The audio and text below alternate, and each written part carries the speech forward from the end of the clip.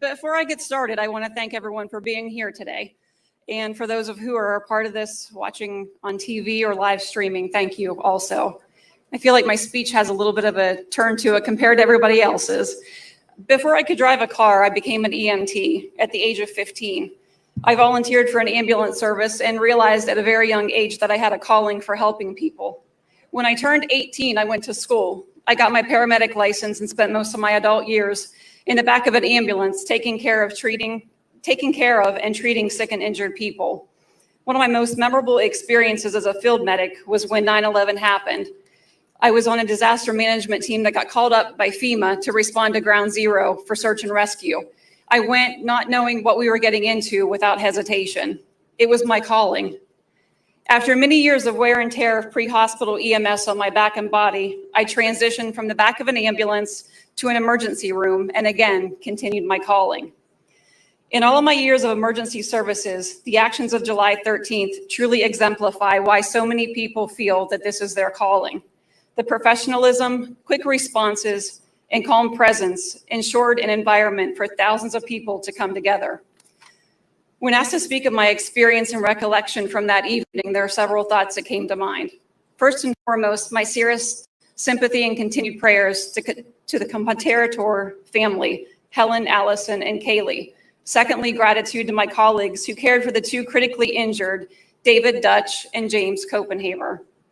The events of the day placed Butler, Pennsylvania on a nationally known platform, which has been often inconceivable to the residents of this small community.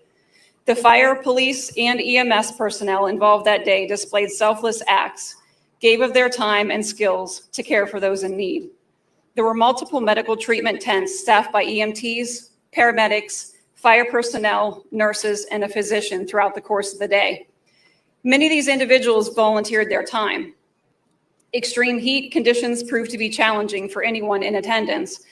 The individuals working the event made contact with over 250 rallygoers of various ages and conditions rendering care. As we all rely on our training, there are some things that you can never be prepared for. Saturday, July 13th. I was working the evening President Trump was shot. That evening, I witnessed a man with a deeply rooted bond with his family. I heard him speak with his wife, his children, and his grandchildren. He let them know that he was safe and that he was being taken care of. I heard his daughter say, "Only by the grace of God, you are here."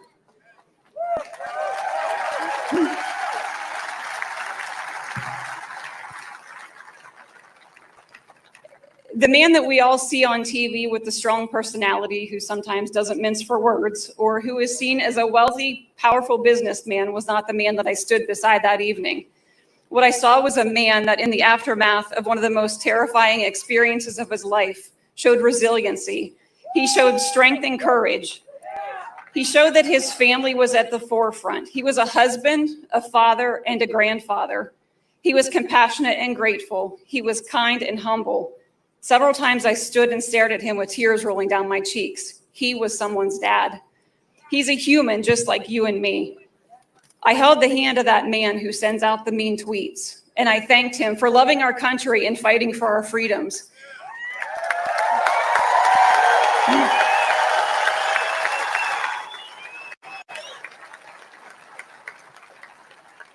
He assured me that he is doing everything he can to save our country, and I believe this to be true now more than ever. So as I circle back and wrap this up, I talk about healthcare and EMS being my calling. When I look back to the date of July 13th, I see our first responders and our soon-to-be 47th president who are doing just that, answering their calling. Events of this magnitude present unique challenges, yet the first responders and President Trump handled them with skill, grace, and determination, reminding us of the invaluable role that they both play. How fortunate are we to have such devoted, amazing people surrounding us and serving our country and our communities. To President Trump and to all the first responders, please know that your dedication and services are appreciated far beyond words. We hold you to the highest regards. Thank you once again for your exemplary work during the rally and every day as you all continue to protect and serve us. Thank you for this opportunity to share my experience.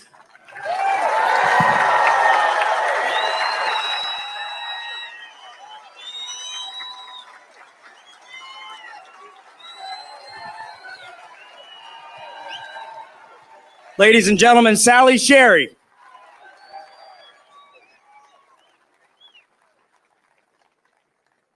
And now, we have the pleasure of enjoying the work of an artist and conservative activist known for his patriotic artwork. He's been active in promoting patriotism through art for decades, and his work often features symbols of American pride.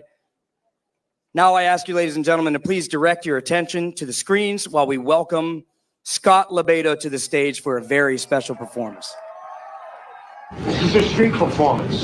Seems like all the artist activists are on the left. Except for Scott Lebedo. They do not conform to the elitist isms of the art clubs, and they have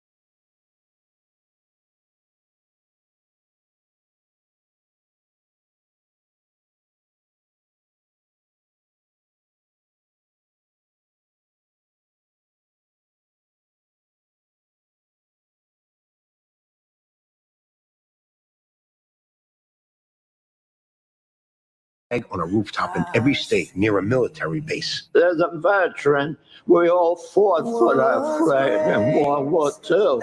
And today we want to see it. I was speaking nonsense. They will never, as long as I am alive, they will never take the American flag down.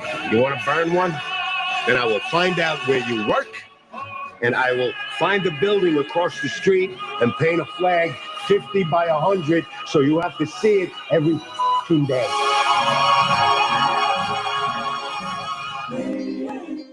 A pro-Trump sign on the front lawn of a Staten Island home was burned to the ground. The hate I get is astronomical. If everybody liked me, I'd be doing something wrong. My mother's advice, whatever you do with your life, as long as you believe it in your heart and always take care of those less fortunate. My father's advice was, son, take from nobody. This is about control and division. We must unite. We must take a stand. Are you ready? Live, right, live. God didn't give me a gun and a bayonet. He gave me paint and brush, and I will fight to the f***ing death for this country.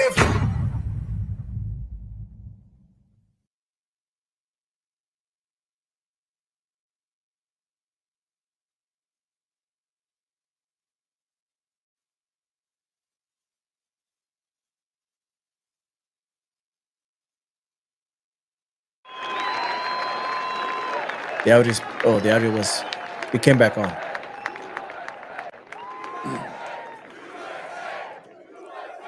I'm an artist, and I have flirted eye to eye with the Mona Lisa at the Louvre in Paris. I have gazed in awe at Michelangelo's Sistine Chapel. Amazing. I actually touched the brushstrokes of a Vincent van Gogh. And as an artist, it's like unbelievable. But to me, to this artist, the greatest work of art in the history of civilization is the Star-Spangled Banner. I've painted it every day for the last 40 years, and I will till I'm dead. And today I'm going to do it again. And I dedicate this flag painting to a hero, a legend, a family man, a God man, a fireman, a patriot man, a man that they're going to sing songs around campfires 50 years from now. And his name is Corey.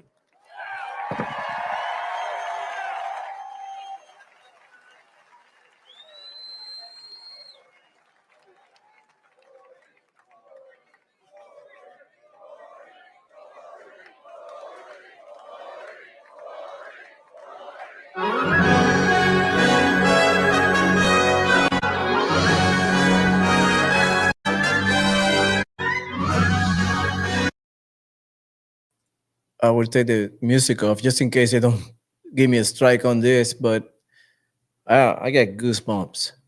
Let's see.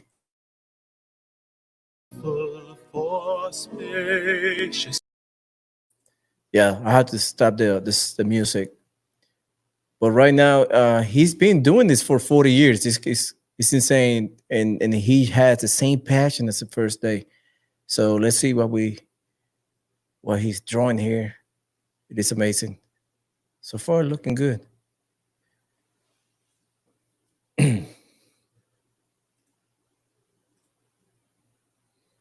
Just let me know where you seeing this live from. Are you there from Butler? Are you from what part of the United States are you guys from?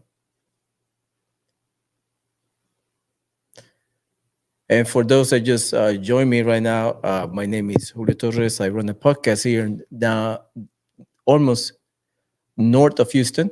I'm a veteran, and I used to be a Democrat way back.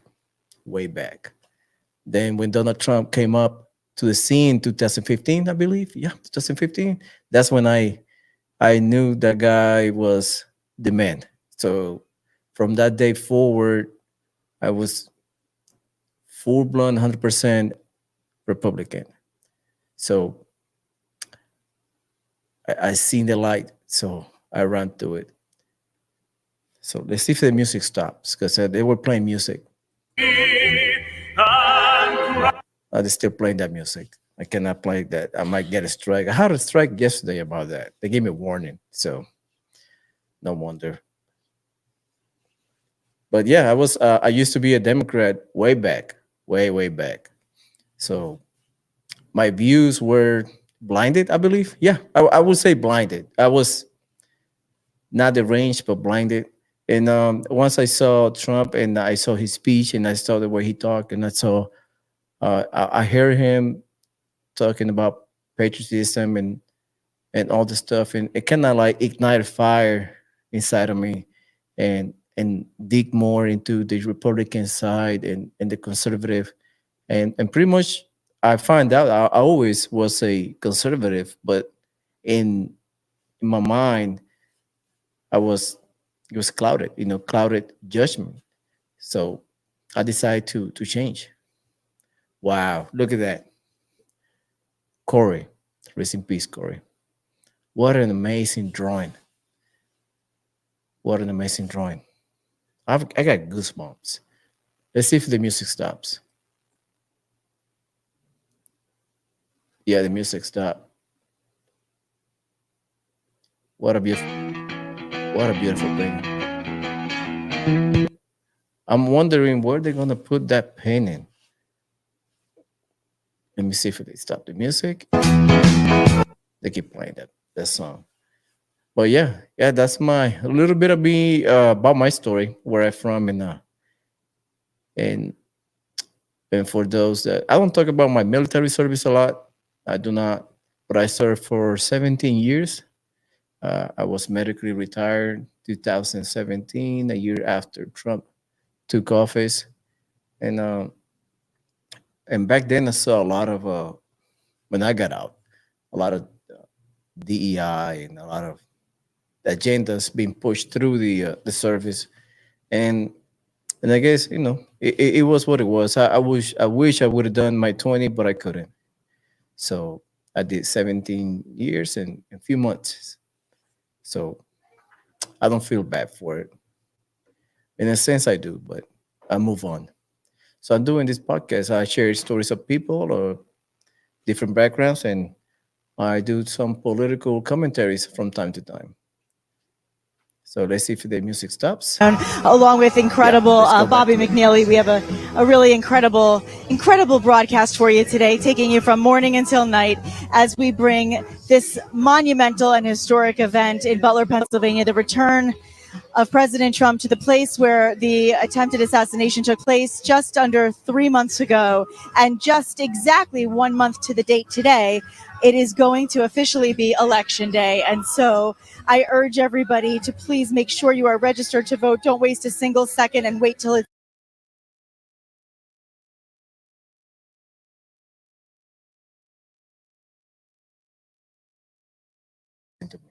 Yeah, my daughter, she does painting, and that's a beautiful thing she does. She's very, very creative. Can you talk to me about your painting? Can you say something about your painting? I worked really hard on it. You work really Lots hard. of blending, lots of mixing, and also I actually really like it. You do. I love it. I love it. I really appreciate it. That's pretty good. I love painting. And also I didn't do this with markers. I did this with paint. With paint. Wow. Yeah. Makes it give me a high five. And also I did a sponge because why not? To blend the colors in. Oh yeah, you have to. So yeah, that's got my little daughter in the studio. Let's go back to the show. Share his talent with the world. And in the meantime, we're also so happy to have all of you sharing your afternoon on this Saturday with all of us. It is one of the most, I think, historic rallies ever on record, not just in this particular election cycle, but throughout history. Obviously, we haven't seen an assassination attempt on a president since Ronald Reagan in the 80s. And now here we are in 2024, and it's sad and scary and really upsetting to have to tell you that it didn't happen just once, but there was a second attempt, and thank God the Secret Service stepped in as quickly as they did to eliminate the possibility of, God forbid, a tragic moment. And that obviously wouldn't just be tragic for President Trump and his family alone, but for the whole entire country. So we're very, very proud to stand here today in solidarity with our entire country and to give our country a chance to make America great again. It's really special. Bobby and I are here today with all of you. We are approximately 2 hours away from President Trump. I see a lot of presence from all the mainstream media as well as a lot of the top cable news media. We were actually standing right next to Laura Ingraham for quite a while. She was broadcasting live to Fox, and we're seeing all of the best of the best. I just need my cord here. Sorry, guys. We're really broadcasting along with really the best in this industry here today, representing for the media. But I will tell you this, not all media will tell you what we're going to tell you, which is just basically the truth. All we're going to do is tell you what's really happening. We're going to show you what's really happening, and we're going to do it in real time as we move through with no edits, no filters, just the real deal. That's really what we're here for. Is to give you the truth, to give you the true coverage, and we're proud to do it. And it's interesting because last night a few people were out here and they were saying it was really exciting because there were tailgaters, and there were a lot of people that were actually out and about tailgating, getting ready. And it's funny because President Trump refers to the RSBN coverage of a rally almost like a pregame before the big game, if you know what I mean. So we're really excited that we can provide that kind of coverage and share that kind of moment with all of you. And on that note, our sponsors at Patriots Addict just added an incredible opportunity. It's an amazing Ultimate Trump tailgate pack. And It is amazing. Trump came back to the same spot that he was shot 3 months ago. He's very resilient person. Let me tell you, I will not do it, but he did it, and it's amazing human being. My daughter grabbed my phone, and she has fun with it. She has a lot of fun. My phone is full of paint. So I really appreciate you guys watching. Thank you so much. Don't forget to like and subscribe. Also, share this live stream for those who are seeking for this video.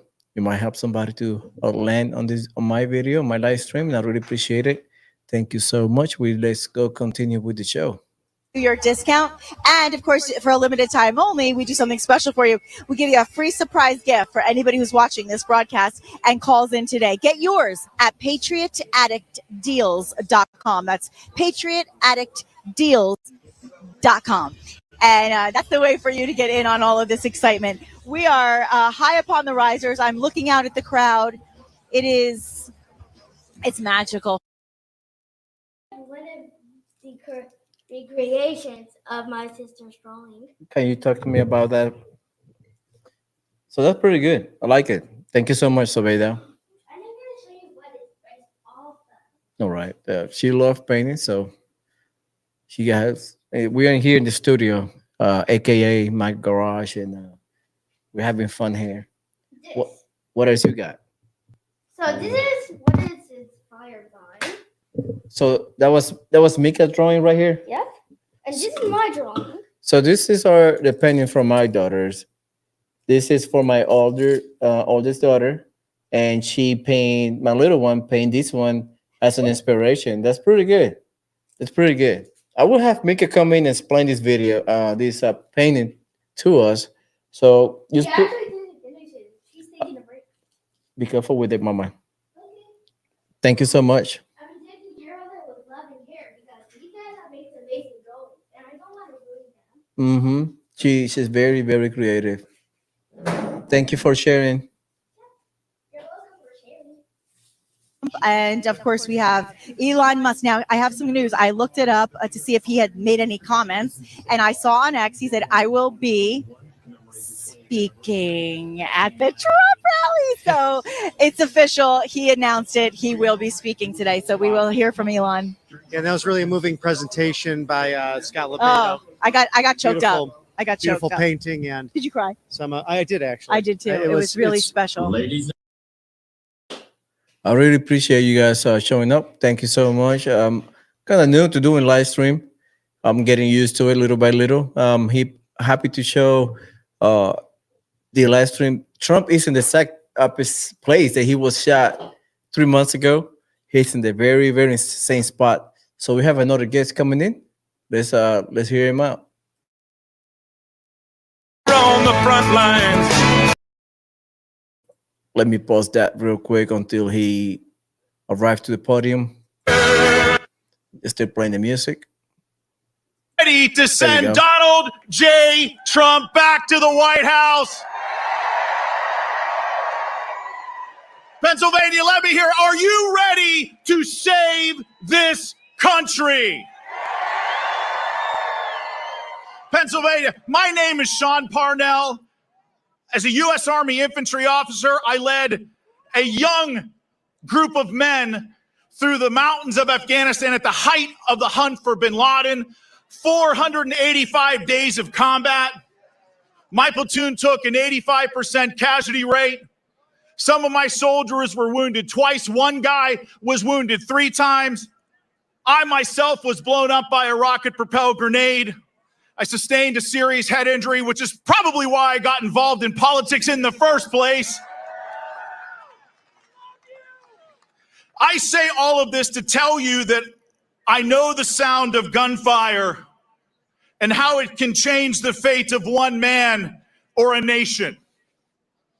Like many of you, I was here on July 13th when an assassin nearly plunged this nation and the world into darkness.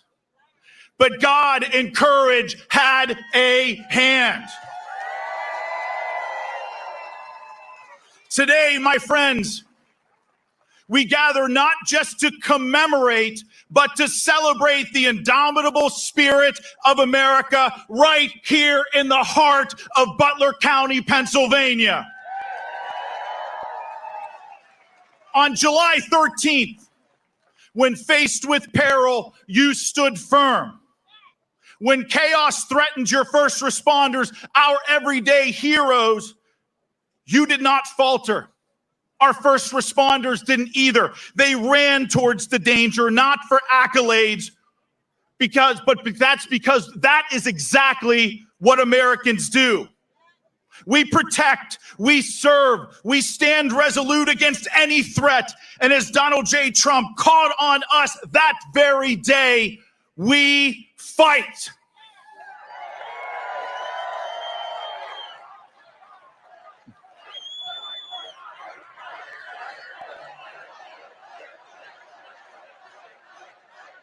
So today, let's honor those who, in a moment's notice and before the entire world, became the epitome of our nation's resolve. Let us never forget and always honor Corey Comparator and his wounded brothers, David Dutch and James Copenhaver.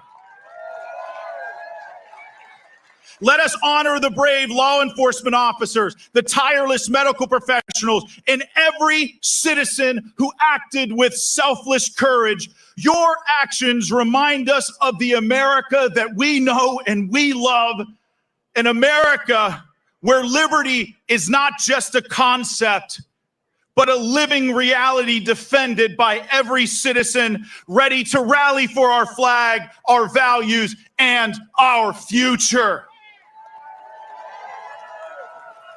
When we say that America is exceptional, that this nation is a shining city upon a hill, it is you all who make it that way.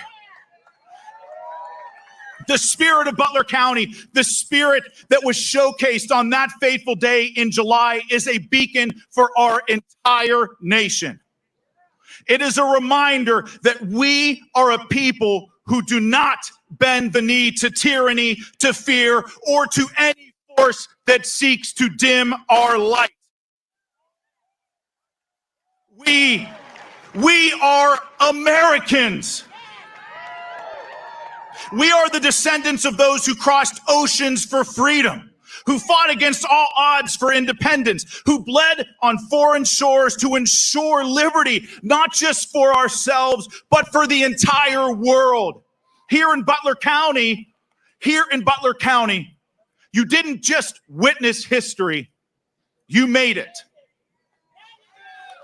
I was here among you when the unthinkable happened. When panic could have reigned, instead I saw stalwart courage. And I heard Donald Trump's voice echo, fight, fight, fight, a rallying cry for our movement, a rallying cry for resilience, for unwavering commitment to our shared values and our nation. You, the people of Butler, and those who come from near and far, didn't just rally around Donald Trump. You defended an idea that America, united in purpose, is unbeatable. When those bullets started flying, you helped one another. You did not collapse. You did not flee. You did not abandon each other. Out of a profound sense of community and duty, you stood together as one. In that day, when darkness threatened to descend upon us, you, the people of Butler County, stood strong as sentinels of freedom. I have seen the fight for freedom firsthand in the rugged mountains of Afghanistan. In the face of impossible odds, I watched my men do extraordinary things. Outmanned, outgunned, surrounded, we stood our ground for something we believed in, for freedom, for our republic, for each other, exactly as you all did here on that day in July. We are the land of the free because we are the home of the brave.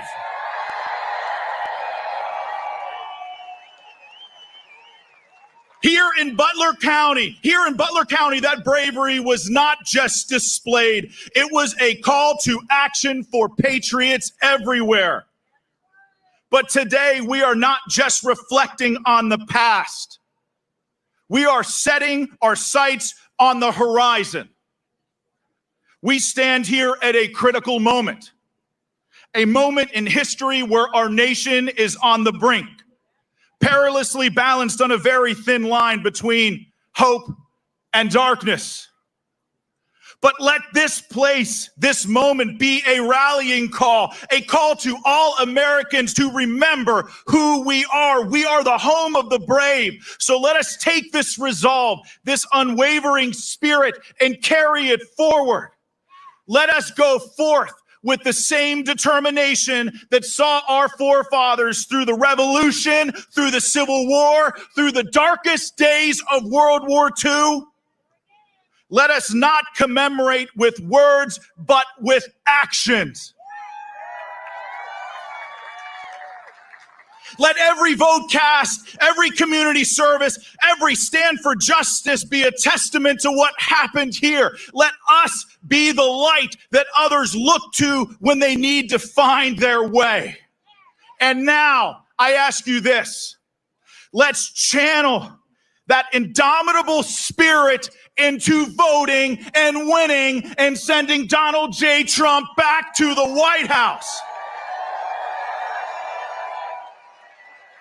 And in closing, I want to leave you with this.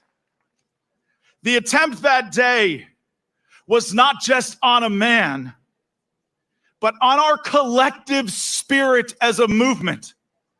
And in Butler County, that spirit did not just survive, that spirit soared. And so together, let's keep it soaring. Let's make America great again. Let's send Donald J. Trump back to the White House. My friends and fellow Pennsylvanians, we have 30 days and the task falls to us. If we win Pennsylvania, we save America. It's just that simple.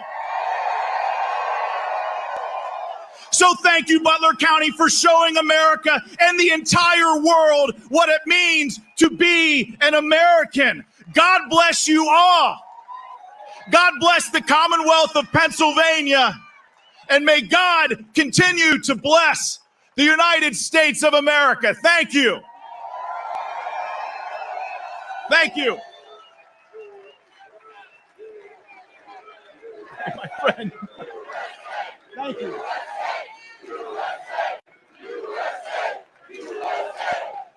Thank you. So now it is my absolute pleasure to introduce to you some leaders in our community. But first, I've got breaking news here. Ladies and gentlemen, please direct your attention to the skies for the return of Trump Force One to Butler, Pennsylvania. Put your hands together for your favorite president. Let him hear you, President Donald J. Trump.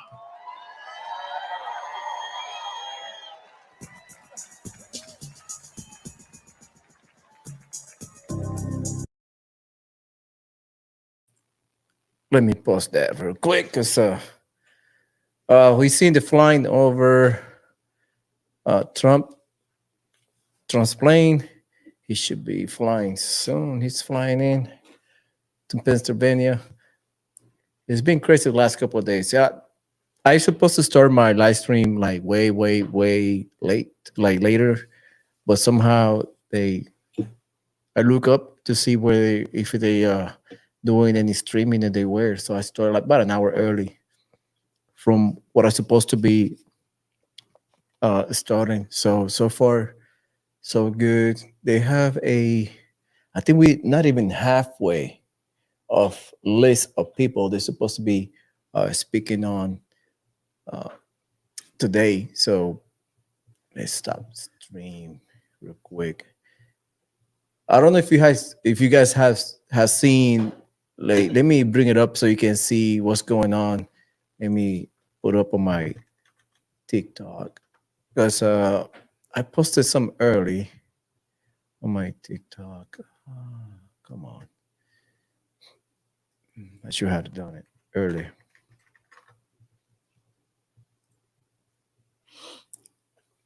Let me show you something real quick. Something that might happen in Pennsylvania, not Pennsylvania, Asheville, North Carolina. So I will bring it up so you guys can watch it. Let me know if the audio sounds good.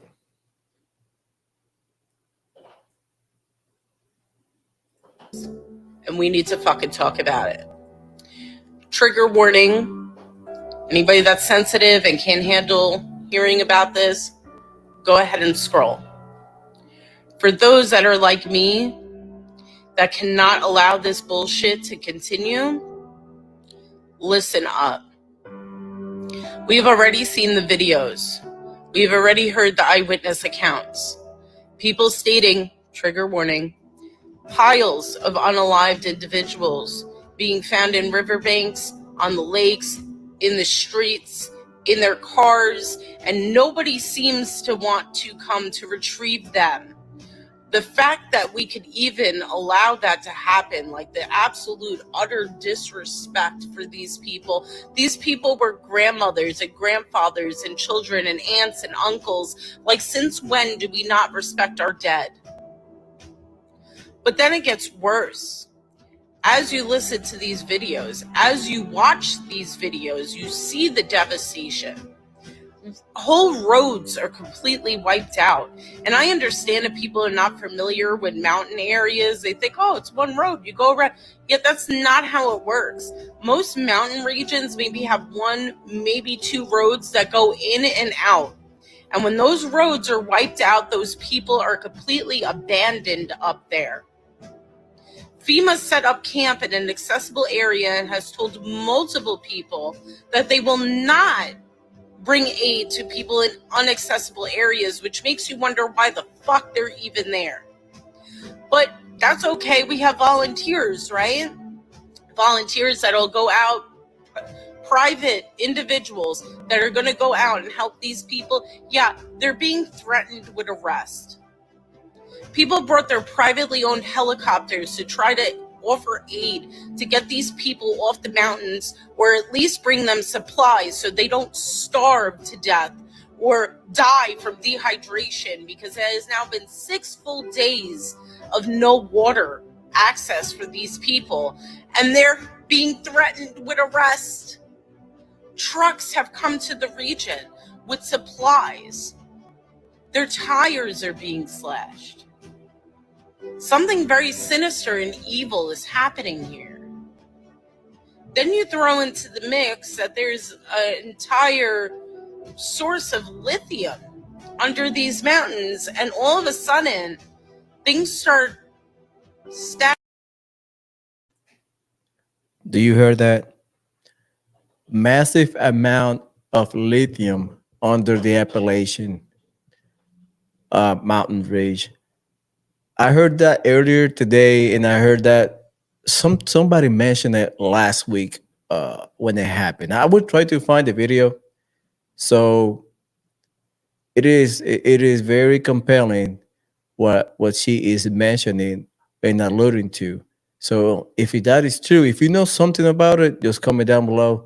Let me know more information that we gather from other people. We can put all the dots together. So let me know what you think.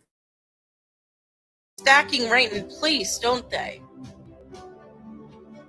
I just saw this post on X, and again, I try not to say that it's true.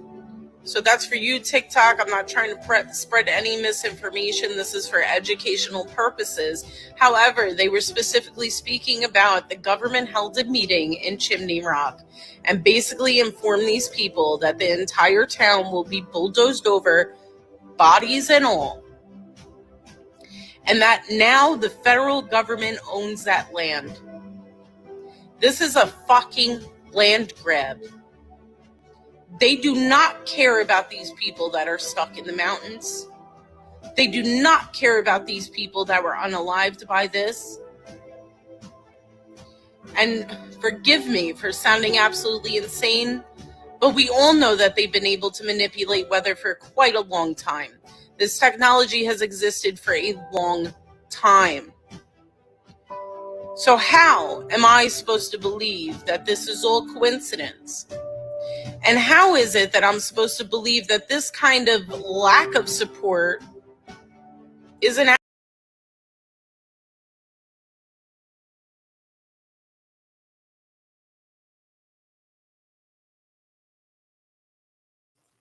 Trump planes flying over Butler, Pennsylvania. There you go.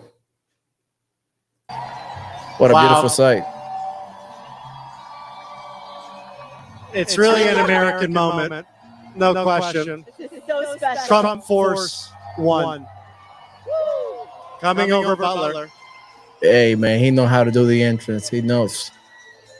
Ready He to knows. make America great again. Look at that. Wow. that is special. Wow, That beautiful is special. flyover. We love seeing how happy and how proud the whole crowd is, knowing that he's watching us right now and he's here saying, What do you think?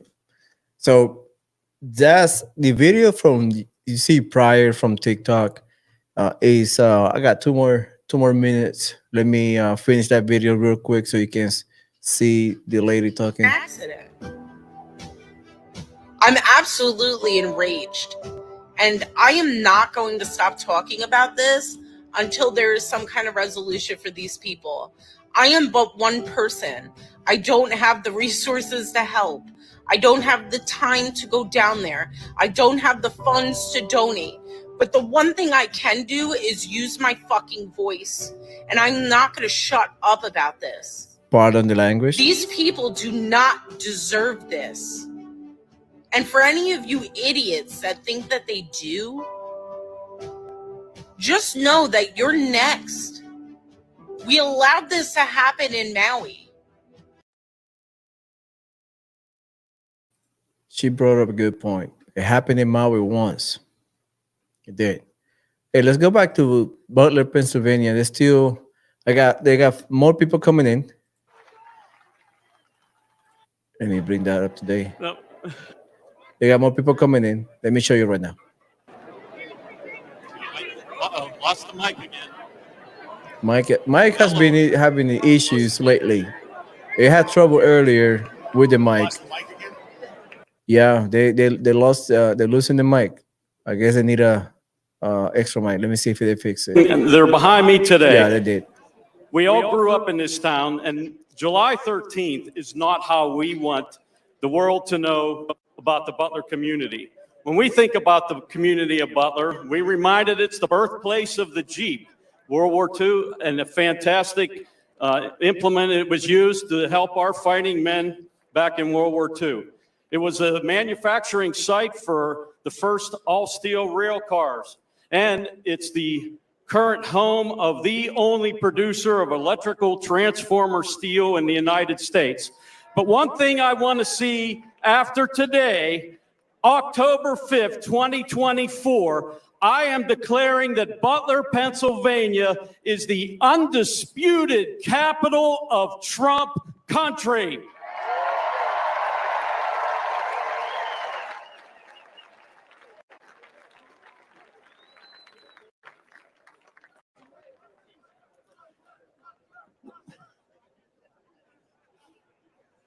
As a member of that board of commissioners, I get to work with some of the finest men and women who serve in our emergency services and fire protection throughout the municipality and the county. As Sheriff Sloop talked, there was 252 attendees on the July 13th rally that suffered some type of heat illness. That was approximately 25 every hour. So again, those are just men and women who just put it all on the line, volunteer and paid to serve us here in the community. In closing, I want to ponder one thing. As we talk about resilience, the man who, by the grace of Almighty God, dodged an assassin's bullet on July 13th. When I look at him and I see the resilience and the tenacity, where he can be retired to a beach in the Caribbean on his own island, but he is out here fighting for this nation, the things that make this country great, living in liberty and freedom, building businesses, building a nation. On November 5th, join me again in making America great again. God bless President Trump, Senator Vance, and God bless the United States of America.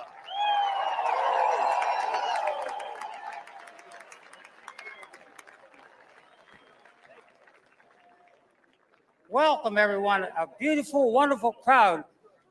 Our president will be proud when he comes out here. He's going to go ecstatic to see this many people here. I didn't know this many people could fit in this farm show grounds. First off, what I would like to do is take a portion of my time for a moment of silence for the Comprador family for their tragic loss.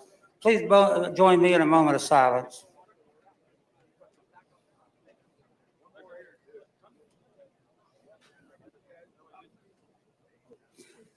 Thank you very much. Now, to the Commodore family, and we wish to express on behalf of the Butler Township residents and the Butler Township Board of Commissioners our deepest and sincerest sympathy for their tragic loss. To come out here to enjoy themselves on a beautiful day, that they have a good time, and to lose a family member, I know what it's like. So you have my condolences also. Thank you very much.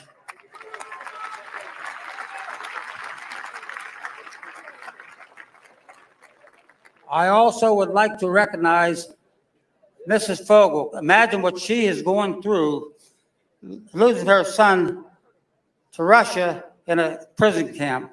Nobody should have to endure, especially a lady 95 years old, don't know whether her son is going to come home in a basket or come home to she could put her arms around him. And I know when President Trump talked to her, and he actually talked to the Commodore family several times, and he talked to Mrs. Fogel, and according to the paper, he said, if I make president, I will bring your son home. Well, Mrs. Fogel, I'm here to tell you, when Donald Trump becomes the president of the United States, he is going to do everything in his power to bring your son home to you so you can put your arms around again. Thank you, Donald Trump.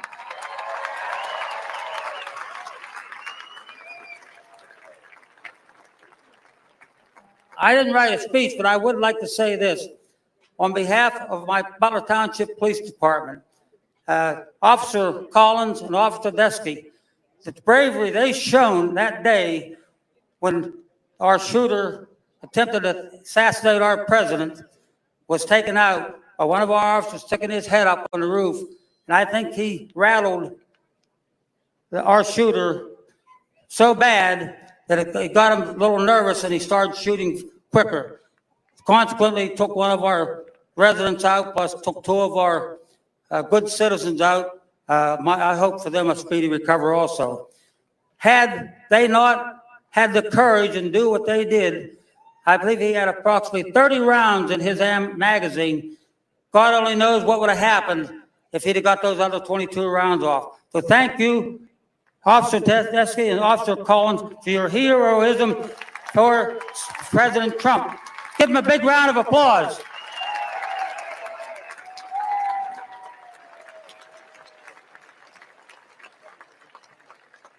I know I'm running out of time, but I would like to say this. I happened to be here that day. I want to thank Tom King and Ashley for giving me the opportunity to come up here and say a few words, because it's very important to me to be able to talk to such a large group of people. But I'm kind of lost for words. Anyhow, I am proud to be able to be up here today. And that day, that flag right there displayed like a crucifix or an angel on it. And I know everybody has seen that, and I think that was a warning. And then a little bit later, a drone come flying down. I seen a drone coming down through here and facing where our president was to come out on the stage. I didn't feel right, but I didn't realize that at that time something was going to happen. But I know the good Lord was on our president's shoulders. So when that happened, whenever that bullet, I kind of more or less heard a zing, and that bullet went across, and the president dragged his ears. I said, oh my. Then another bullet's landed beside us. I said, oh my God, what's going on here? But my sister-in-law always told me that I had two angels on my shoulder, and I had them wore out. Well, I think one of them knew that we needed President Trump to be 47th president of the United States.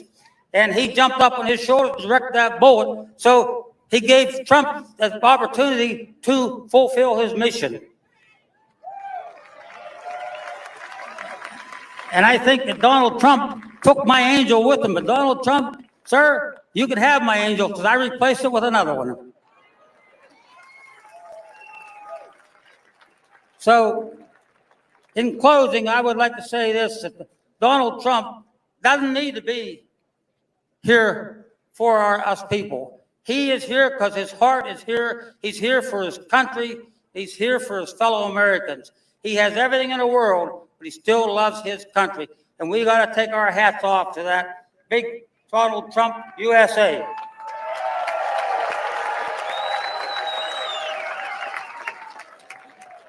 Just one more thing. I think I'm running out of time, but I want to say this.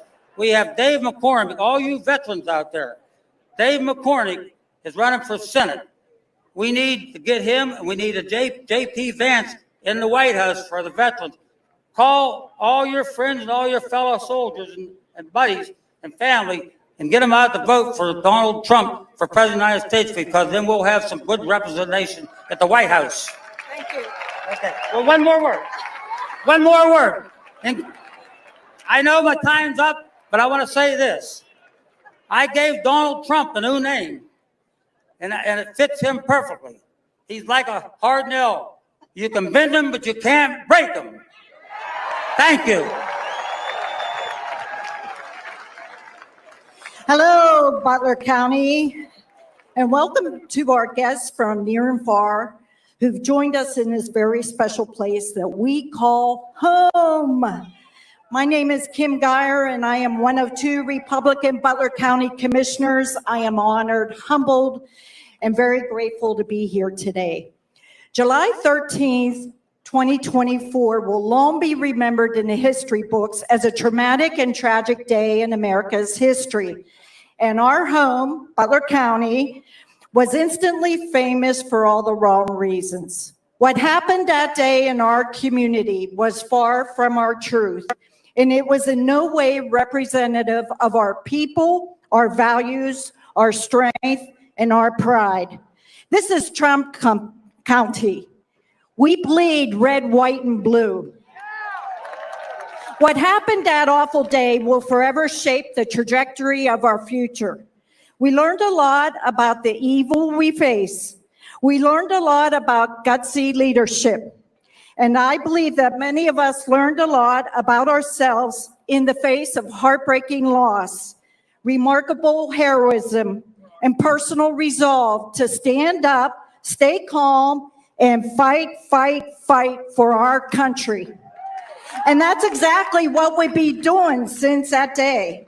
Today, on this beautiful autumn day, we are going to show the world what Butler County is really about. We are excited to show you our hearts, our love of country, and our fearless spirit that will help carry President Trump and Senator J.D. Vance to victory. No longer will Butler County be remembered by an assassin's bullet. Instead, we will solidify our legacy in history as the little town with a big heart that is working to heal, that is unified in purpose, and is motivated to save this country.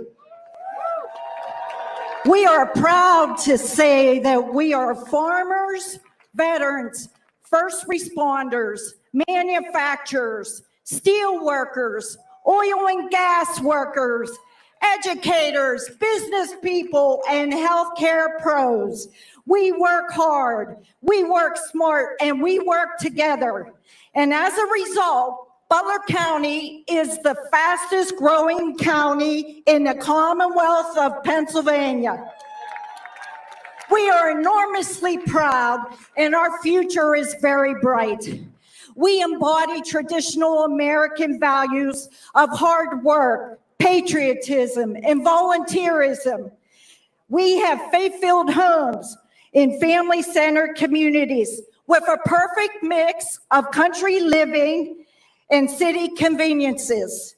People want to live here, and those who leave often come back and stay. We're tough. We've learned from those who came before us. And when things get rough, we pull together and push through. Evil is not welcome in Butler County. The world saw our strength in July as we breathlessly, calmly waited to learn of President Trump's fate. If you were here that day, like I was, I'm sure you remember the silence after the bullets. Man, you could almost hear hearts pounding. And then that roar of celebration when President Trump rose with defiant strength, pumped his fist, and showed us the way. President Trump's message was clear. Don't give up on our country. fight for our way of life, stick to our values, and stand up for our convictions. He continues to push back against the evil that is dividing our country. And by doing so, he honors generations of men and women who fought and sacrificed for our freedoms that so many are trying to destroy. He will never forget, and neither will we. I'd like to take a moment to recognize our local heroes, Butler County law enforcement, the state troopers, and the incredibly brave Butler County EMS team who stopped things from getting worse on July 13. We appreciate our paramedics, ambulance services, and teams of nurses and doctors at Independence Health System, our local health system, volunteers and fellow rally attendees who truly stepped up that day. And of course, we honor the life and service of Corey Carpenter and his family, his wife Helen, and daughters Kaylee and Allison. This beautiful family of four attended the July rally together and returned home that evening without a beloved husband and father. We are here today with heavy hearts, but also with gratitude for Corey's life of service. Let's honor him by living like he did, giving of our time and talents to make our community better. As we honor the Carpenter, David Dutch, and James Copenhagen families, let's keep them in our hearts and prayers. In closing, the American dream is still possible. It truly is if, and a big if, we elect leaders who demonstrate common sense and are committed to the Constitution. Policy matters. It affects our lives. We can save our country one vote at a time. Every single one of us has a vote to cast. If you are not registered to vote, get registered by October 21st. And if you can vote right now, in person, beginning October 15th at the county's election office with extended business hours. You can request a mail-in ballot until October 29th and return it promptly, or you can vote at your precinct on election day. However you do it, make sure you vote and encourage others to do the same. Every vote counts when our country is on the line. Our kids and grandkids, including my 4 grandchildren, are counting on us to save the American dream. Today, let's make sure Butler County is remembered as the place where the American spirit is strong, sturdy, and ready to take the lead in saving our country. Vote Donald J. Trump. Put America first, always.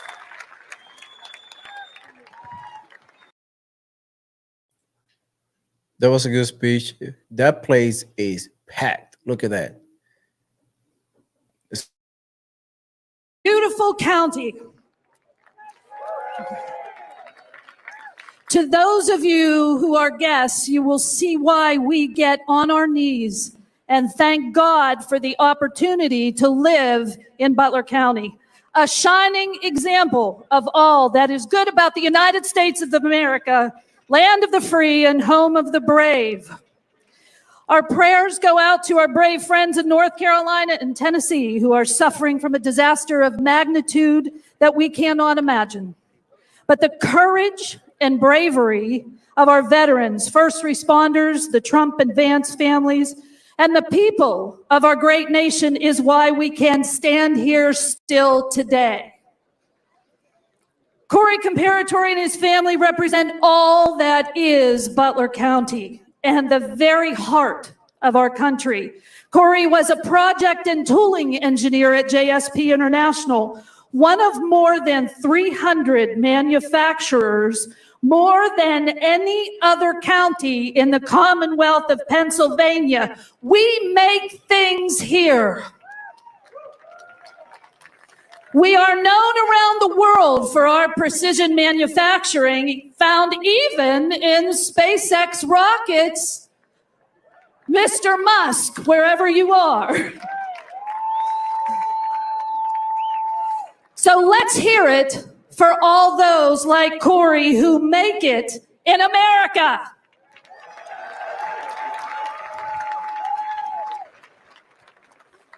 Corey served in the Army Reserve. Butler County is proud of our servicemen, and we love, honor, and take care of our veterans. He was a volunteer firefighter, and in our county, you cannot go 5 feet without running into a first responder who is or was a first responder.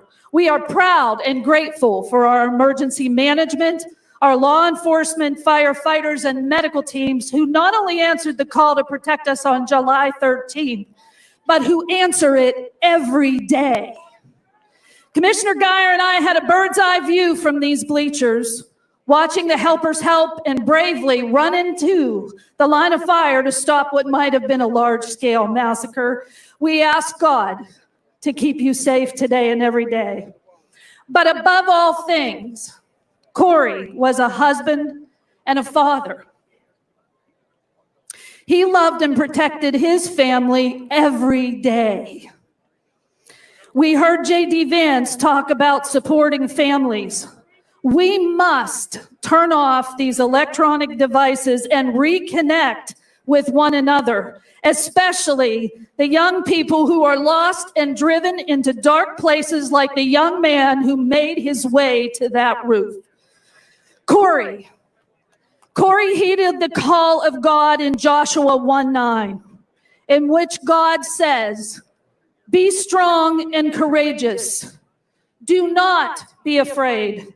Do not be discouraged, for the Lord your God will be with you wherever you go."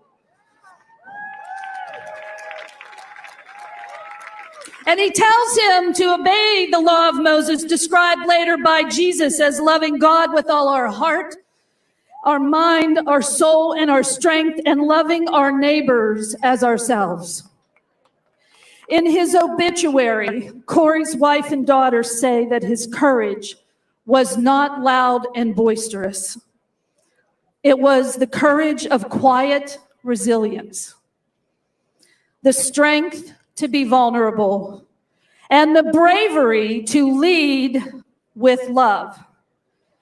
Today, we stand like Corey with the courage of quiet resilience to defend our community and our country against forces that seek to divide us, forces that seek to turn us against one another. Our First Amendment right to peaceably assemble here safely is what they're trying to take away by instilling fear and creating chaos where there was none. But we will not be overcome. So on behalf of all of our elected officials, many of whom are here with us today, Lisa, Diane, Sheriff Mike, and Billy, we thank President Trump and his family for standing with courage and extend our loving gratitude to Helen, Allison, and Haley for the quiet resilience and the bravery to lead with love. May God continue to bless Butler County and our great country. Amen.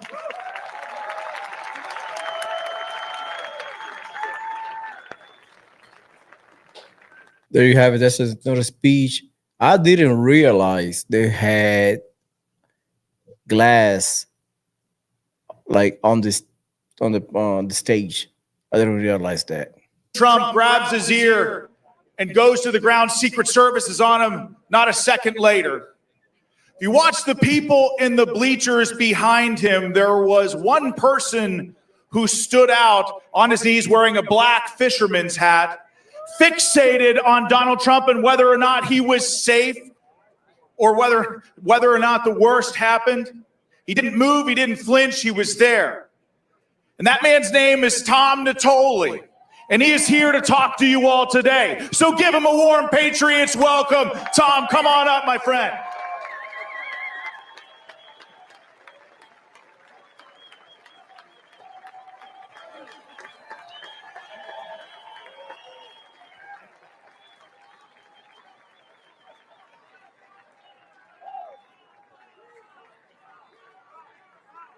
Go, my friend. Thank you, Mr. Parnell. Let's hear it for Sean Parnell, one of America's great heroes. Good afternoon, Patriots. In case you don't recognize me, I'm that angry man standing directly behind the president when those shots rang out. Okay. I am surrounded today by fellow Patriots who were standing with me on that fateful day. And let me emphasize the word standing, because no one ran. Everyone stood their ground in support of our president. Let me tell you a little bit about myself. I'm a retired deputy sheriff with 27 years of service, and believe it or not, I was a lifelong Democrat. That all changed the day Donald J. Trump came down that escalator in Trump Tower. The very next day, I changed my political affiliation to Republican, and I've been an outstanding supporter and an outspoken supporter of President Trump ever since. I believe one of President Trump's greatest legacies will be the way he unveiled the truth to the American people. When he came down that escalator, it all began that day. All of us patriots that were gathered here on this very spot, that on a beautiful summer day, excited to hear our president speak. And in an instant, everything changed. That day, that beautiful summer day, became one of the most infamous, dark days in American history. But by the grace of God, our president was spared. And now it's our turn to make sure he is back in the White House where he belongs, so that he can make America great again. Fight, fight, fight. Thank you. Thank you, Sean. Man, great job, man. Great job. God. My gosh. Let's give it up for Tom Natoli.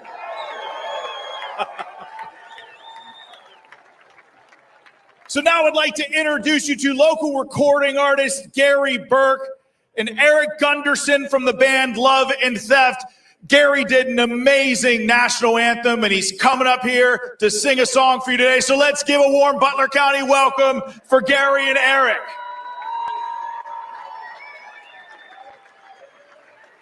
I may have to pause that, take the audio out. I don't want to get a copyright strike. As you know, YouTube is insane. I wish we could hear this, but I would get a copyright.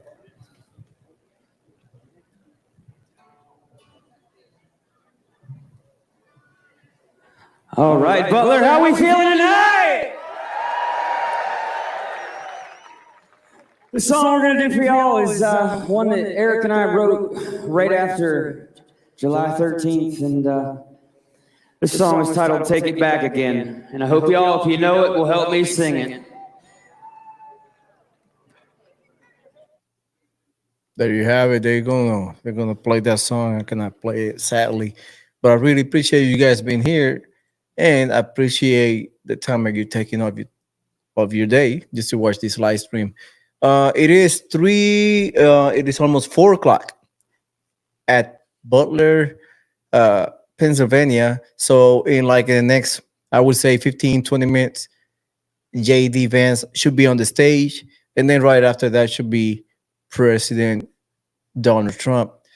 We are expecting a good speech. I would believe it's going to be another hour of Trump's speech as we closing to the election faster than ever. I don't know, you realize the days are going It's extremely fast nowadays. So we're getting, we like 32 days, I believe, 32 days. Yeah, 32 days to the election. So the election will be coming right up like in a blink of an eye. Excuse me, will be on the election. In some states, there's early voting already open up. So if you can vote in person early, please do so. Take a friend with you. Do not hesitate. In our family here, it is my wife, my son, and I. He just hit 18. He registered a few months ago. He registered in June, so he would be voting. That would be his first time voting. So we decided we leave him. We leave him to vote for himself, and I asked him just out of curiosity, and he told me like, "Hey, I'm going to go. I'm voting for Donald Trump." So very happy for that. So let me know what you think. Let me know where you're watching this video from, and also let me know. I need to know. I need to learn how to do a poll because I'm new to this live stream. Hopefully, I will get a different software so where I can do polls and stuff like that. So as we're learning, I really appreciate you guys being here. Also, I'm selling my merch. I got hats. So far, building my webpage. It takes a little bit of time to upload pictures and get everything ready. But hopefully the webpage will be up in the next week and a half or two. Next time I do another live stream, hopefully it's up, and I will leave the link down below so you can see it. So if it's your first time watching, please don't forget to like and subscribe and support this channel where I express my political views, and also I do interviews with entrepreneurs and people of different walk of life, and mostly I do political stuff. So thank you so much. Thank you for being here today. So the song is still playing. I cannot play it sadly. The United States of America, and to the republic for which it stands, one nation, under God, indivisible, with liberty and justice for all, and God bless America! There we go.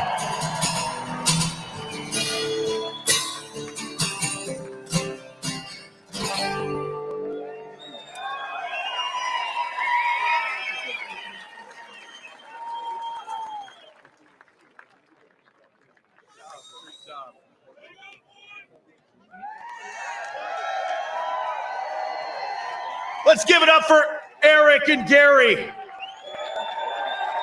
All right, so Butler County, I have a very, very, very important question for you.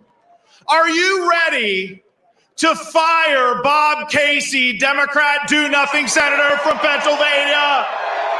Well, that is just great, because I have the answer to that question, and his name is Dave McCormick. He's a good friend of mine. He's a combat veteran, 82nd Airborne, Ranger, servant of this country. He's an American leader, the epitome of American leader, and he's also my very good friend.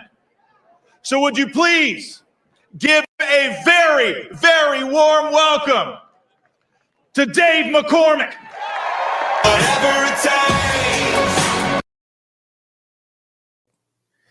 Yeah, I think he will be running for senator for the state of Pennsylvania. So we're getting close to J.D. Vance's appearance. I believe it will be right after his speech. So let's see how. First time I'm seeing this person, never seen it before. So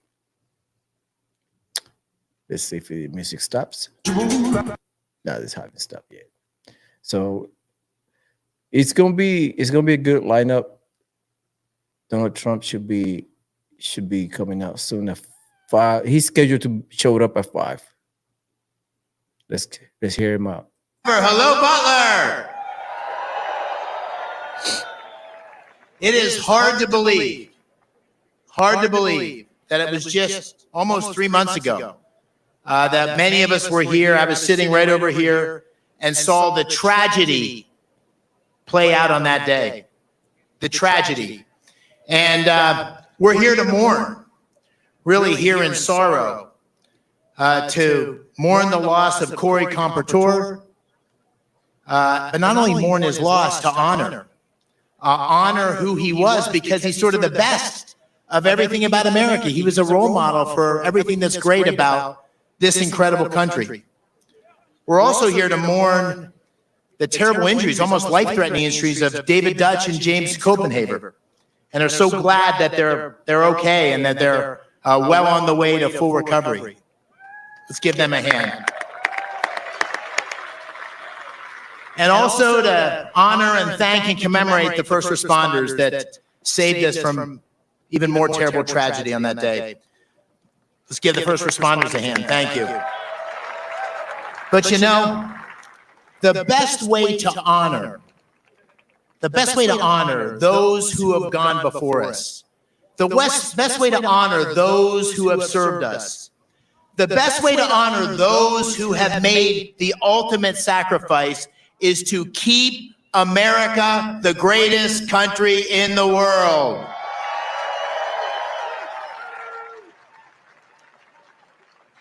And my friends, that's what this election on November 5th is all about. 31 days. In 31 days, we face a crossroads. In 31 days, we'll either get our country moving in the right direction, or our country will get on a path where we will wake up one morning and not recognize the America we love. This is the most important election of our lifetimes. And the choice could not be more stark. It's the choice between strength of President Trump, the guy you saw on this stage saying, fight, fight, fight.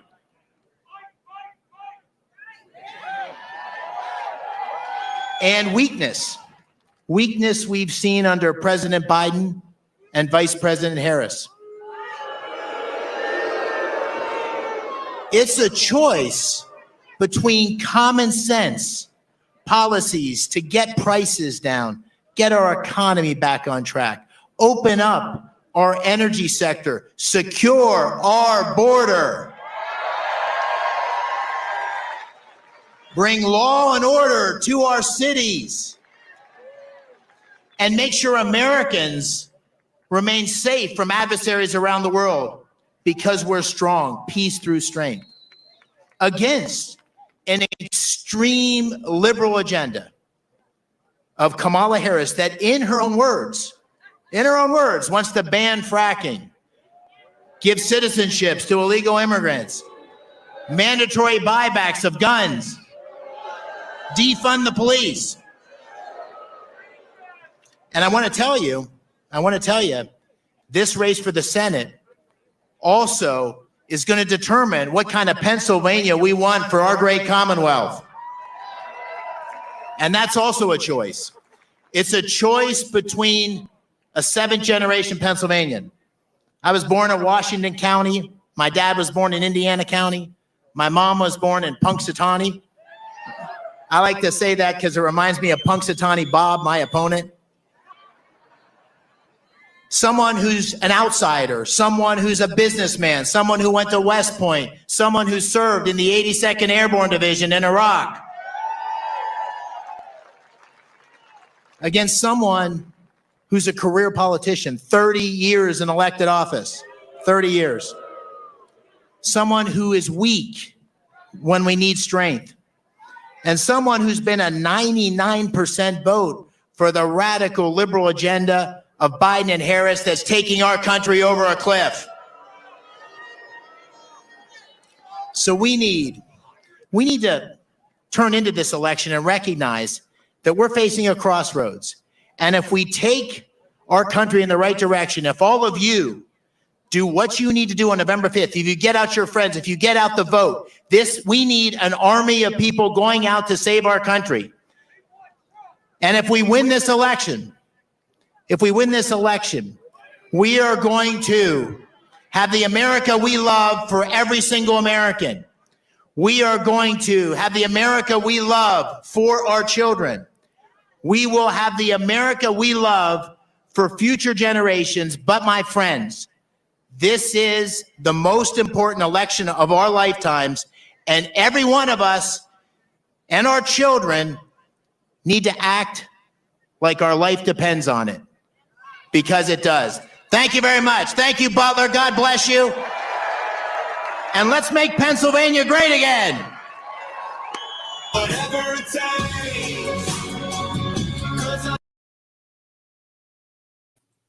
There you hear it. Now we are getting closer at the time Donald J. Trump is probably walking to the stage. He's scheduled to be walking in at 5 p.m. local time at East Coast. So let's see if he, I think J.D. Vance, he should be coming up soon. That was a short speech, very short, like not even 10 minutes.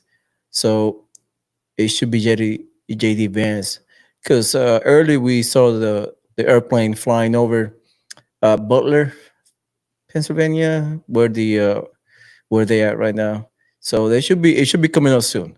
So let me know where you guys are watching from. Thank you so much for being here today. And it is packed.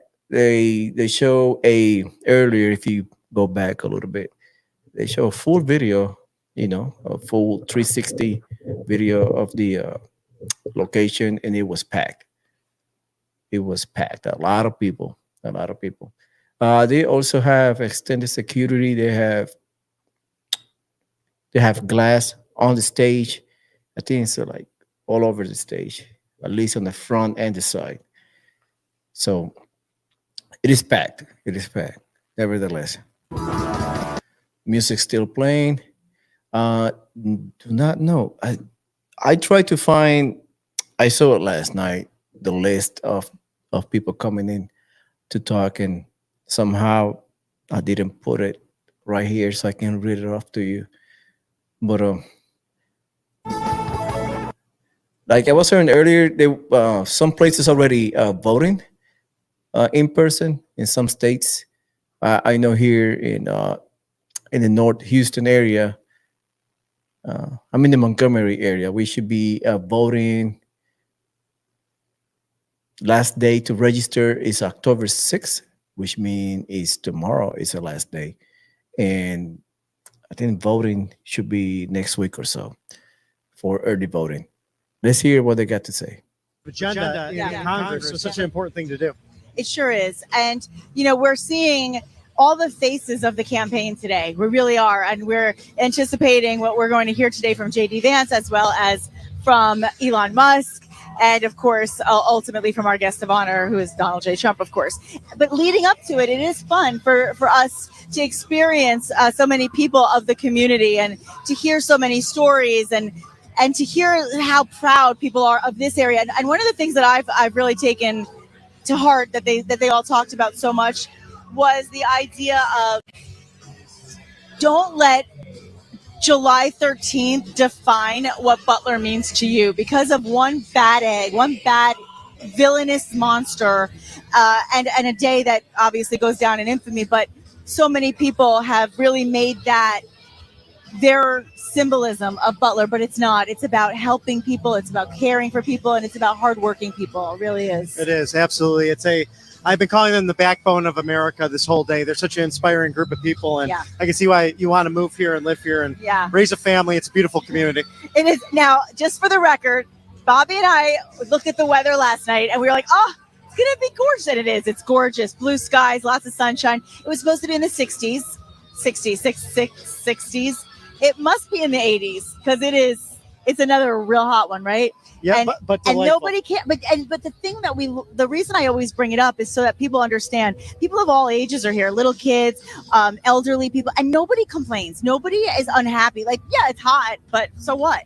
that's the point, is that people will come out no matter what the weather, no matter what the situation, and they will really just be there to support President Trump. Now, a lot of people are very interested in staying caffeinated on a hot day like this. Absolutely. Right? We know about that.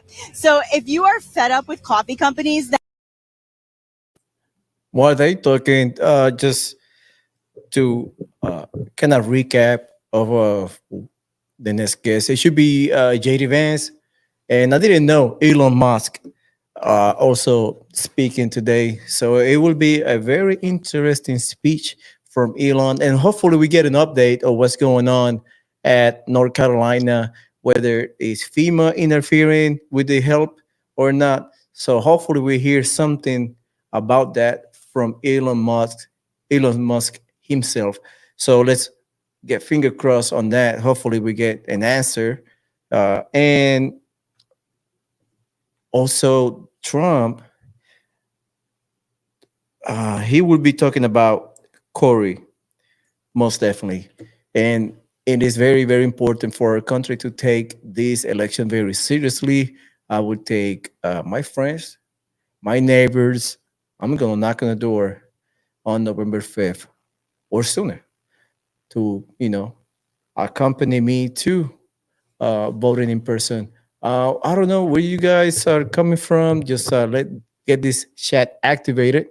I have not seen nobody commenting on it, but I really appreciate you guys being here. Let's see if they talking about something important besides me yapping here.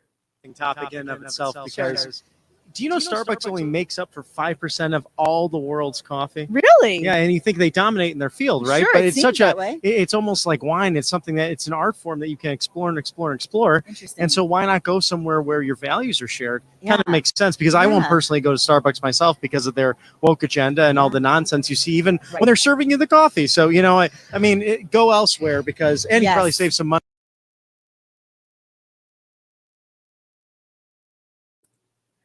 My coffee is.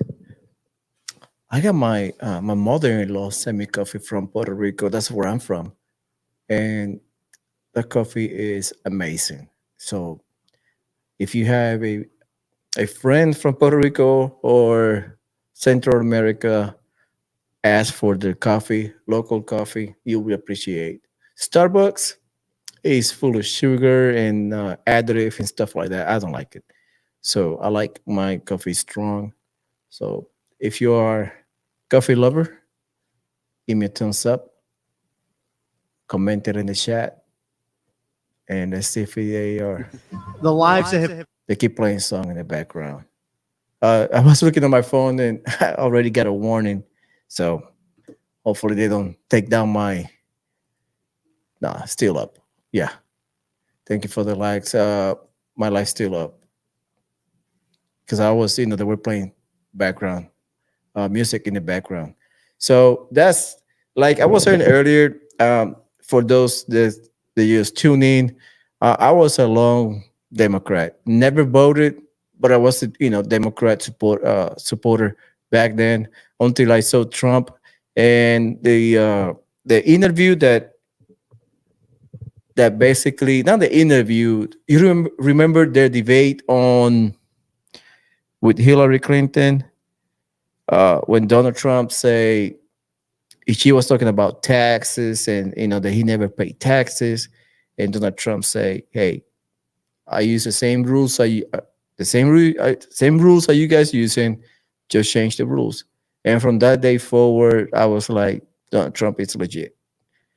Donald Trump is he's a man to be reckoned with. So from that day, man, I've been Republican. So I lost friends.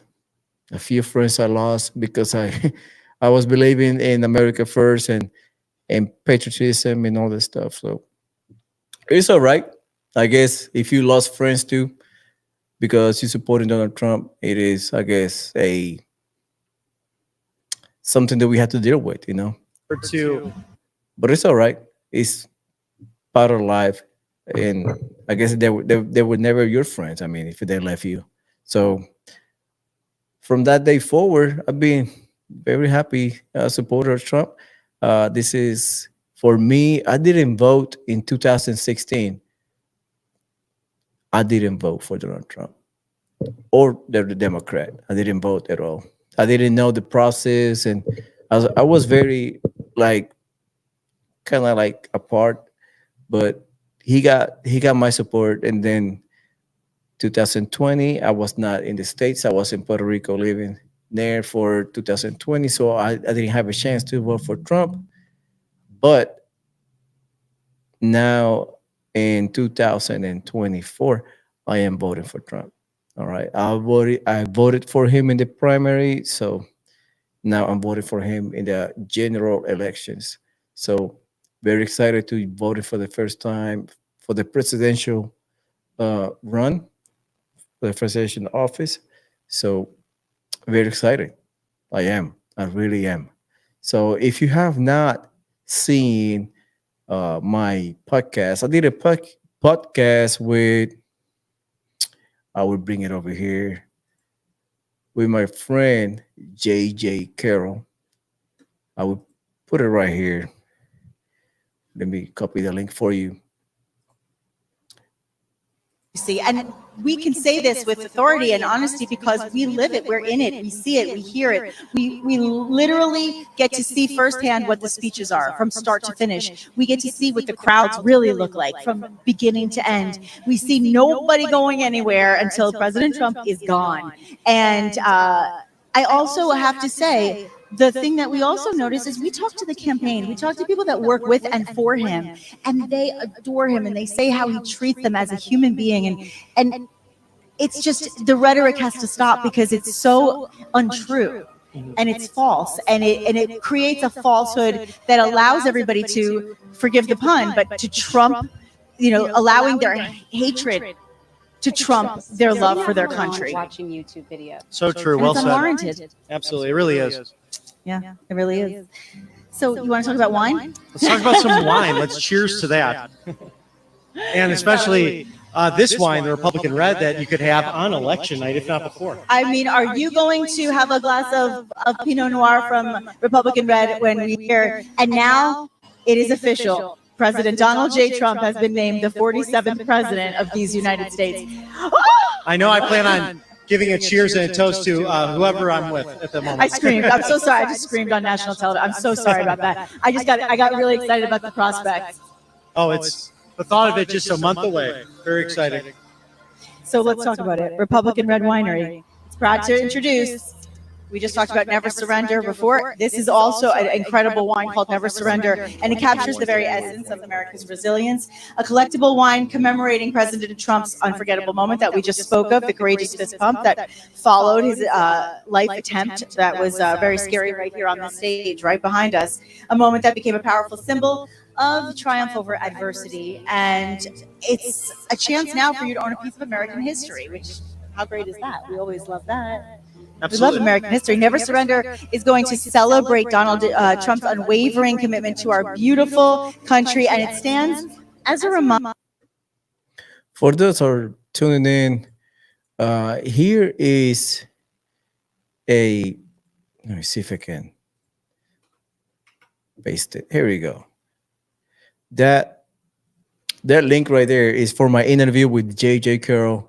We talked about what's going on at the border recently with the latest number. I did 2 interviews with him. This is my last one. It came out last Friday. You can also see it in Rumble. That's for the YouTube link.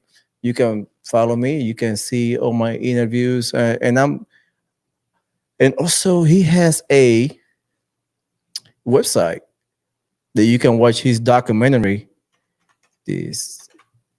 I'm gonna put the website right now so you can see the documentary. This is treason.com,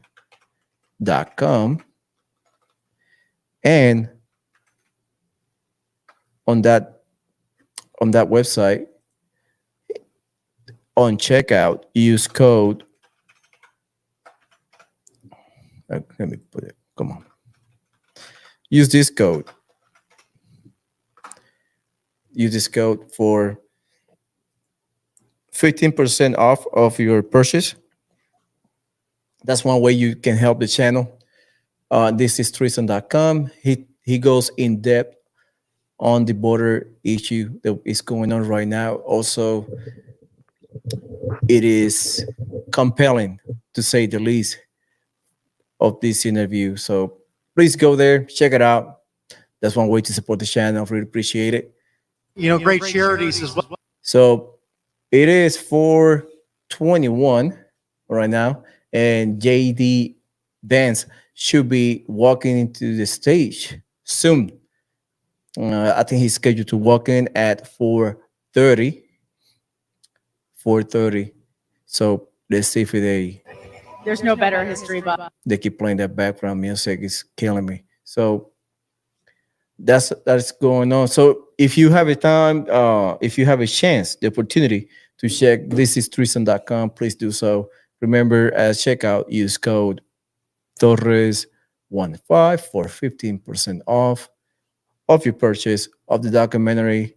Also, the documentary has two options. So you got the $9.99 and the $14.99.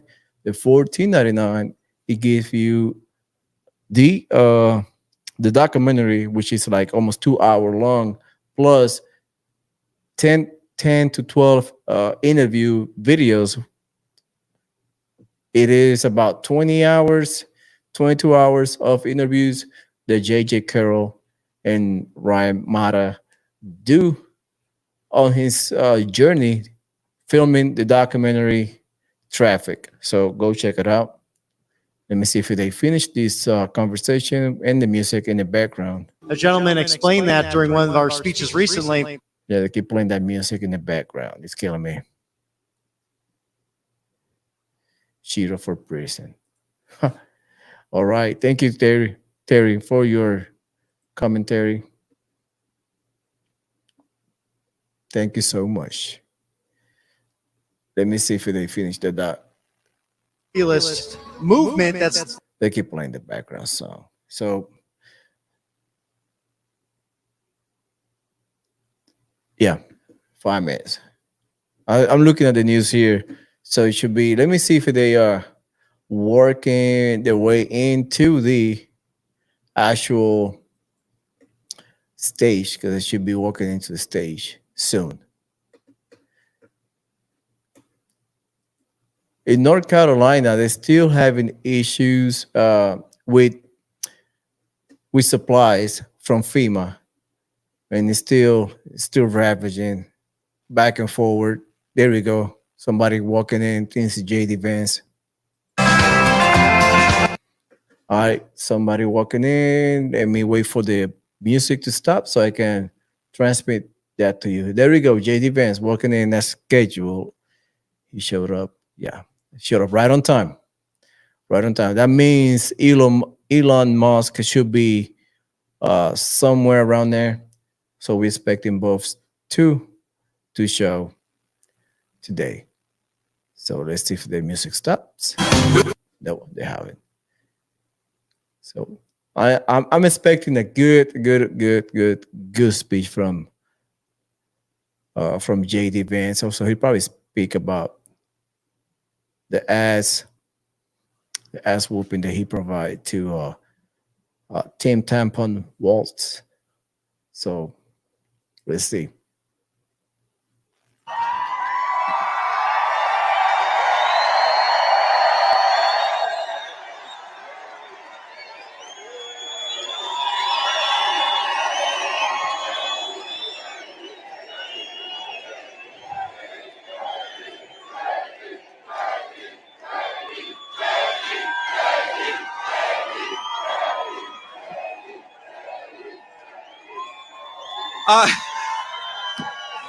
What an amazing crowd. What an amazing day. And my friends, in 31 days, this state, starting with Butler, is going to turn red, and we're going to send Donald Trump back to the White House.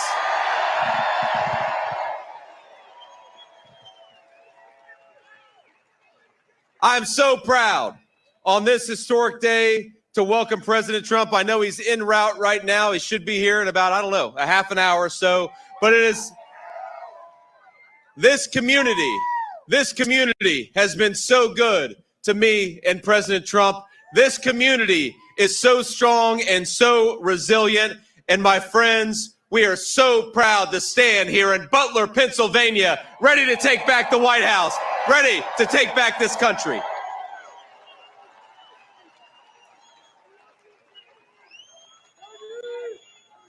Now, 84 days ago, of course, on this very field, an assassin tried to fill our hearts with terror.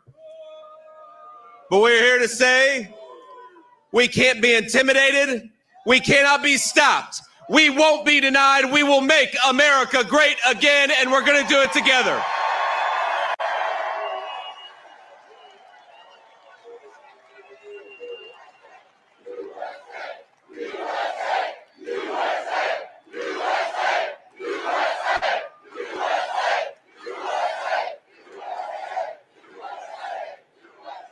Now, my friends, I know you'll join me in saying we're going to remember July 13th, 2024 forever. Many of you were here, and it is a testament to your courage and your patriotism that you're here again today.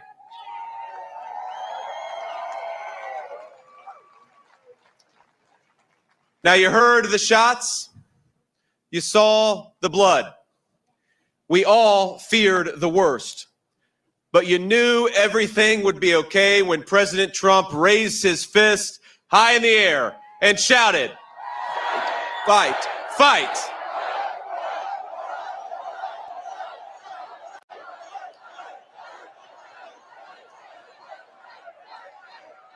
Now, I believe, as sure as I'm standing here today, that what happened was a true miracle.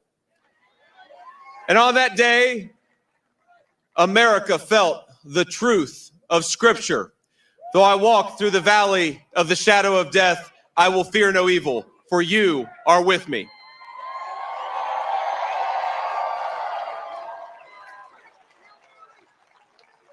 I truly believe that God saved President Trump's life that day. And I believe that God is with us right now and watches over this incredible nation every single day.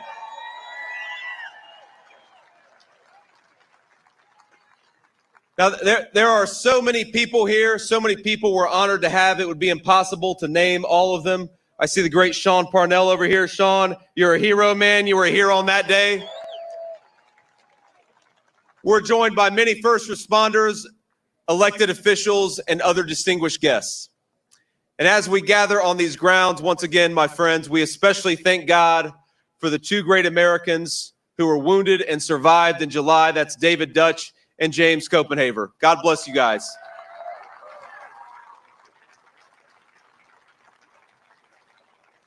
Now we pray for their full and complete recoveries. And we're honored that David and his family were able to join us today. Let's give a round of applause to David. God bless you and God bless your family.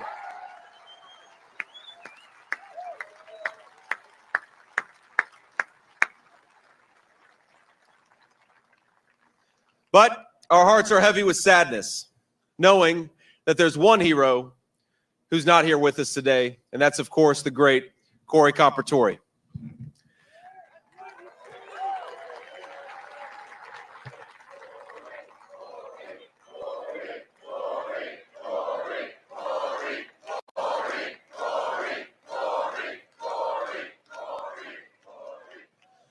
We're never going to forget Corey.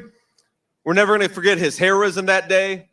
And I want everyone to join me right now in sending our support, our respect, our love to the Compertori family here with us today. We love you guys. Thank you so much for joining us. Thank you for loving this country, and thank you for not giving up on it.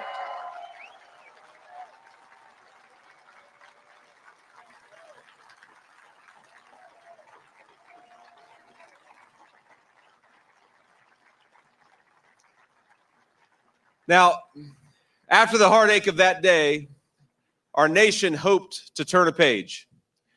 We hoped that our opponents would remember that before we are Democrats or before we are Republicans, we are Americans. But sadly, our opponents have not heeded Abraham Lincoln's words and listened to the better angels of our nature. Even after That terrible assassination attempt that took one man's life and nearly took many others.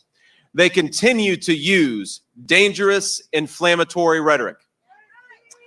The media has continued to call Donald Trump, the guy who actually won his primary, a threat to democracy.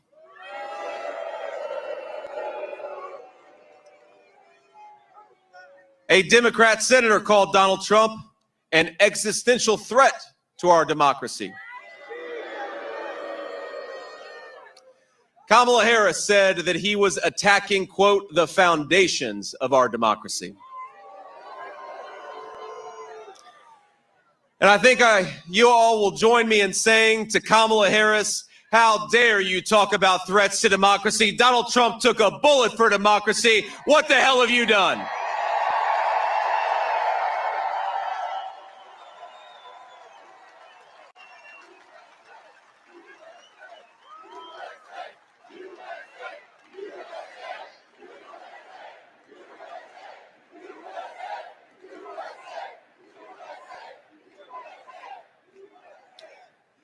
The truth is that Kamala Harris and her allies, they attack Donald Trump in order to silence us, we the people. They have declared war explicitly on the First Amendment to the United States Constitution. Kamala Harris proudly says she wants to censor the internet, and Tim Walz said there is no guarantee to free speech. What do we think about that? But we all know, my friends, we all know that censorship is only the first step. Just look at everything they've done to President Trump. First, they tried to silence him. When that didn't work, they tried to bankrupt him. When that didn't work, they tried to jail him. And with all the hatred they have spewed at President Trump, it was only a matter of time before somebody tried to kill him. And that's exactly what happened, not just here in Butler, Pennsylvania, but just a few weeks later in Florida. 3 weeks ago, while these guys still go out there and attacking him as a threat to democracy, another gunman armed with an AK-47 style rifle tried to finish the job.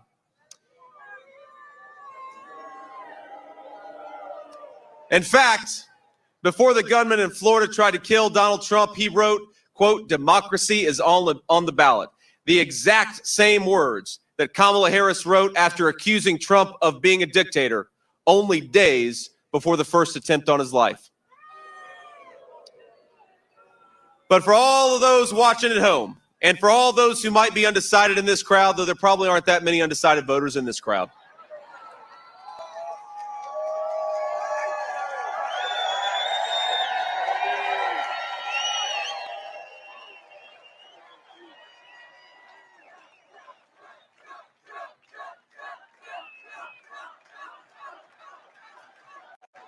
I want to say, you know what's so incredible? You know what's so incredible? It's how Donald Trump responded to all of this. Because despite being shot here in Butler, President Trump immediately called for national unity. And I'll never forget, my friends, what he told me after the second assassination attempt. It was probably the first person that he called that Sunday. And I was sitting at home with my son in Cincinnati, and he said, JD, they tried to do it again. I said, they tried to do what, sir? He said, they tried to shoot me again. And at first I was in disbelief. I think immediately my thoughts went to him and how he was doing. Of course, he was physically okay because he was calling me, but I said, sir, are you doing okay? And of course, President Trump in his President Trump way said, yeah, I'm doing fine. You know, I'm a little pissed off because I was about to make a dirt birdie on the 6th hole and they wouldn't let me finish.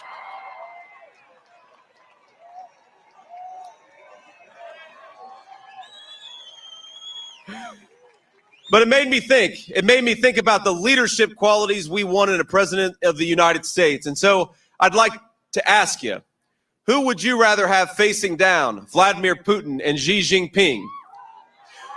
Someone who is afraid of interviews with the friendly American media, or someone who faces down two assassins and returns triumphantly to the very place that he got shot?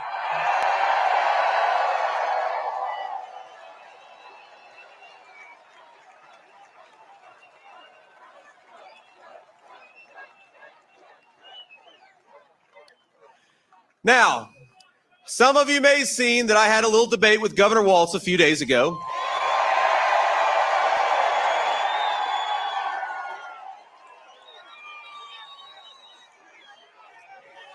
And I have to admit, I may be the only person in Butler, Pennsylvania that feels that way, but I feel a little bad for Tim Walz, if I'm being honest with you. Because Tim Walz has to defend the indefensible. He has to act like Kamala is going to drive down inflation, bring up wages and bring back jobs and restore peace, the very peace that she destroyed. Well, I hate to break it to you, Tim, but everyone knows the truth. Kamala caused every single one of those problems because Kamala's day one in the White House was 1,400 days ago. Never let her lie to you and pretend that she's going to do something great. She's been in power for 3.5 years and she hasn't done a damn thing.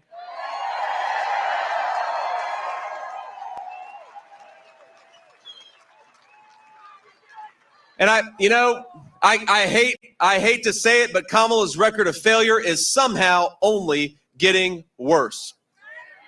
Just a couple of days ago, I visited an area of our country ravaged by Hurricane Helene. The Appalachian region of Virginia, and we know the Appalachian region of this country has been left behind and ignored by a generation of American leaders. But what started out as a natural disaster is becoming a man-made disaster. When Appalachia was underwater, remember, President Biden was sitting on a beach and Kamala Harris was at a San Francisco fundraiser. That is not leadership. That is a disgrace.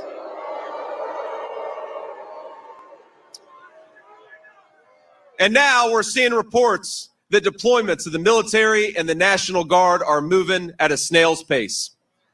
My friends, who the hell is running this country right now? Because it sure isn't Joe Biden. It sure isn't Kamala Harris. The Harris administration has given billions of dollars to foreign countries and illegal aliens. But now they swoop in and they promise $750 to American citizens who have lost everything. To everybody watching, to everybody at this rally, I want to say, I promise you, when Donald J. Trump is back in the White House, we're going to have a president that puts America first.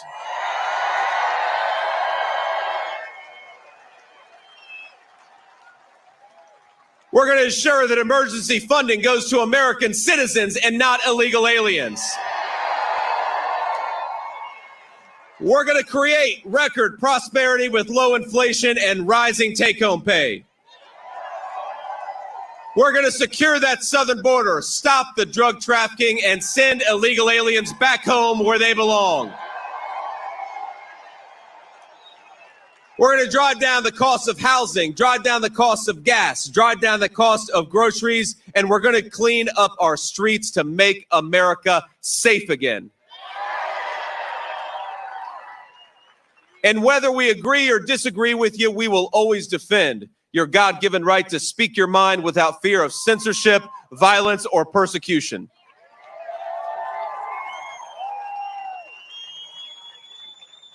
But to everybody struggling, I want you to know that though our country has, yes, been through some hard times over these past few years, I want you to know that help is on the way. We have, think about this, the most generous people, the most abundant natural resources, including some great energy right here in the state of Pennsylvania. We've got the hardest workers. We've got the best values.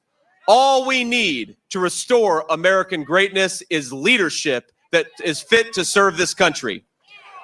So more than anything, I'd like all of us to leave this incredible community with a message of hope. Because I honestly believe that what happened right here in Butler is a metaphor for the United States of America. In this land, we may get knocked down, but we get right back up and we keep fighting because in America, hope is never lost. We may face enemies who seek our demise, our destruction, and even our death. They may try to crush our spirits. They may try to convince us that victory is impossible, but in America, nothing is impossible. And as long as that flag yet waves, and I see it's doing it today, there is no trial we cannot endure, no obstacle we cannot overcome, and no defeat we cannot turn into victory.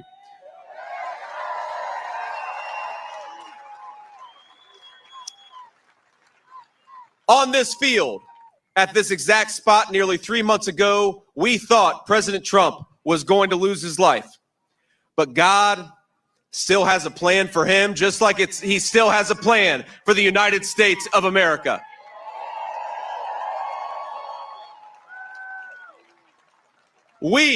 This movement, we have so much left to accomplish. And after the dark nights of trial, when the sun rises again, our flag is still going to be there, and nothing will stop the United States of America.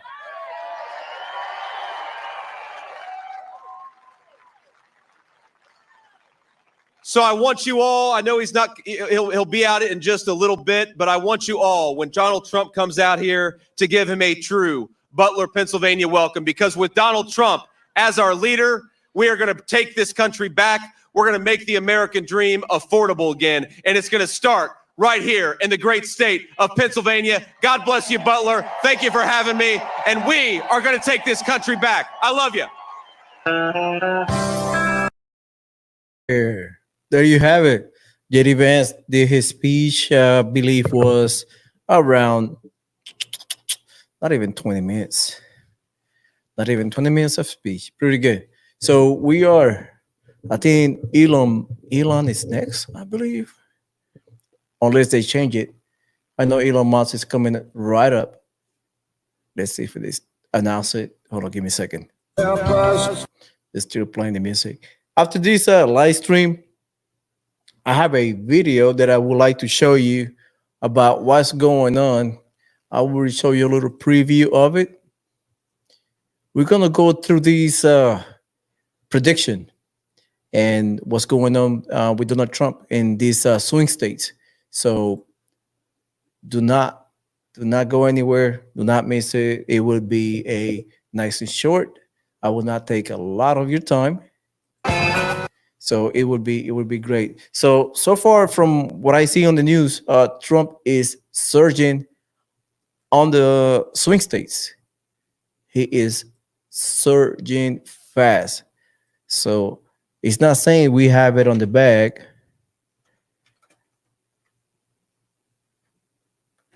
Oh, let me see.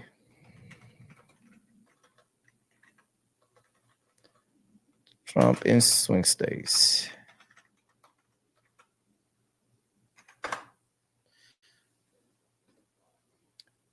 Let me see if we can play the music. They have music behind it. It's a great speech. Yeah, they have a music behind it. But yeah, let me show you the news right here. So far is, let me see let me show you the screen right here. Donald Trump rebounds in southern swing states according to the polls.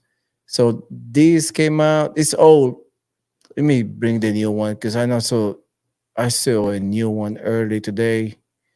Let me bring it up while you guys are waiting. Let me see. It came out a few days ago. Newsweek. Yeah. This one. Let's see if this one. Yeah. Let me show you right up real quick. Do not go anywhere. Let me show you the screen.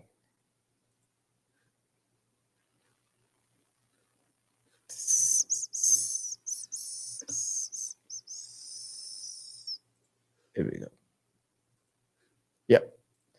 Right here. So Donald Trump, according to the polls, is regaining strength in swing states. This came out like 3 or 4 days ago, and it's already like 72 hours past, but it's surging fast. It's been surging since the last time, since the first debate between Trump and Harris. So Donald Trump has been gaining terrain in swing states. So they were projecting Donald Trump, according to the projections is between 290, 300 electoral votes for the elections. So basically, it's a landslide. It's a landslide. So let's see. Let's see what's going on. Hopefully, it will be a landslide and Trump have this in the bag. So I'm gonna show you this video as soon as the live stream is over. They're gonna go over the lead on all swing states and his prediction. He's been very on point. He's been following this. So I get most of my polling from him, from this website. So let's see if they walking in. That's Donald Trump. Beautiful. So I recommend that you go and watch it as well. In the meantime, yeah, you're So right. let's It see. is the place to be at RSBI because we are your election headquarters for 2024. There's no better place to go. We are committed to bring. Also, I will be live streaming I will be live streaming the election day. So November 5th, do not miss. I will be live streaming. I will be on pretty much all day, 2-3 hours prior the colleges and closing at, I think they're closing at 8 in Eastern, 7 or 8 p.m. They will close in Eastern time. So I will be live 6 p.m. Central, roughly 6 p.m. Central. I will go live and we're gonna follow the election on November 5th all the way to midnight, 2 o'clock, whatever case may be. But hopefully we get answers. My prediction, we're gonna get answers first from Florida. I think Florida will be one of the states that it will give us the fastest result on the election due to paper. Their progress is very fast. They show that in 2020 and 22. So I'm expecting to see that very, very fast, and then we probably get the other states in the middle of the night. Hopefully, before we go to sleep, Donald Trump at least have over 270 by the end of the night. But don't hold me to it. It's changed. What happened in 2020 may happen in 2024. I hope not. But let's see. Let's find out. Hopefully it's not. Because if it's something similar happened in 2024 of what happened in 2020, a lot of people would be upset of the result. Because remember, 2020, we went to sleep thinking that Donald Trump had it in the bag. That's truth. Wake up the next morning and we find out that Donald Trump lost. So Donald Trump is set up to walk into the stage. I love listening to that voice in the background. By the way, Let's see. somebody here does a really good impression. I'm just saying. So that's my prediction. I think Florida will turn in the numbers first on election night, and some other states will turn their numbers in between 10 to 11 p.m. So, and then we move into Central Time, and then we go to the West Coast. So it's going to be a long night. Hopefully, we get answers the very same night, and we go to sleep happy, or we go to sleep with. Because the last time I couldn't go to sleep, I was up until like 3 o'clock in the morning. So when I woke up in 2020, woke up the next day, I was like, "What the heck happened?" But what happened in 2020. Hopefully, do not happen again. So hopefully everything goes as planned, everything goes well, and no shenanigans happen during the election night. So Later, since we first. I don't know where you guys are voting from. I don't know if you guys are on the East Coast or West Coast, but hopefully everything goes well. No machine goes down. Everybody do their paper ballot, and everything goes fine. But if not, we're gonna have a hard time. on election night. To be able to vote. So far, so good. So Elon Musk, they saying he should be here tonight. So he should be in today. They mentioned him. I don't know if he's walking with Trump or Trump going walking in with by himself. So we're gonna find out. So it's gonna be historic day today. Trump is coming back. And I was talking to my wife about it. He is very brave man to come back to the same place he almost got killed 3 months ago. Totally brave man. Are we having? Is he coming in? Because Can vote. Of course, this was. not yet. So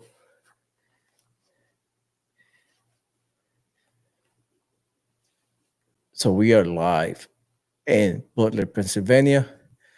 They had a bunch of people talking earlier. We've been live streaming for 2 hours. I'm expecting Donald Trump to speak for about 30 minutes. Donald Trump. Sometimes he goes for an hour. He has that type of energy that goes for hours on end, and he never gets tired. But I'm probably he gonna bring the chart. He loves the chart. I'd be like, bring the chart.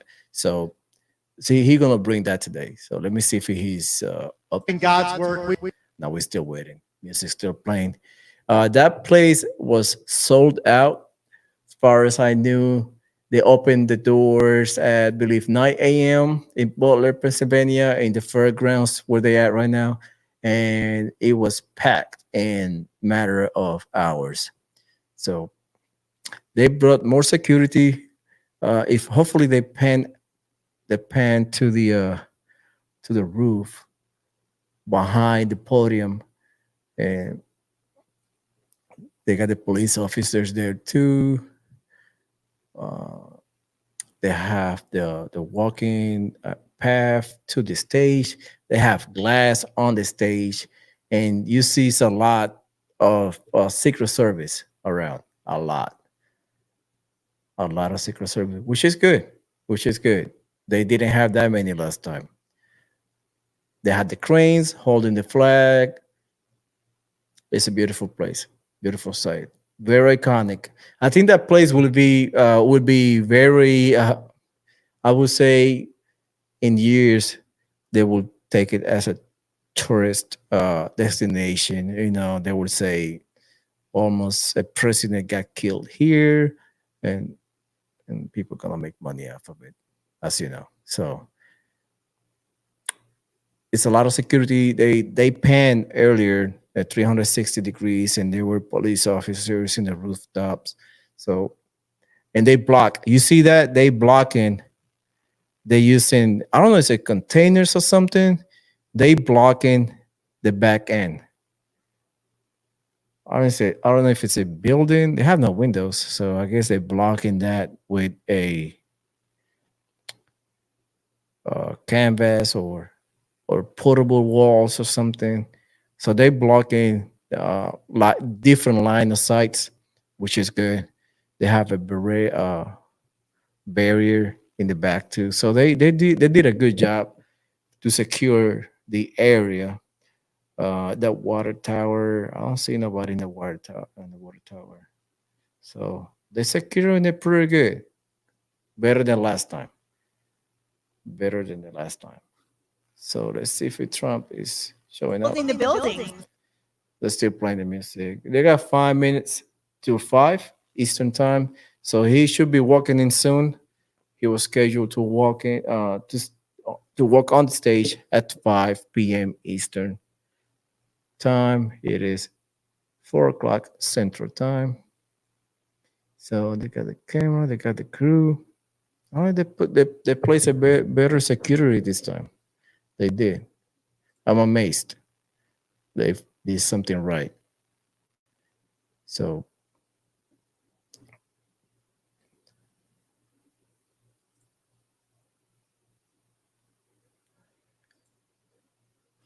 People are doing the wave. That's funny.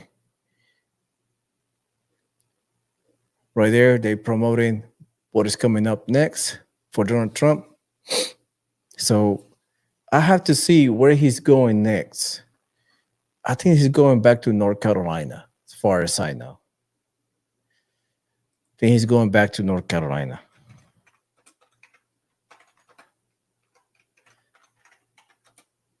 Let me see if I can bring that up for you. Did they finish already? Talking? Because they were talking earlier. Fun at these. I mean, it's like rock concerts. No, they're still talking. So yeah, so Donald Trump should be on stage in the next 5 minutes. Next 2-3 minutes, he should be walking to the stage. So bear with me. Let me pull up the Trump schedule for trying to find out where he's going to be tomorrow. Let me see. Find out. Trying to find that for you, so be tuning in. Hopefully, I think it's tomorrow. I think it's tomorrow. We have another one coming up. Yeah, tomorrow Donald Trump will be in Wisconsin at 2:00 p.m. Eastern time. So that means by 11 Central time, 11 a.m. Central time, I will be coming up on my live stream. So tune in for that. Don't miss that tomorrow.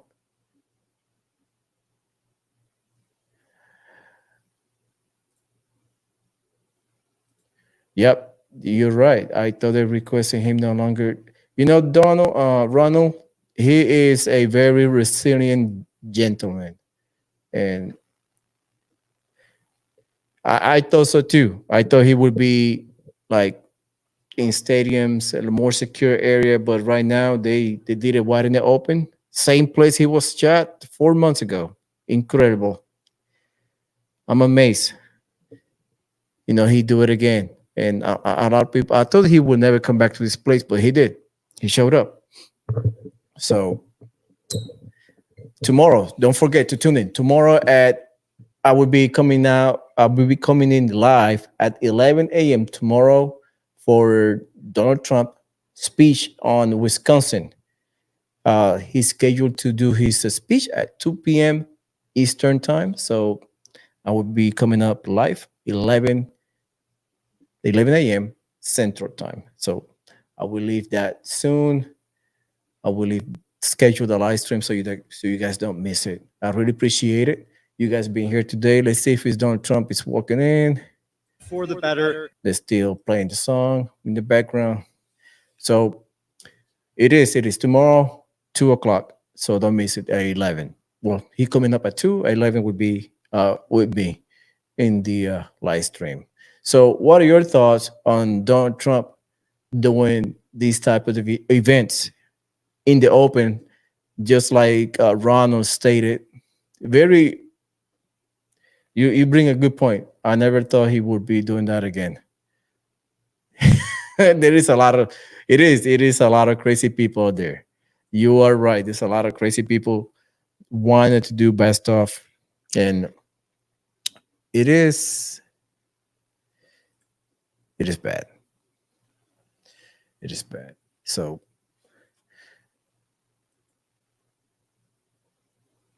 you're right. You're right, Ronald. A lot of crazy people out there. So hopefully everything goes fine without hiccups today. He will do his speech and then he'll move on to the next one. So finger crossed. So we still have 2 more speeches. Donald Trump and hopefully Elon Musk are in today. It will be great. I do not know if Elon will be with him tomorrow. I have no idea, but I'm pretty sure J.D. Vance will be with Donald Trump tomorrow in Wisconsin. And I need to find out what kind of energy drink does Donald Trump take. Because as his age, he's able to fly, to do rallies back to back with the same energy. it is insane the amount of energy that Donald Trump has at his age. So just imagine Donald Trump running for president at 55 or 65 years old. He will be on rallies 24/7. Yeah, Ronald. They brought they brought like big walls to cover line of sight of different buildings. But I guess this is on Donald Trump wishes to come back to Butler, Pennsylvania. You know, Donald Trump, he's a beast. He do what he wants to do. Let me see. At the end of the day, He does what he wants to do. So hopefully everything goes well. And I mentioned it already. If they take a view to the stage, they have glass, bulletproof glass on top in the stage to prevent him to protect him. So it should be good today. Fingers crossed, it should be good today. So let's pray for Donald Trump's safety. And I really appreciate it. If you guys has not subscribed to the channel, please do so. Help us a lot. Your support means a lot to me. So I will be doing this live stream tomorrow and every live stream all the way to election in November 5th. In election day, I will be coming on live around 4 to 5 p.m. Central Time or sooner. It depends. So I will be doing election and we're going to follow the election vote per states. So I will be busy, but I will be here hopefully with either my wife or my stepson helping me out, gathering information for you. So you don't have to go. So you don't have to go anywhere else, but stay with us. Yeah, I hope so. Everything goes well too. I hope so too, because and just life is like that. A lot of people might go crazy, but finger crossed. So let's see if they finish. So they want to pass these savings directly. Oh, they're doing their announcements. So far so good. So far so good. It's been a good speech today. People have not complained about the weather, which is nice. Here in the North Houston area where I reside, it is very, very nice. It's not hot or too cold, so it's beautiful. Ronald Clark says, everyone vote. I've been saying that since I started this live stream. Everyone needs to vote. We need every vote. Every vote count. And everybody should vote like their life depends on it, because it does. I never felt this way before, but I'm pretty sure these elections are crucial for our way of life, because we got wars in Iran, we got wars in Middle East, complete in the Middle East, and then we have China waiting to do their move, and then we got Russia waiting to do their move. So we need peace through strength, and we need Donald Trump back in the White House so he can take control of these shenanigans happening all around us.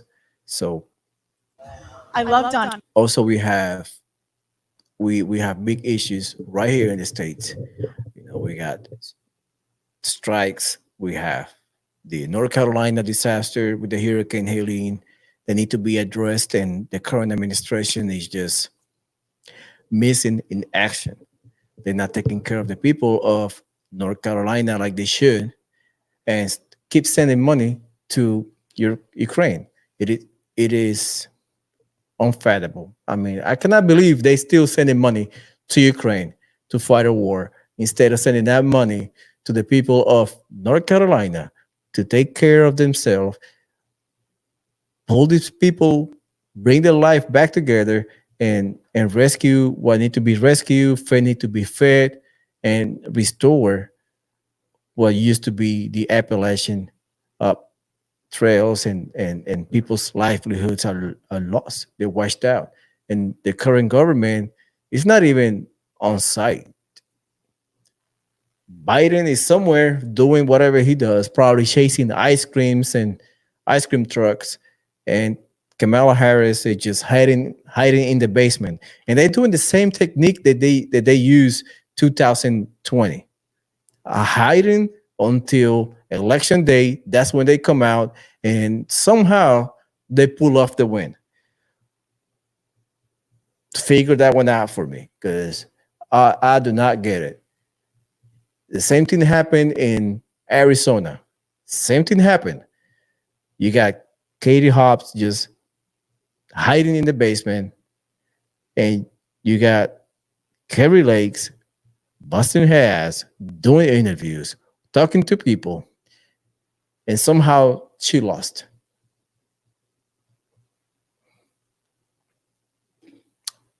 I don't get it. I don't.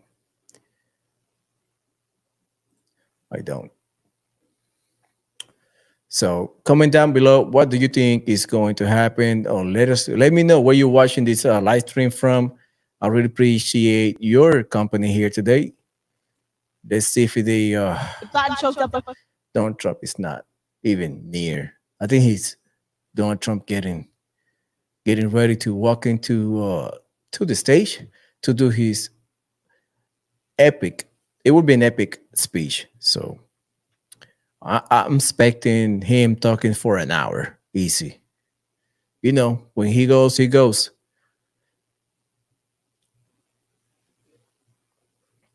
Let me see if we can pull up some news of what's going on in North Carolina, because the FEMA deal is hot now in North Carolina. Everybody talking about FEMA is just getting in the way. So let me see if I think they say. Let me see. he'll say. Excuse me. So, what do you think? What's your take on Donald Trump doing another speech in the open in Butler, Pennsylvania, the same place he almost got killed 3 months ago? Let me see the polls.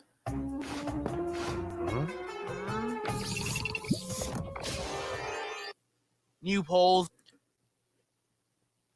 So let me give you a small preview of what's going on. Let me show you this real quick. That show Donald Trump leading in every single swing state. He is on track to crush Kamala Harris in next month's election. And today we're going to be taking a look at the 2024 electoral map based on the newest poll from. That is coming up right after Donald Trump's speech.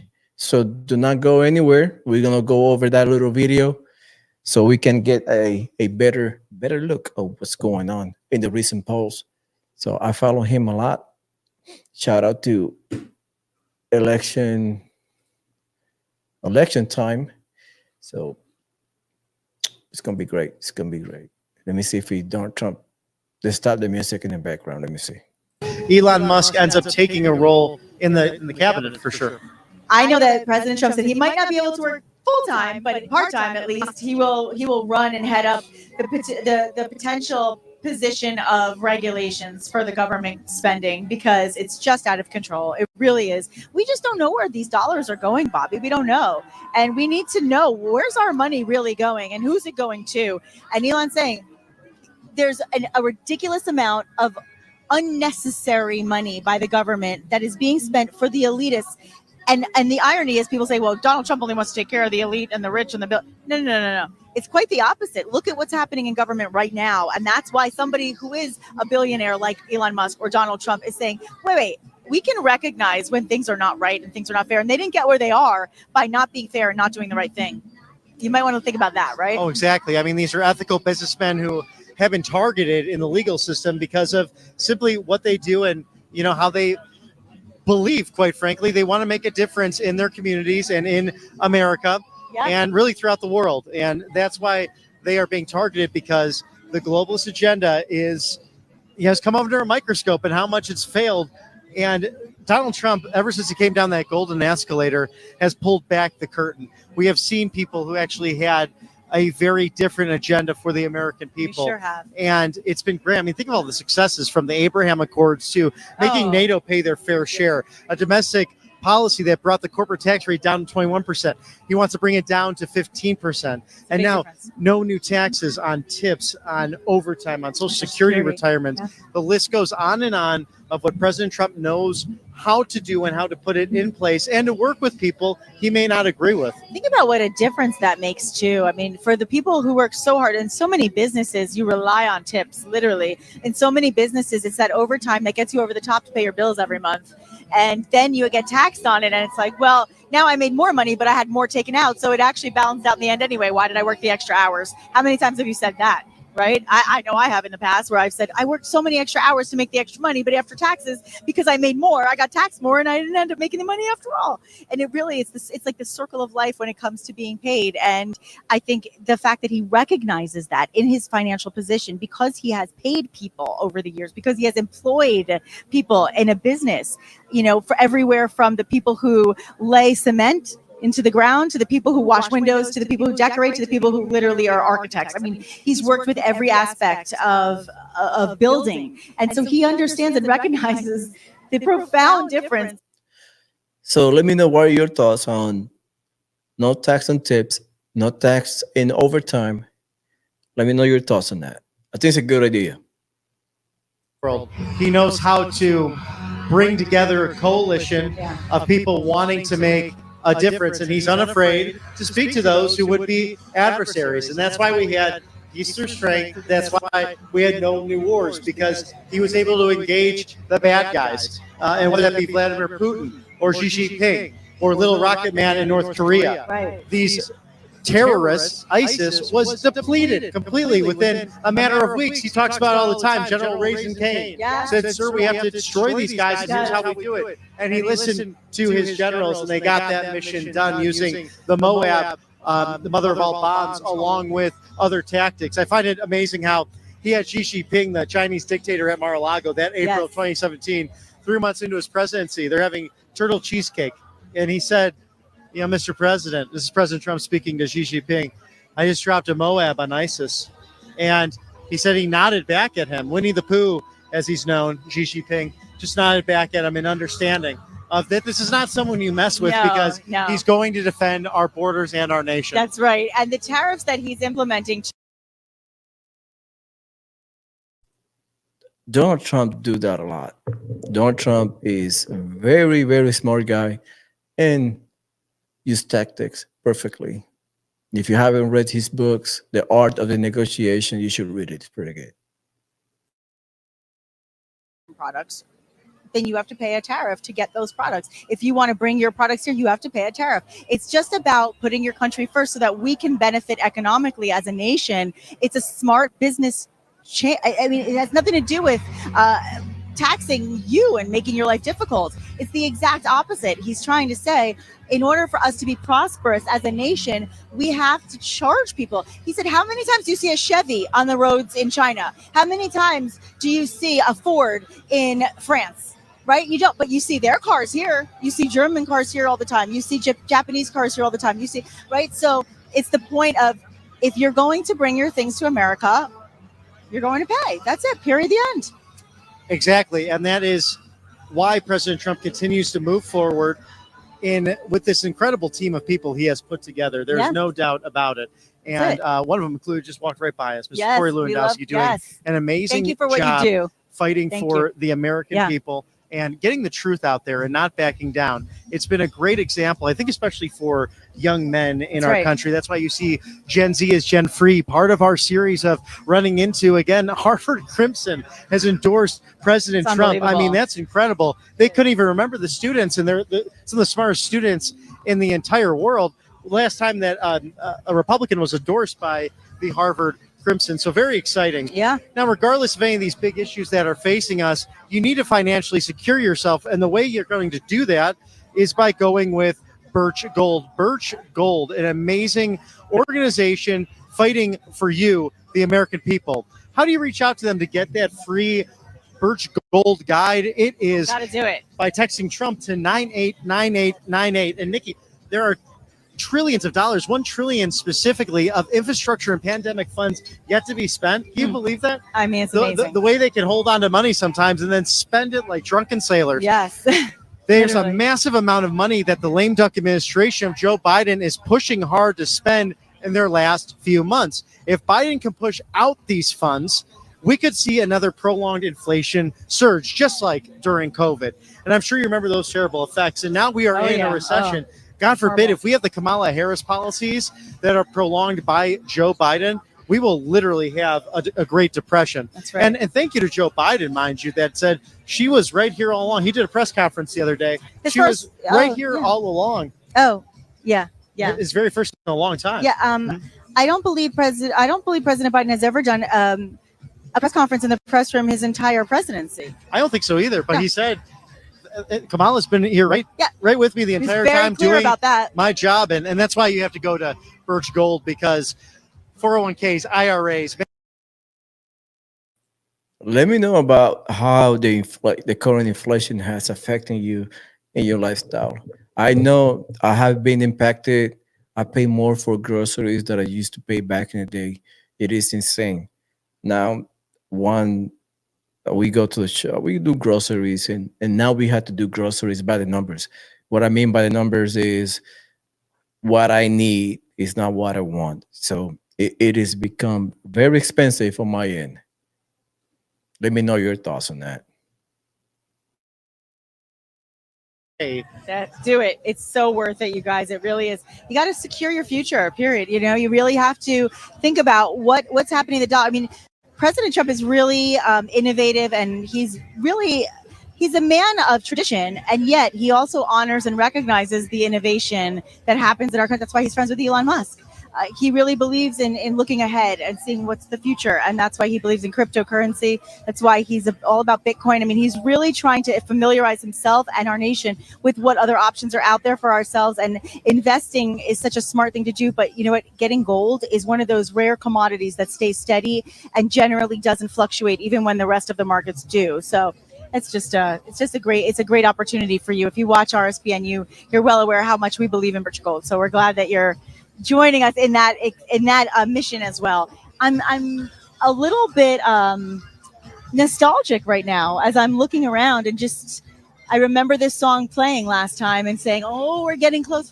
President Trump will be coming out soon." And you know, we were so unaware of what was to be, and now we're all aware. We see snipers on the top of the buildings. I see lots of protection. By the way, do you see, Bobby? Do you see out there on those? There's like another set of. It's like another level of people. Do you see that? That's amazing. Oh, wow. Yeah, it's beyond. It's still within the confines of the Butler Farm Show, but it's beyond even more fences. Gosh. So it's and those aren't those are the nosebleeds, but it's remarkable to see how many people are here, regardless how close or not close they get. They want to hear their president come and support this beautiful moment taking place. It's really a remarkable thing to see. Mind you, this place was packed since before 12 p.m. Eastern time. So those people being there for more than 5, 6 hours, 7 hours waiting on Donald Trump, it is insane. And no one has left. There's a lot of people still within the grounds and outside the grounds. So that place is packed to the nosebleed. Is very, very compelling. You don't see the other side like this. You don't see the other side waiting on their candidates. You don't see that. You see that with Donald Trump only. The site where he almost succumbed to an assassin's bullet, but that horrible person failed in what he was attempting to do. And sadly, we remember Corey Campitor. Here we go. Mr. John Paulson.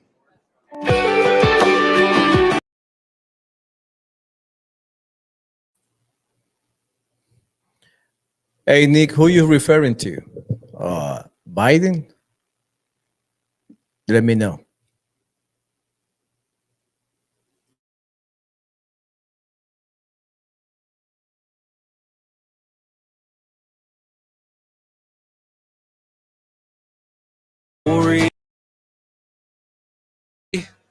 My name is John Paulson, and like you, I'm proud to be a proud supporter of President Trump. When he is elected president, he will deliver the greatest economic boom to America than we've ever seen. We'll see growth in our energy sector. We become a manufacturing powerhouse. We'll see growth in real wages, which will benefit all Americans.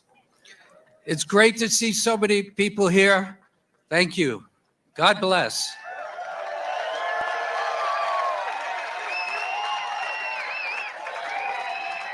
That was short.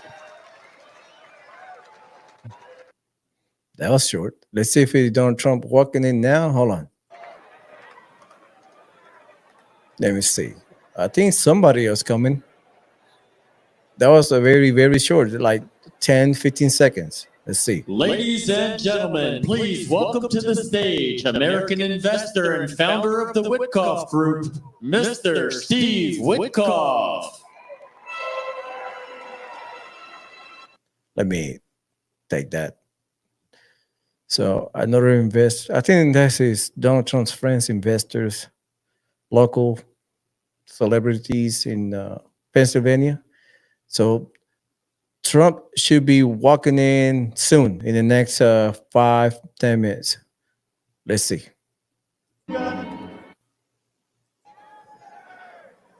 Wow. Wow. I wish my mom was here. First, I have some prepared remarks, but I would like to extend my blessings to the Dutch and Copenhagen family, and also to the Corey Campitor family. My heart is with you.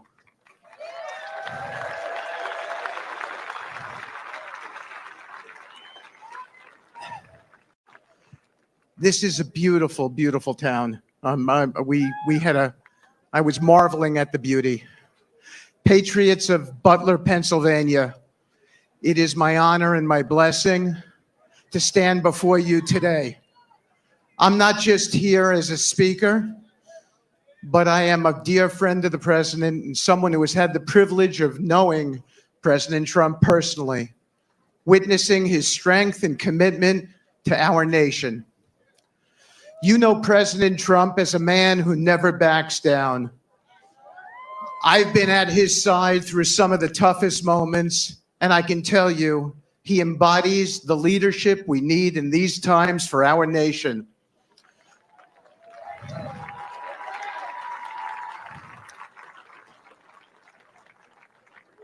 I was 10 feet away from him during the second assassination attempt. Amidst the chaos, President Trump stood tall. He didn't flinch or complain, not one bit. He chose strength, not for himself, but for us, for me that day, his friends, his staff, and for every American who believes in this country. That's who Donald Trump, my dear friend, is.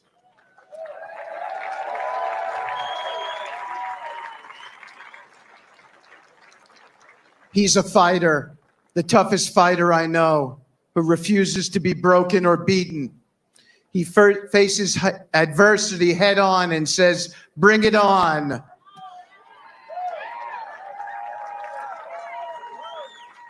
At the Republican National Convention where I spoke, I shared a side of the president many do not have the luxury of seeing: his empathy. While the media paints him as tough, they don't show how deeply he cares. He feels the burden of every challenge this country faces and understands the struggles of everyday Americans. I'll never forget when he reached out to me after I lost my son, Andrew. He wasn't just the president. He was a friend, offering comfort and ensuring we weren't alone.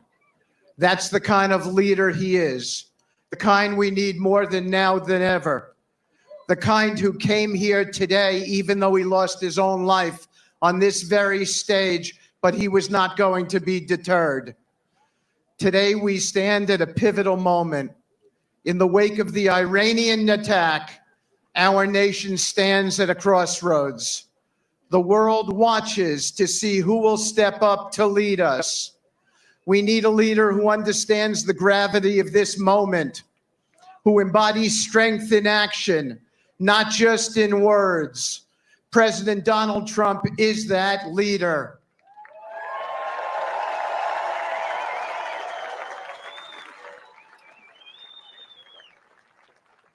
My friend has stood up to tyrants and bullies, making tough decisions and always putting this country first, even when it wasn't an easy choice. That's why we need him more now than ever. This isn't about politics. It is about the soul of our country.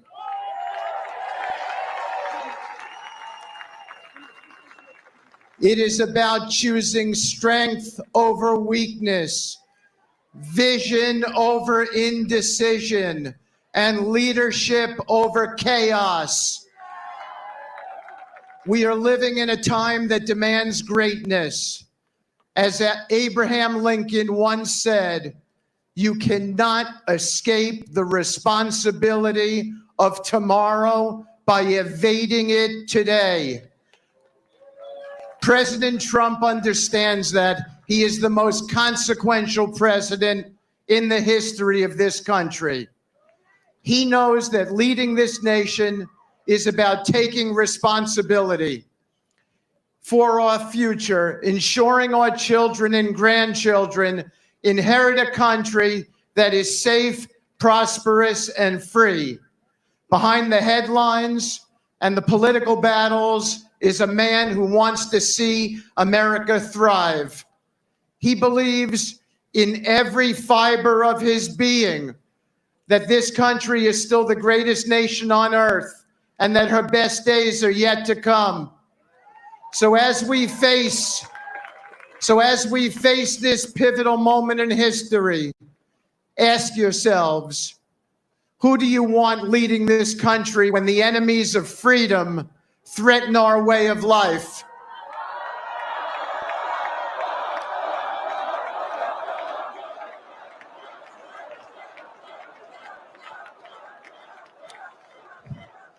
Do you want someone who bows to pressure because this man doesn't? Or someone who stands up, fights back, and says, no matter what you throw at me, I will not break.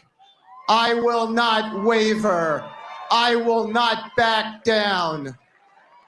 That is Donald J. Trump. He has the courage to face today's challenges and the vision to build a brighter tomorrow. The pathway to peace, prosperity, and strength isn't found in weakness or hesitation. It's found in unwavering resolve. It's found in a leader who refuses to let America be pushed around or let our enemies dictate our future. So Butler, Pennsylvania, this beautiful town, I ask you to stand with me. Stand with President Trump and stand for the future of this incredible country. Together,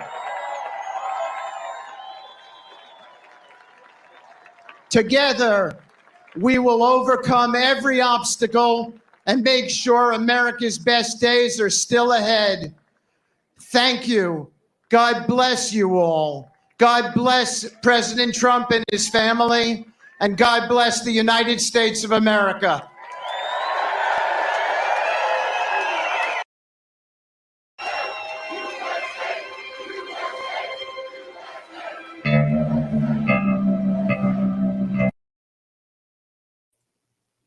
There you have it. You have the best friend of President Trump. I know I recognize his face somewhere, and he said that he was at the RNC.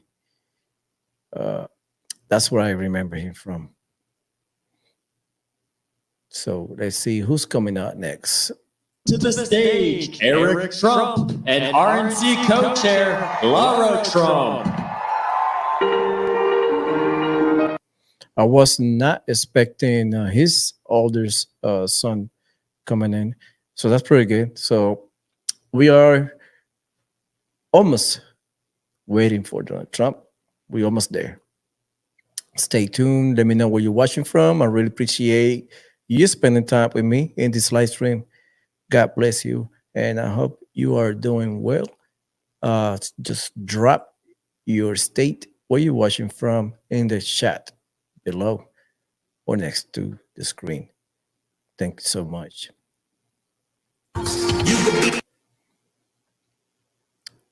We're almost there.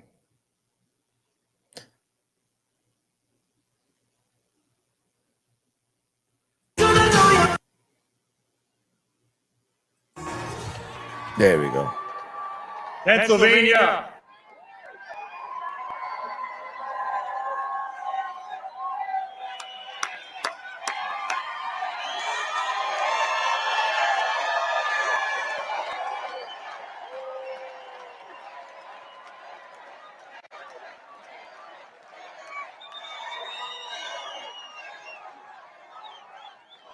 Pennsylvania, I've never been more proud to be anywhere in my life than I am today here with you on this stage.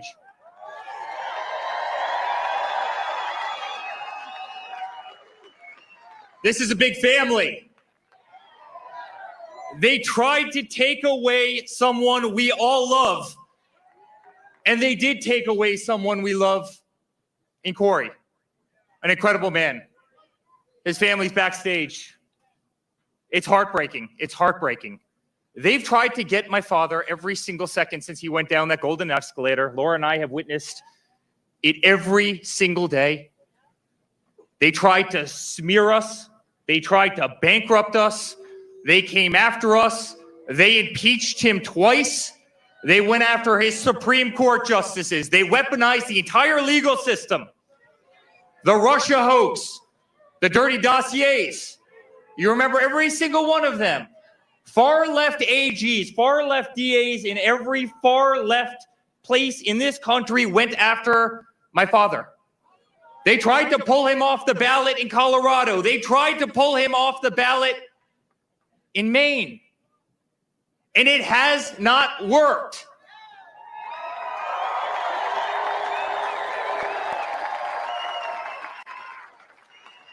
And then, guys, they tried to kill him.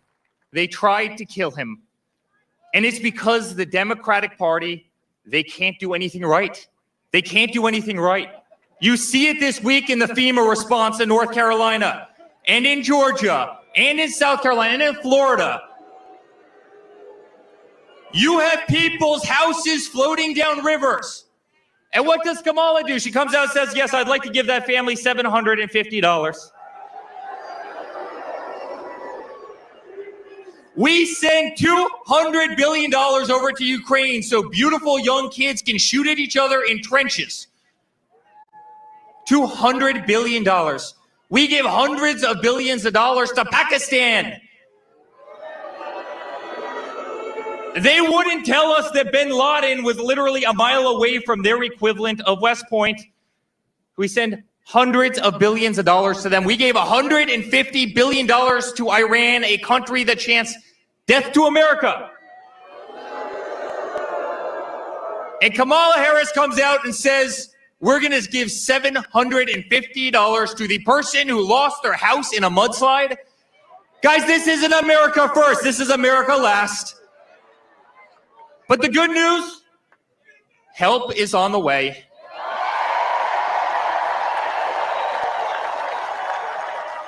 And help is on the way from the bravest person I have ever met in my entire life. My father's been the greatest father a person could ever have. He's been an inspiration to this entire country. And he was an inspiration here in Butler when he stood up with blood running down his face and said, "Fight, fight, fight."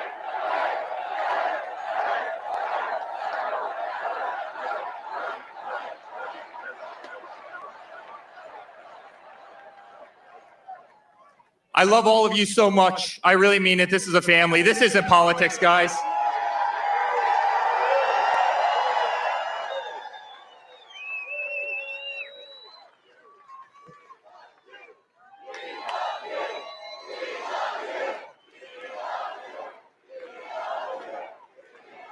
Guys, this isn't politics. This isn't politics. This is a movement of absolute love of hundreds of millions of people who want to save the United States, who want to keep our country number one at absolutely everything we do. And that's why we're going to re-elect Donald Trump as the 47th president of the United States. Guys, we love you. And to a woman that is doing a truly great job in every aspect of life, from being a great wife to an unbelievable mother. By the way, I think Caroline and Luke Trump are the most popular Trumps right now. Did you guys see them a couple weeks ago? Vote for Grandpa. Make America great again. But she's doing a hell of a job as the RNC co-chair. You know, I get to go to bed every single night and wake up every single morning listening about voter integrity. It's really great. I'm really, really excited for November 6th when Laura can turn over in the morning and not talk about voter integrity. But she's doing a hell of a job. Ladies and gentlemen, Laura Trump. All right, Pennsylvania. Is anybody here ready to send Donald J. Trump back to the White House?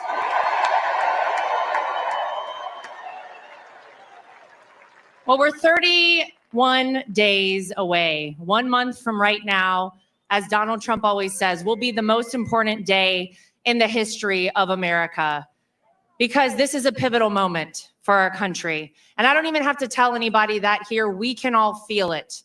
This is no longer a fight between Republican versus Democrat, left versus right. It is good versus evil. And good is going to win this battle, ladies and gentlemen. And if you had any question whether God exists and he performs miracles, we got our answer here on July 13th, right here in Butler, Pennsylvania. He spared Donald Trump's life because he was not finished with Donald Trump. And he did it not once, but twice. And I've said it time and time again, but now you feel it more than ever. Donald Trump was made for such a time as this.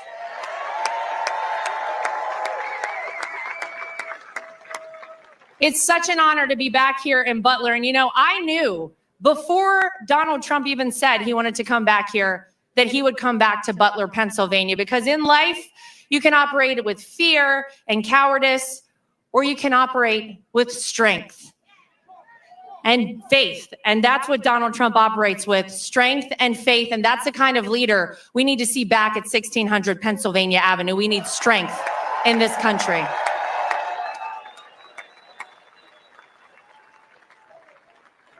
And Eric's right. I've been doing a little something with making sure that we have free, fair, and transparent elections, and that only legal citizens are voting in our elections here in the United States of America. That's okay.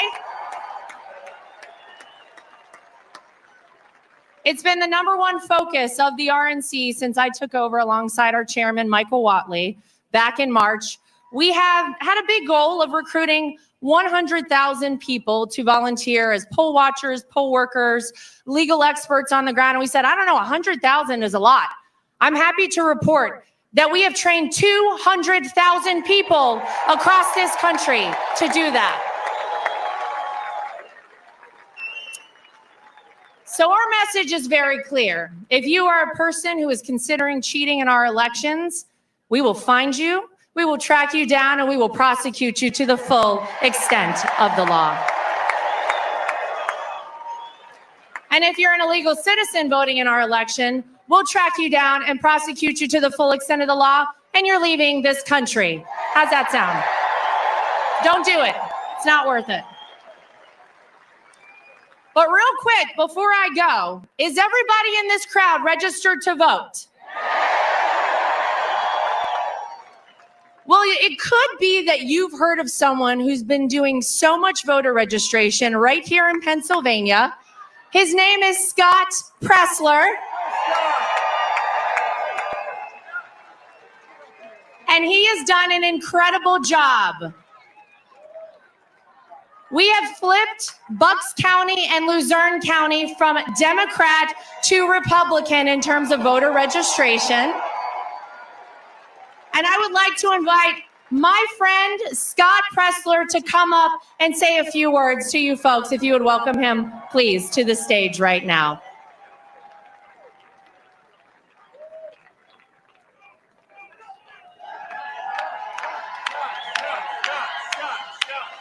And he wore shorts for us today, so check out his legs. Look at this. Yes.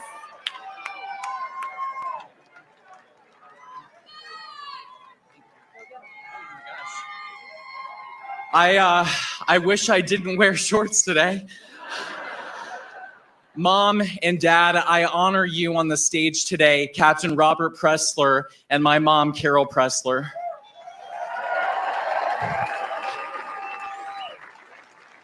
Pennsylvania, you have the power to change the world. Pennsylvania wins the White House, and so please, I ask you today, please check your voter status, make sure you're an active voter registered at your current address, and please visit vote.pa.gov and register to vote today. A message to our union workers. We want your vote. We want to keep jobs here in America.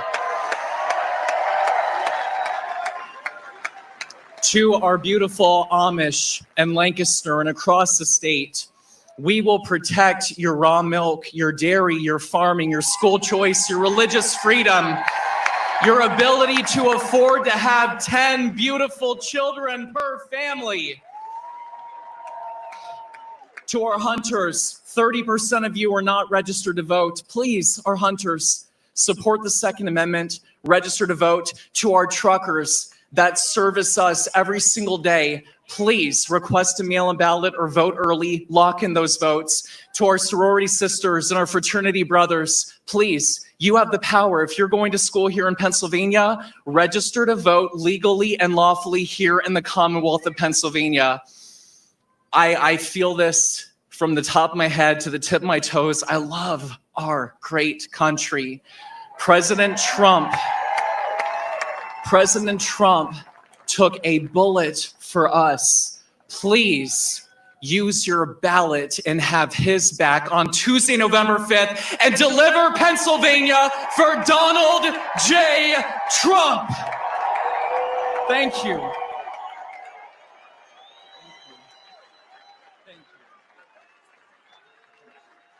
All right, before we go, what we're going to do here today, ladies and gentlemen, is we're going to make a new memory in Butler, Pennsylvania. And this will mark the moment that this election was won for Donald J. Trump. Let's send him back to the White House on November 5th. We love you, Pennsylvania. Thank you. God bless.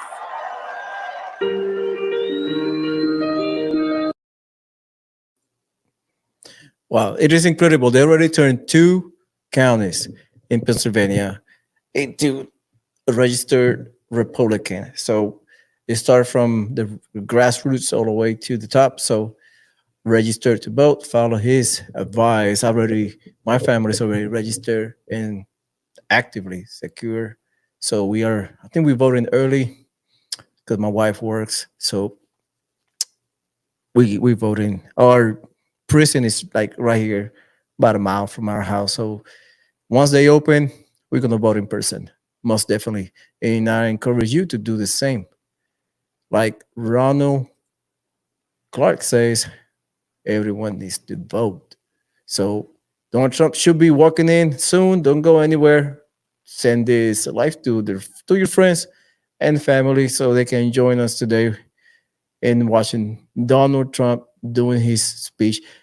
I don't know if Eric and his wife showed up. I don't be surprised if um, Don showed up as well.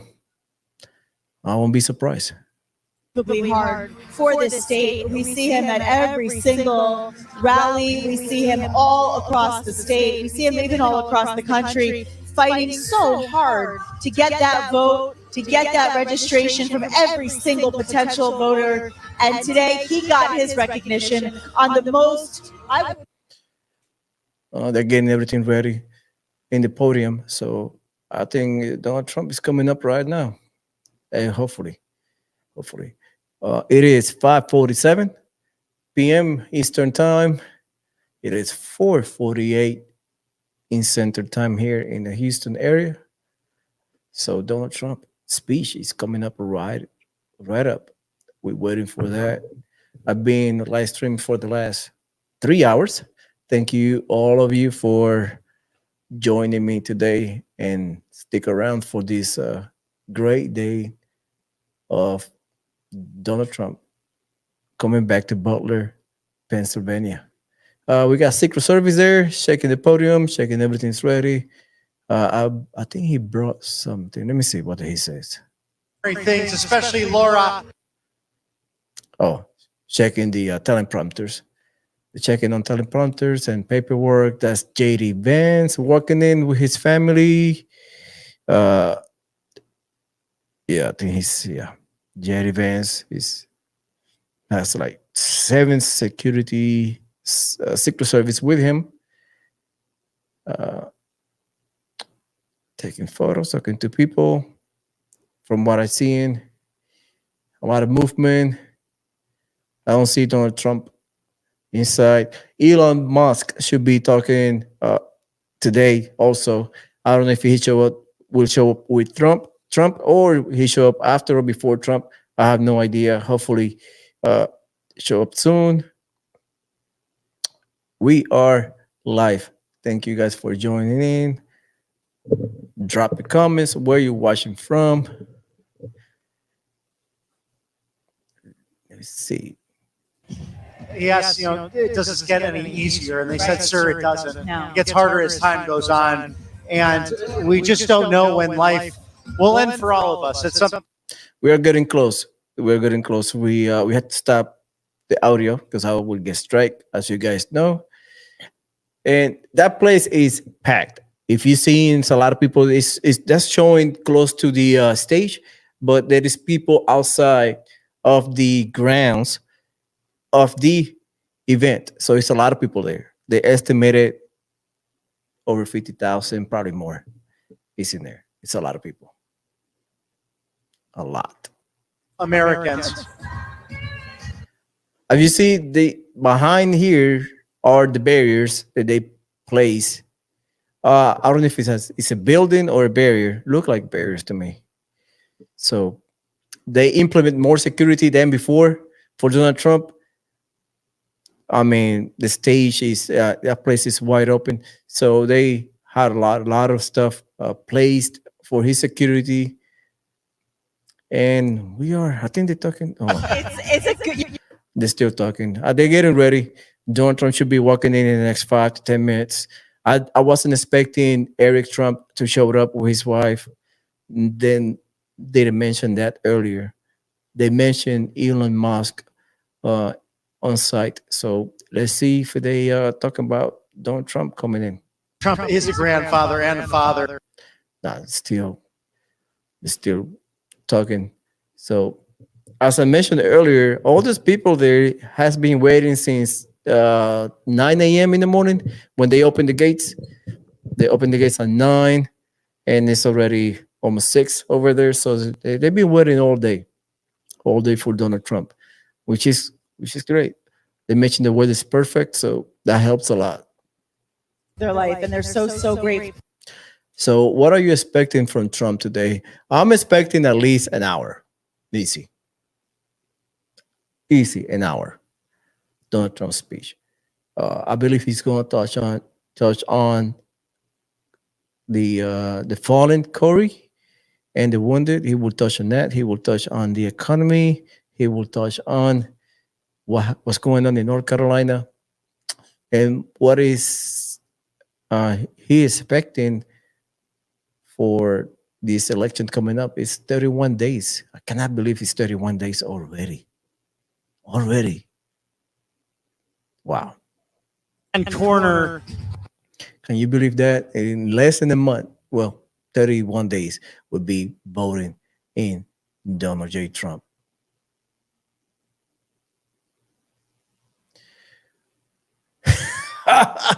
Donald J. Criminal. Yeah. Good try. Who are you? Let me see your name. I have not heard him. I heard the Kamala Harris, and the Biden mafia. Have you heard about them? 01. Thank you for the trolls. I really appreciate you being here.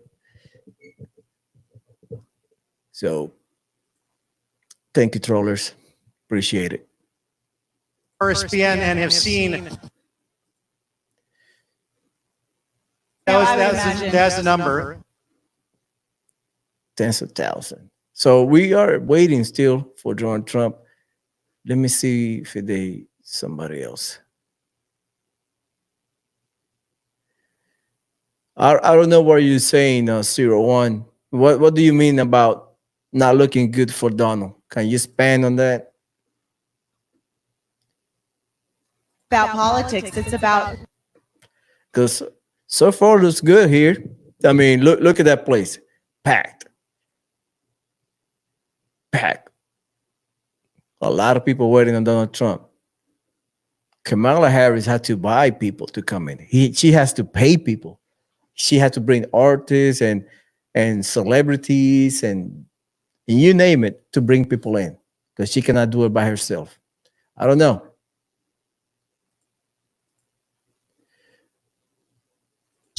Video, I guess, that they're showing right now. All right, we got a video of Donald Trump. Check it out. And I believe triumph over good, and our pride turns to mourning, all in an instant. The bravest among us suddenly fallen. Patriots and presidents besieged. A nation stunned to its core. And in the silence of our grief, in the stillness of our prayers, we ask, why? And we may never know. But in our nation's darkest moments, when all seems lost, when the cause seems to be unwinnable, when the night seems to never end and hope is on its knees.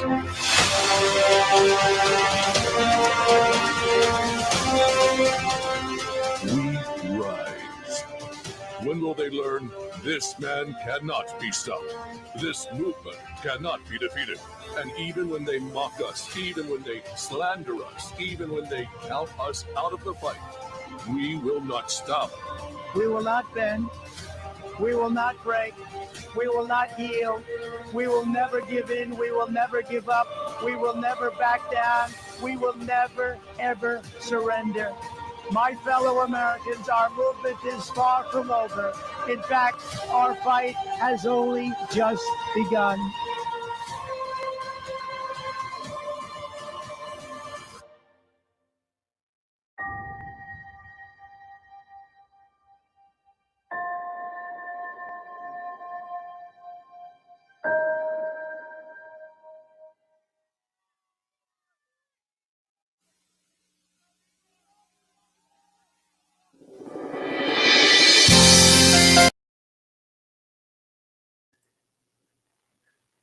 There we go. Donald Trump walking in. I heard his song.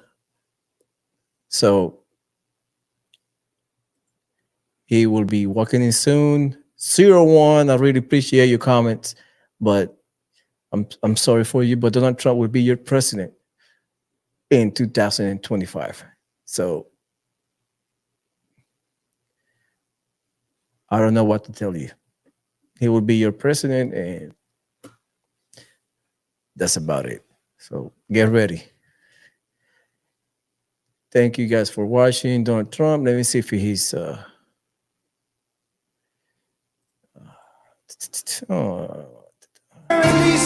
yeah, he's playing his song. So Donald Trump walking in, do what he do best. It is all right, 01.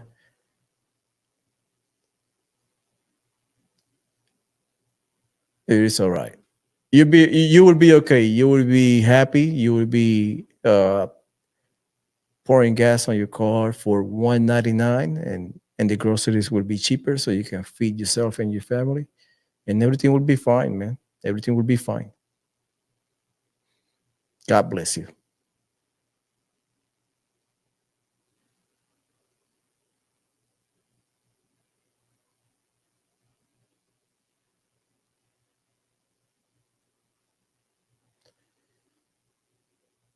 To Houston.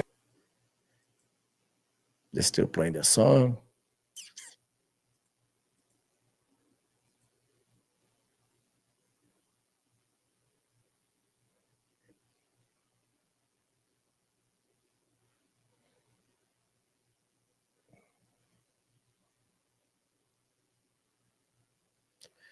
I wish we could have played that song, but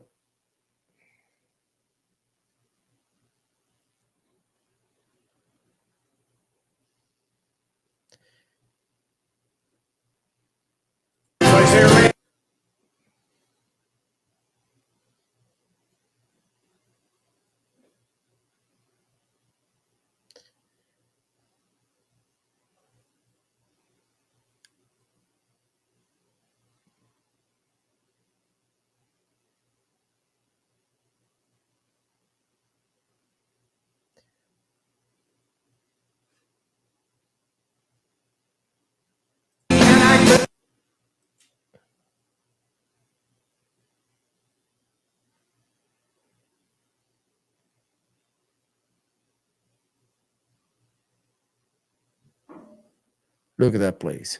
Full. There we go.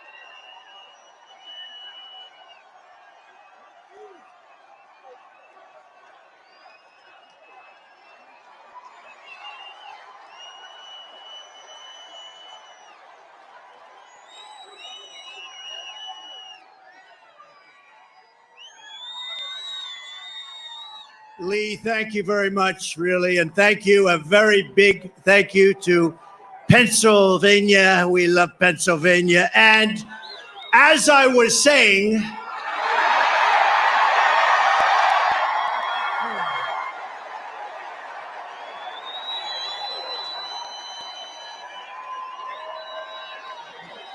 oh, I love that.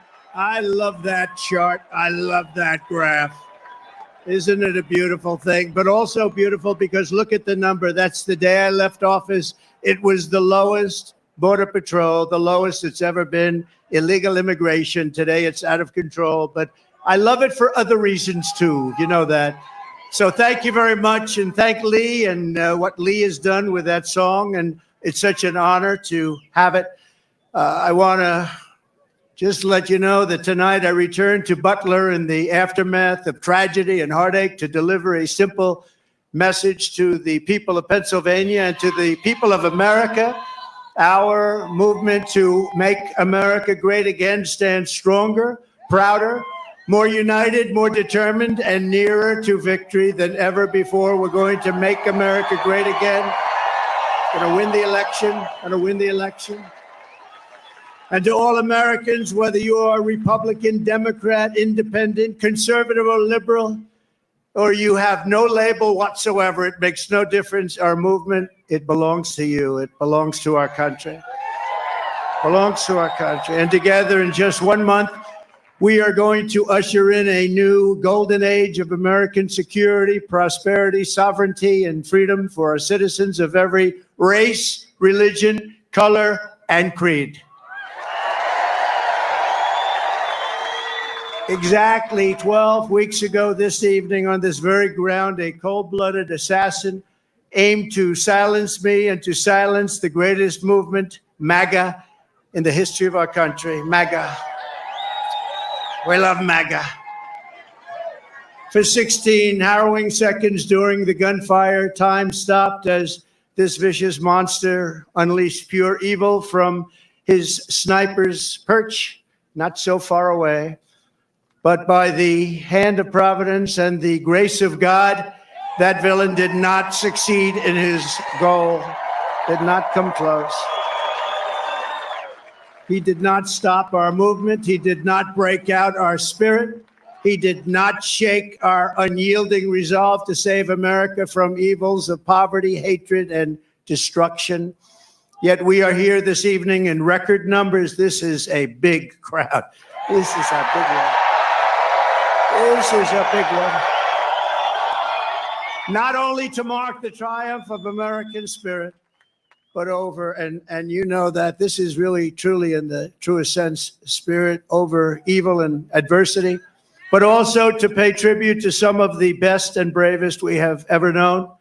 This field is now a monument to the valor of our first responders, to the resilience of our fellow citizens, and to the sacrifice of a loving and devoted father, a really great man. You know that. Forever afterward,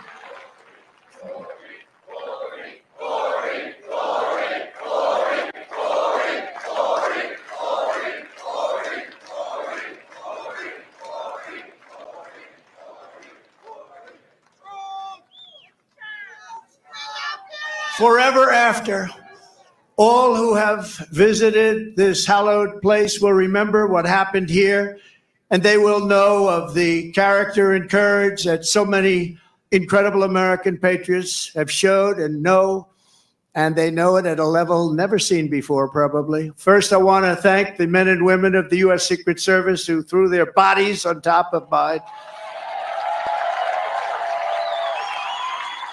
without even a thought for their own lives. They were on top of me so fast. They were on top of me, and there was not even a moment of doubt in their minds. You watch those tapes, not even a moment of doubt. I want to thank Secret Service. Great, great people. They are great people. And in that moment, those agents displayed a devotion to duty that cannot be described, and they did it yet again less than 3 weeks ago when they really did a fantastic job. Another attempt. It was another attempt. We have an evil world. We have a very sick world. My gratitude to them is beyond measure. We also owe a tremendous debt, thanks to the Secret Service counter sniper and a local police sniper who returned fire within seconds and stopped the shooter quickly and saved many lives. If he didn't stop, he saved many lives. He had a lot of bullets, a lot of ammunition up there with him. And we are, just amazing when you think they did it so quickly without any knowledge of what was going on, boom. And had that not happened, it would have been a very different story. It would have been many, potentially many people. I also want to express our thanks to the Butler Township Police Department, incredible people. the Butler Sheriff's deputies, Pennsylvania State Police, and all of the other law enforcement heroes, as well as the emergency personnel and doctors, the medical teams at Butler Memorial Hospital, Allegheny General Hospital, who rushed me and rushed some of these very badly wounded people. They were wounded, a lot of badly wounded people, and in particular, two people. And I tell you, they were very brave and great people. They were big Trump fans, and they still are. That means something. That was pretty amazing. You know, when I got up, I asked whether or not anybody was killed. I assumed that there would be a lot because I heard the bullets winging right over my head. They said probably 3. The doctors did such an incredible job. It was one great gentleman, but the other 2 have been amazing, actually. They've gone through it. They've gone through a lot. And when the crisis struck, they did really Pennsylvania proud. You've heard that expression, Pennsylvania proud. It's a great place. I went to school. I went to college in Pennsylvania. It's a great place. The people are incredible. Also, and I have to say, after returning to the field tonight, is one of the really brave Americans who was hit by the assassin's bullet, U.S. Marine veteran David Dutch. David, thank you. Thank you, David. Thank you, David. And David, we're thrilled to see your recovery is going well. Great doctors up here, I have to tell you, great doctors. Your courage is really an inspiration to us all. So I want to thank you very much, David. A great gentleman, great gentleman. I want to send our love to someone who could not be here because he has just undergone a major surgery related to the shooting. A man who is really badly wounded, like David, James Copenhagen, because James was a wonderful man, a big Trump fan.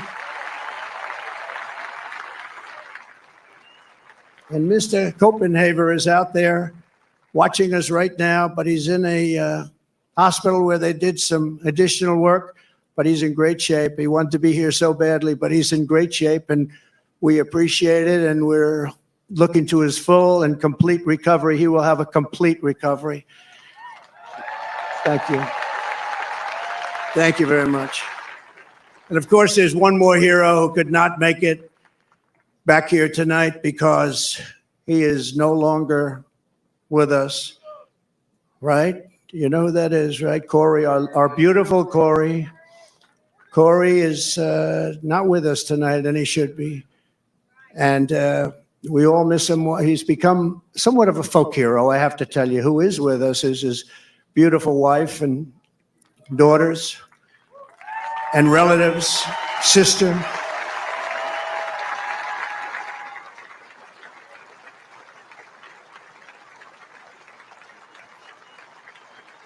Please, where are you? Where are they sitting?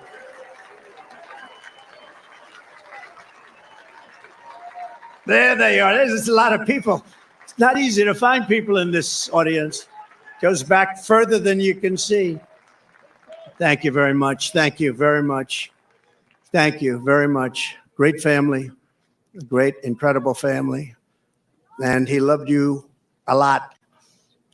And, you know, his wife said something very beautiful. The public, a lot of people, all of us, a lot of people have been very generous. And she said, I'd rather have my husband. That's a good thing to say. That's a good thing to say. I'd rather have my husband. Corey Comparator was an incredible husband and father, a devout Christian, a veteran, and a proud former fire chief, very respected within the town. Everybody knew him. Few men volunteered to run into fires, but Corey was one of those who did. He ran into fires. I spoke to people that were with this guy would do anything. He was brave, right? Brave guy like you. And he was also a protector who put his life on the line for others, and he loved doing it. And when the sound of gunshots pierced the air on that July evening, Corey leapt into the fire one more time. In his last seconds of this earth, he threw himself on the top of his wife and daughters. He didn't want them hurt. He threw himself. He said he knew what was happening. He didn't want them hurt. And he was hit hard. He was hit hard. And he gave his life to shield their lives. Every father and husband in America hopes that if the time came, we would have what Corey had. Tremendous courage, tremendous guts, and he wanted to protect his family, and he did protect his family. At this time, it is 6:11, 12 weeks to the minute that the shooting began. I would like to ask everyone to join me in a moment of silence.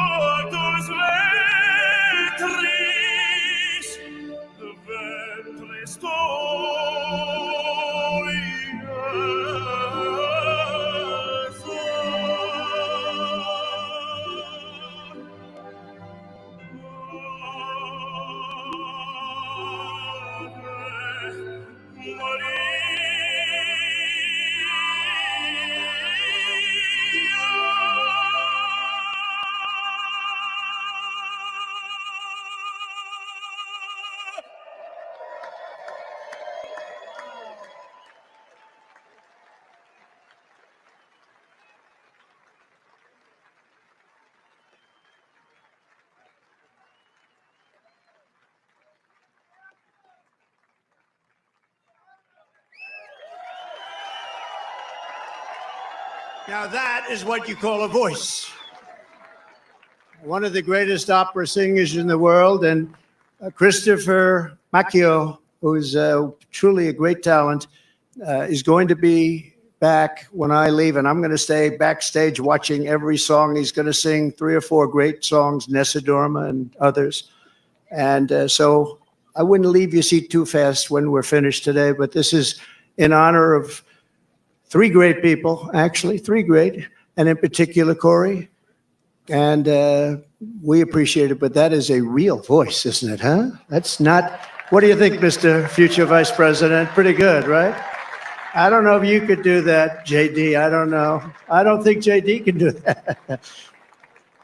In the face of murderous hate, Corey answered the most selfless kind of love. We are joined this evening by Corey's incredible widow, Helen, his 2 precious daughters, Kaylee and Allison, and his sisters, Kelly and Dawn. Thank you so much. Thank you so much. This is an incredible tribute. This is a tribute like no other, and he deserves it. To Helen and the entire family, I can only begin to imagine the depths of your grief, but I want you to know that just like you, we will carry his memory in our hearts for as long as we live. Everybody in this stadium and everybody that was there on that tragic evening, we are thinking about Corey. We think about him a lot. I know he's looking down on us right now from heaven, smiling at his beloved wife and daughters and his mother, Karen, and his entire family, And he's with you, and he's going to be with us for a long time because, some people just don't die in vain, and what he's left behind is incredible. And so God bless you, Corey. God bless you. Thank you very much. God bless you. I just one little story. Helen told me that on the day that they came to the rally, Corey was really excited because somebody gave him great seats right up front here with the people from North Carolina, the ladies from North Carolina. This is their 227th rally. I don't know what's going on with them. Those beautiful ladies. But they always seem to have good seats. But Corey had the best seat in the house, and he was telling his wife and family on the way over in the car, he said, I'm telling you, he's going to invite me up on the stage, because I do that sometimes. I take people, we invite them up at the stage. And she smiled, thinking it'll never happen. And little did anyone realize that Corey would be on the stage 3 months later in an almost immortal position. And that's where he is today. He's on the stage in I think it's a truly immortal position. So the love that he showed on that day and throughout his life is the love that sustains the entire movement, love that our families have, and it's love of our communities and love of our country. It's a force more powerful than any hatred and malice, because even in the darkest hours, it shines forth as a guide, and it guides us like nothing could ever guide us. It guides us really like a candle in the night. And so it's love like Corey's that is joining us to save our country, that's going to heal our country, and that is going to reunite our country as one nation under God, indivisible, with liberty and justice for all.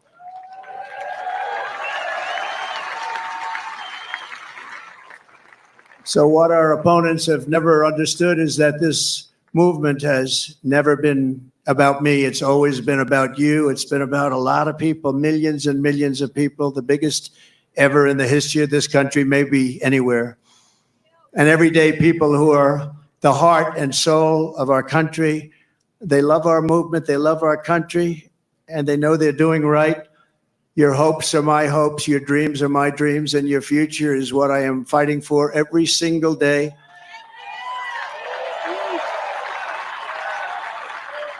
And now I have a great companion in J.D. Vance. How good was he the other night? How good?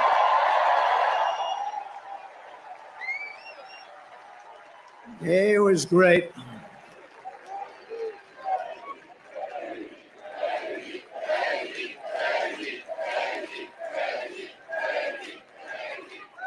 He was great. But from the very beginning of this journey, I've been on a mission to rescue our country from a failed and very corrupt political establishment, very corrupt. We have to change it. We have to change it. We need also a very free and open press, and to give it back to the country you believe in and I believe in. It's a country that we were born in and the country that you deserve. You deserve this. In that mission, I will never quit. I will never bend. I will never break. I will never yield, not even in the face of death itself. And I believe that every citizen deserves an America with a grand, very, very grand ambition, great opportunities, and limitless. We just want limitless potential. We want an America where you can get ahead and be proud of life and provide for your family in a really decent way, where we don't have crime. We have a fabulous military to protect us from evil. Everything has to be the best. We have to have the best schools. We have to have strong borders. We don't want bad people coming in and hurting us. We don't want to have open borders, do we? You deserve a government that protects and respects its own citizens, that defends your sovereignty, your security, and your dignity and your freedom. You deserve a nation that builds things, again, makes things better, that aims for the stars once more, and that once again commands respect. And we want to get respect like we had it 4 years ago. The entire world respected us. They respected us. They respected us more than they've ever respected us. And now they laugh at us. We can't have them laugh at us, can we? Above all, you deserve leadership in Washington that does not answer to the lobbyists, to the bureaucrats, or to the corrupt special interests, but answers only to you, the hardworking citizens of America, of which there are a lot of them. We have a lot of them. We have a lot of them.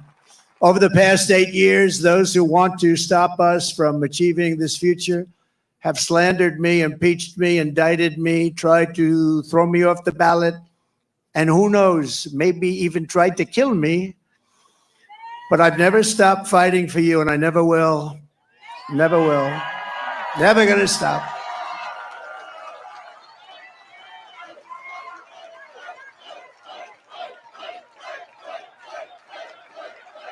Thank you.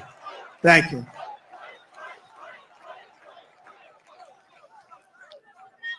And in turn, you have always stood with me. You have always stood with me, no matter what. You saw what was going on. You saw the hoaxes and the scams. You saw everything that went on.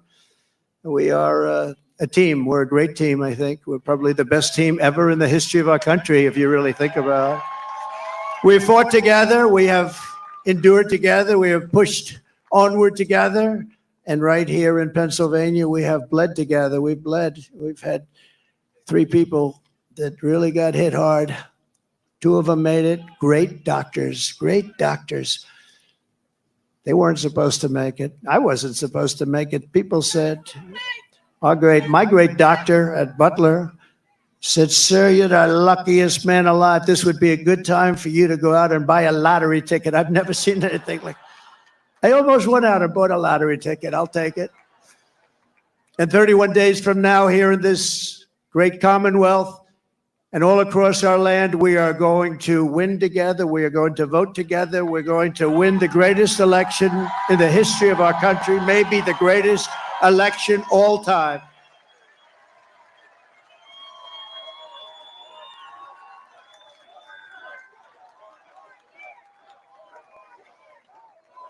After we all have been through all of this together, nobody's gone through what we've gone through. Nobody. Because I go through it, you're going through it too. But there's never been anything like this. You know, I always say there's an enemy from within and there's an outside enemy.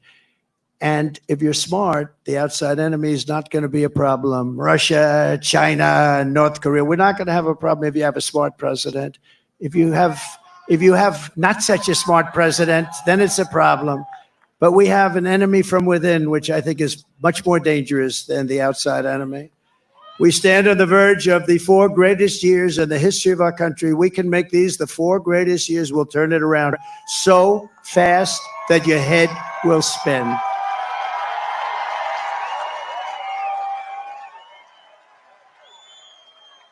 With victory on November 5th, we are going to redeem America's promise and unlock the extraordinary future that is just within our reach. It is now within our reach.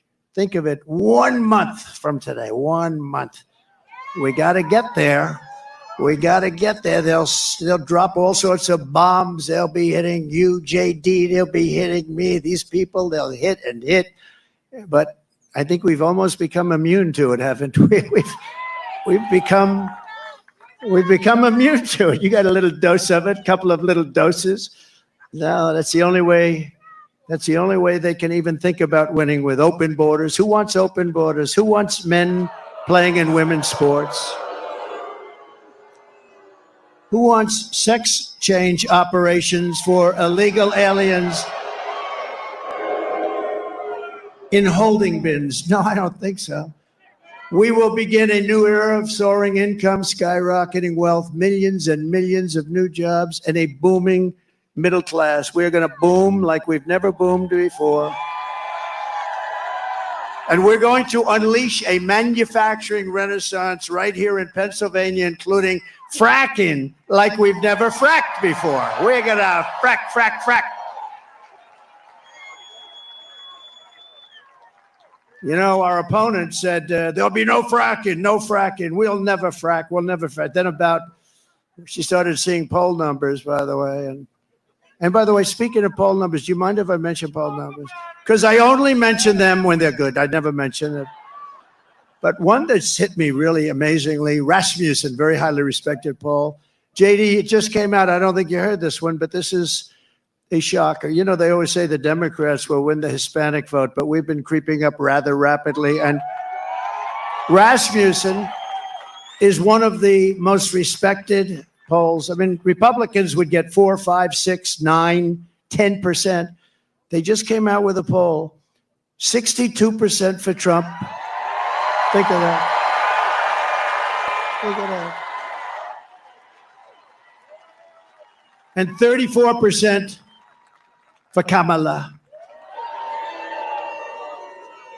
I don't usually use her last name because nobody knows who I'm talking about. I go, Harris. They say, who's Harris? It's happening all the time. Who's Harris? And we can't find out who she is because if we do, our country is going to be in big trouble. We will live in a very beautiful city or town that are safe and clean with borders that are sealed and secure. And again, we want people to come into our country. We all want that. We need that. But you know what? We want them to come in legally. They're going to come in legally and love for our country. And America will once again be strong and confident and free. And we're going to have that. We're going to have it strong, confident, and free. That's why I'm here today. You know, I could right now be having a beautiful life. I don't have to be here. I could be on a gorgeous beach someplace. I have such nice property. I could be in Monte Carlo as an example, but I'd rather be in Butler with you. I would rather. I'd rather be in Butler. And I think JD would rather be in Butler, JD.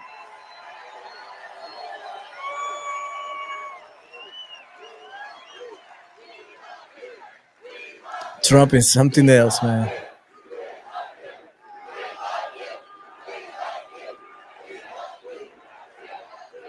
No, I'd rather be here because we're doing something. You know, they got a lot of rich guys that go, nobody cares about them. I had one about a month ago, very, very rich guy, and he called me up. He said, President, I've known him for a long time. I don't say how long because I don't want my wife to hear that number. It's a long time. But he's very successful. And he said to me, sir, could you do me a favor? The guy's worth billions of dollars. He said, could you do me a favor? I can't get into a restaurant. Do you think you could call them to get me in?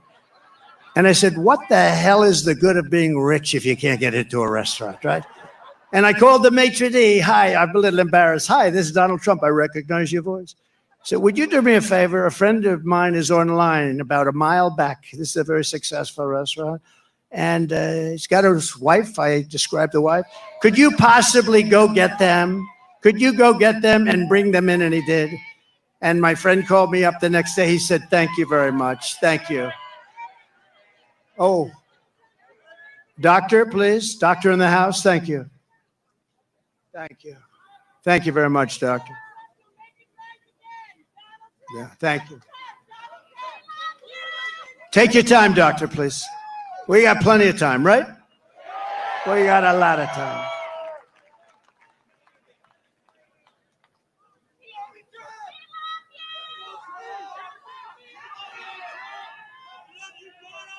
You doing okay?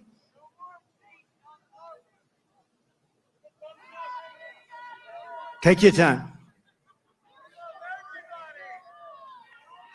We've got to protect our people, right? Take your time.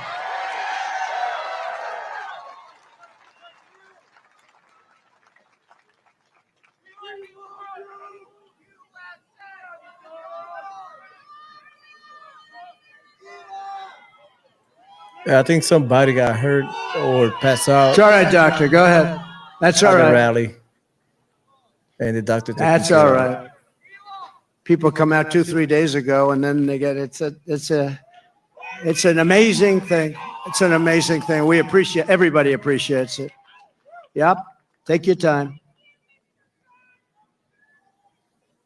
That's great. That's great.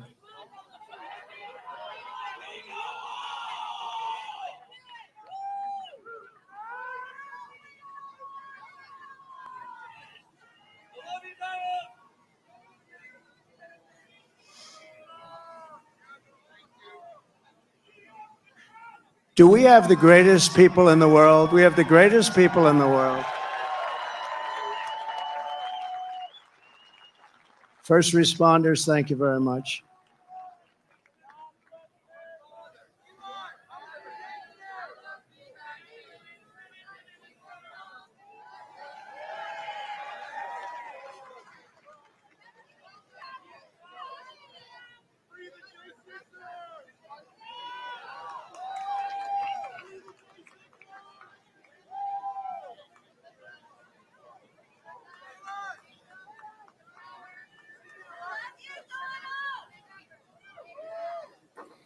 Apparently, somebody in the crowd has an emergency, medical emergency. They're taking care of. They've been taking care of that for the last 5 minutes.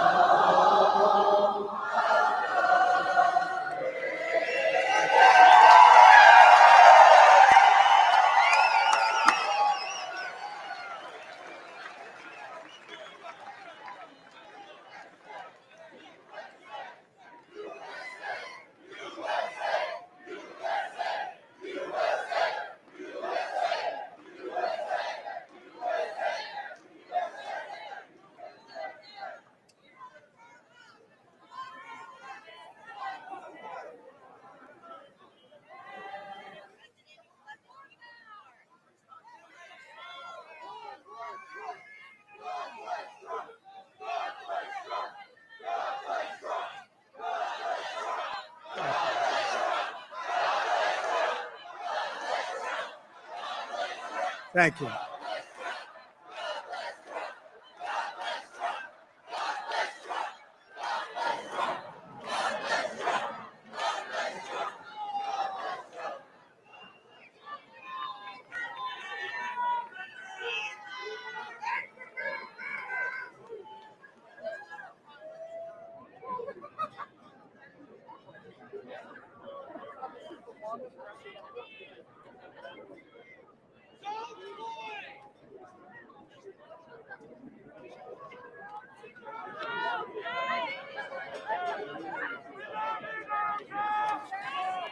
Those people out there been there more than almost 8 hours because they opened at 9 and the place was already packed by 10:30 or 11. So those people are sitting there for a long time.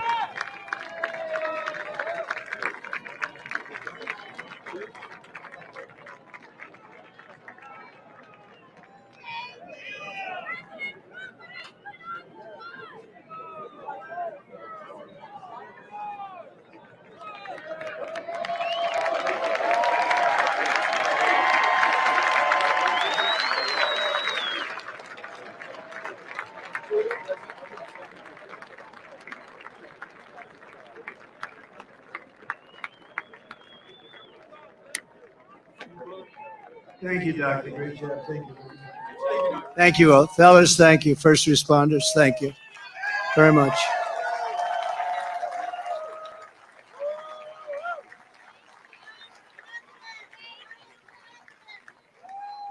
People are here for a long time, and we appreciate it very much. And so sometimes that happens. A lot of times that happens, actually. But she'll be great. You watch. So 12 weeks ago, we all took a bullet for America, and all we are all asking is that everyone goes out and votes. We got to win. We can't let this happen to our country. We can't take another 4 years like this. We won't have a country left. We're not going to have a country left. And all of this will be for nothing if you don't get out and vote. It will all be for nothing. We will have talked about it, and if we do it, it'll be the greatest achievement, I think, in the history of politics for all of us for this age. Because we're going to change our country around and fast. We're going to do things that nobody thought were possible. We're going to do them fast. So Pennsylvania, it's time to stand up for America and a time to save our country. This is really about saving our country. It's never been like this. When you look at the crime, look at the crime. Look at the people that are coming in, murderers. 13,099 murders let in over the last short period of time. Murderers that have been released from penitentiaries, prisons, jails, released into our country. Crime rates all over the world are down. They're taking their gang members and their criminals. They're taking their people in jail, and they're releasing them into our country. We can't have it. You know, we just can't have it. How do you get more simple than that? They're releasing murderers, they're releasing drug dealers, they're releasing gang members and criminals, human traffickers. Mostly they traffic in women, and they're releasing them all into our country, and they're emptying their jails, and their crime rates in Venezuela are way down because, you know, but it's not only in South America, it's all over the world, in Africa, the Congo. A lot of people coming out of the Congo in Africa. They're coming out from Asia. They're coming out from the Middle East, Yemen. They're coming out from Yemen. A lot of people coming out of Yemen, and they're known terrorists, and they just release them into our country from countries unknown also. They know nothing about the people. Oh, go right in. These people are crazy. And we have to win. We'll stop it immediately, and it will be a big deportation. We're going to deport these people. We're going to get them out of our country immediately, or we won't have a country. And if we win Pennsylvania, we will win the whole thing. The whole thing will be won. So for the sake of our families, for the sake of our children, we will keep on going. And as a expression goes, I mean, I'm a little embarrassed to say it, to be honest with you, but I'm going to say it because a lot of people do say it. We will fight, fight, fight. We're going to fight for our country. We're going to fight for our country. And together we will save this country. We will restore the republic, and America's future will be bigger, better, bolder, brighter, happier, stronger, freer and greater, and more united than ever before. Our country will be united. You'll watch. You'll watch. You know, we had the most successful country ever, maybe in the world during my term. We had the greatest economy that we've ever had. And you know what was happening? We were uniting. The other side, radical left people were coming over. They wanted to meet. They were coming over. Women, men. If you look at population, our black population, our Hispanic population, our Asian population, everybody was doing better. People that went to the best schools and best colleges in the world got the highest marks, and people that couldn't get a high school degree, everybody was doing better, and our country was coming together. And then we got hit with COVID, a gift from China. Some people would call it the China virus. And we did a great job on that too. We did a great job, but the world was disturbed. $60 trillion in damage worldwide, millions and millions of, tens of millions of people killed. And we still, during this 4-year period, we had the greatest economy, one of the great countries of the world. And we left with a stock market that was higher than it was just prior to COVID coming in. So what we did was something really incredible. But we had the greatest, most successful country ever. We had the greatest economy in our history. and we're going to do it again, and maybe even better. We learned a lot. We learned a lot about people and about doing things and what works and what doesn't work, and we're going to do it, and it's going to be quick. It's going to be quick, and we're going to have safe cities, and we're going to have great cities again, and we're going to have a capital in Washington, D.C., which is right now crime-ridden. You leave from the great Commonwealth of Pennsylvania, you go drive down to Washington, D.C., and you drive down and you end up getting murdered, you end up getting hurt, you get mugged. We are going to straighten out Washington, D.C. We're going to make it again the most beautiful capital in the world. We're not going to have graffiti. We're not going to have graffiti on our marble columns. We're not going to have roads that have potholes all over them and medians that are falling into the highways. We're going to run it properly. We're going to change it. We're going to run it properly. It's an embarrassment to us. Can you imagine foreign leaders coming in and running over roads that haven't been paved in years? We're honored to be joined tonight by one of the people who is going to help us build this incredible future. And he is a truly incredible guy. And I don't say that often. He's a great gentleman. He's done such an unbelievable job for North Carolina, for Georgia, for Alabama, for Florida, for Tennessee. His name is Elon Musk. He saved free speech. He created so many different great things. Where is he? Come on up here, Elon. He created the first major American car company in generations, and There his you have it, rocket Elon Musk. company is the only reason we can now send American astronauts into space. Come here. Take over, Elon. Yes, take over.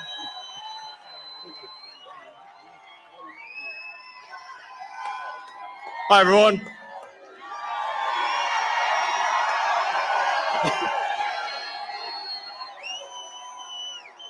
As you can see, I'm not just MAGA, I'm dark MAGA. Well, first of all, I want to say what an honor it is to be here. And, you know, the true test of someone's character is how they behave under fire. And we had one president who couldn't climb a flight of stairs, and another who was fist pumping after getting shot. Fight, fight, fight. Blood coming down the face. Now, America is the home of the brave. And there's no truer test than courage under fire. So who do you want representing America? Yeah, absolutely. And I think this election, I think it's the most important election of our lifetime. This is no ordinary election. The other side wants to take away your freedom of speech. They want to take away your right to bear arms. They want to. They want to take away your right to vote effectively. You got 14 states now that don't require voter ID. California, where I used to live, is just passed a law banning voter ID for voting. I still can't believe that's real. So how are you supposed to have a proper election if there's no ID? It's just meaningless. And free speech is the bedrock of democracy. And if people don't know what's going on, if they don't know the truth, how can you make an informed vote? You must have free speech in order to have democracy. That's why it's the First Amendment. And the Second Amendment is there to ensure that we have the First Amendment.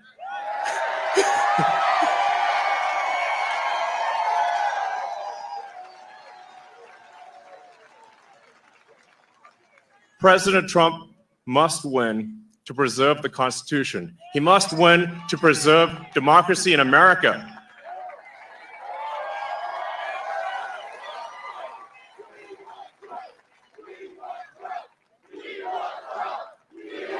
Yes.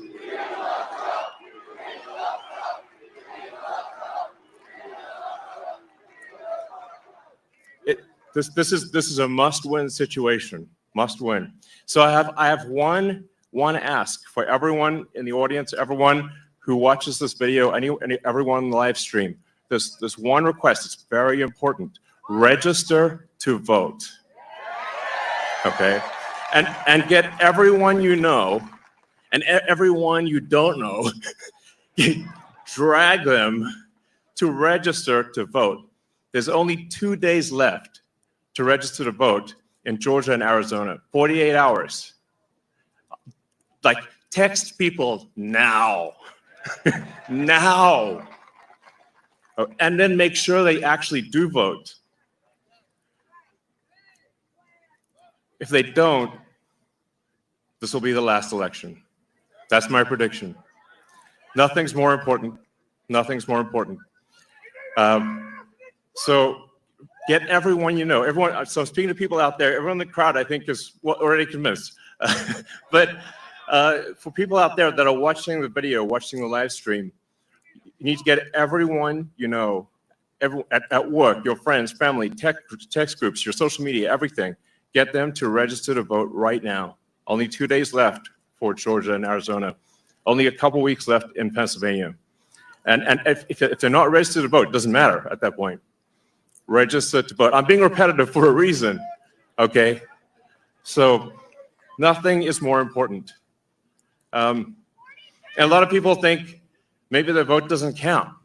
Well, it does, okay? It does. It matters. And this election could be decided by 1,000 votes, 500 votes. A tiny margin. So get everyone you know to register to vote. I believe it's swapthevote.com. I believe that's the site. And double check that your registration is good. Don't take it for granted. I'm just being repetitive about this point because it is the one takeaway more than anything that will matter is getting those registrations and then getting everyone you know to actually vote. That is what will decide this election, especially in Pennsylvania. So thank you, and honestly, you want to just be a pest, just be a pest to everyone you know, people on the street, everywhere. Vote, vote, vote. Fight, fight, fight. Vote, vote, vote. Thank you. You hear him? Let's vote.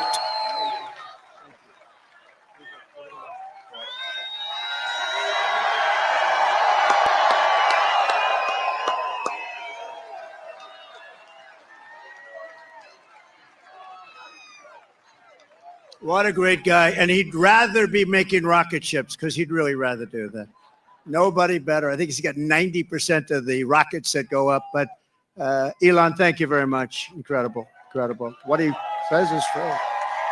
What he says is true. You know, we're all having fun here tonight. But if we don't register and if we don't vote, we're just going to look upon this as another sort of nice day in our life.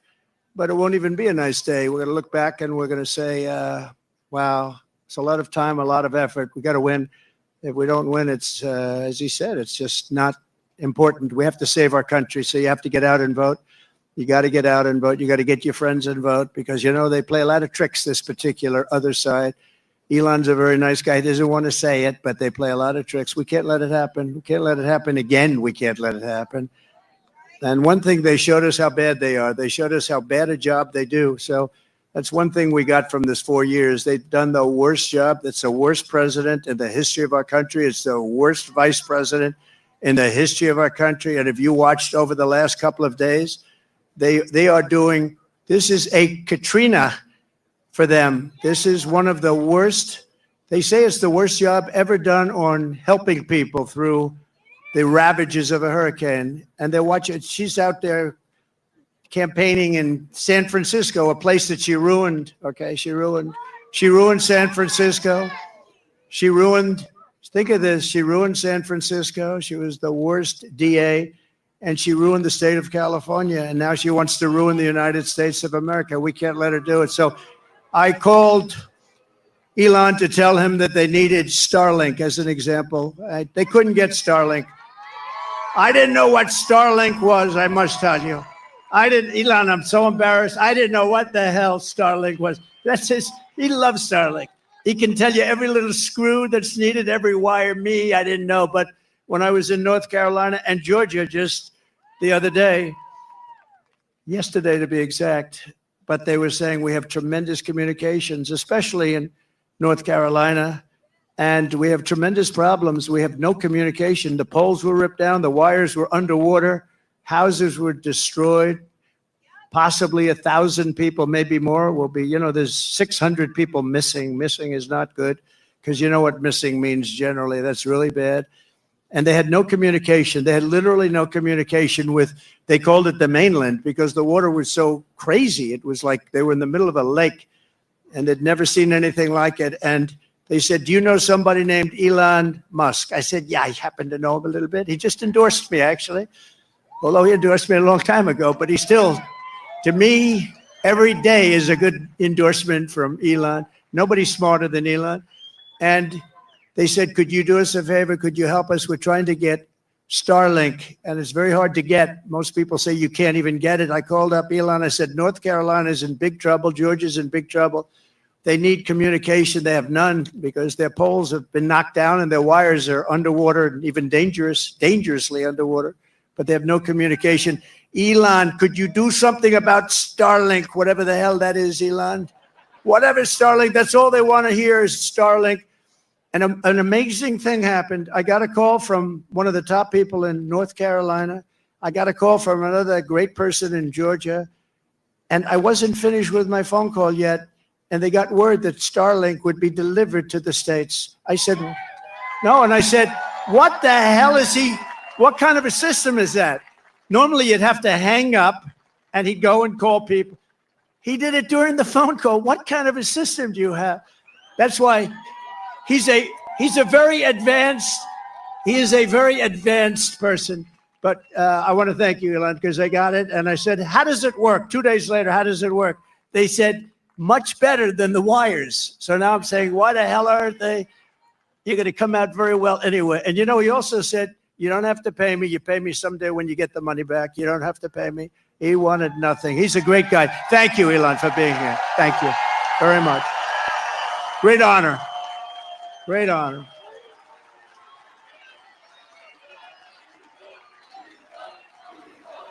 That's how you handle business. That's you take care of the people first. Worry about the money later.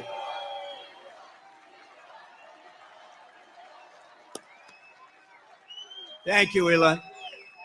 And that's heartfelt. I can't even see the end. That's a lot of people here today. We're also joined by a great gentleman, a top, brilliant student. He went to a tremendous college and he graduated right at the top of his class. In 2 years, I didn't know you could do that. It's 4-year college. Then he went to the military. Then he came out and he did fantastically inside the military. Then he came out. He went to Yale without the benefit of family ties. You know what that means, right? Without the benefit. That's pretty good without family ties. I don't know too many of those people. They had no family ties. He got in. He can't get in. And he graduated along with his wife. They're not going to have any problems with your kids academically, I can tell you. His wife and him were like the top students in the class. But he went to Yale Law School, and then he went out into the private sector, did great. Then he ran for the Senate, and he did fantastically. He won, and he's like a rocket ship. He's like one of Elon's rocket ships, the way his career is going. But you see why, because he's a really brilliant guy, and you saw that the other night in the debate, right? You saw that the other night in the debate. You know the expression they have? If that were a fight, they would have stopped it, right? So I just want to thank JD. I was always confident in that pick. And we had great people too, JD. We have every one of those guys were great. Every one of them would have done a great job. It was amazing. But we appreciate the job you're doing. And he's also very energetic. And he'll go on anywhere. He'll go on MSDNC. I say, oh, he's on that. He'll go on CNN. It's like he has no problem. He swats them like this. He has no problem. No, it's true. You know, other people say, sir, I'd rather not do that one. I'd rather not do that one, sir. I'd rather not do them because they are, very, with him, he doesn't care. He says, they're not going to outsmart me. So I want to thank JD. You've done a great job. Thank you very much. Amazing. Great.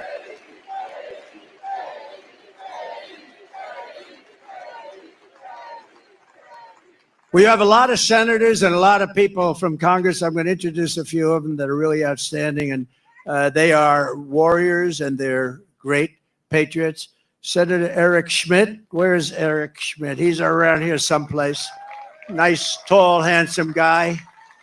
Thank you, Eric. What a great job you've done. He helps us so much with the Senate, and we've got a great Senate. We have to get a couple of more senators elected. I think it's going to happen, too. I think it's going to happen.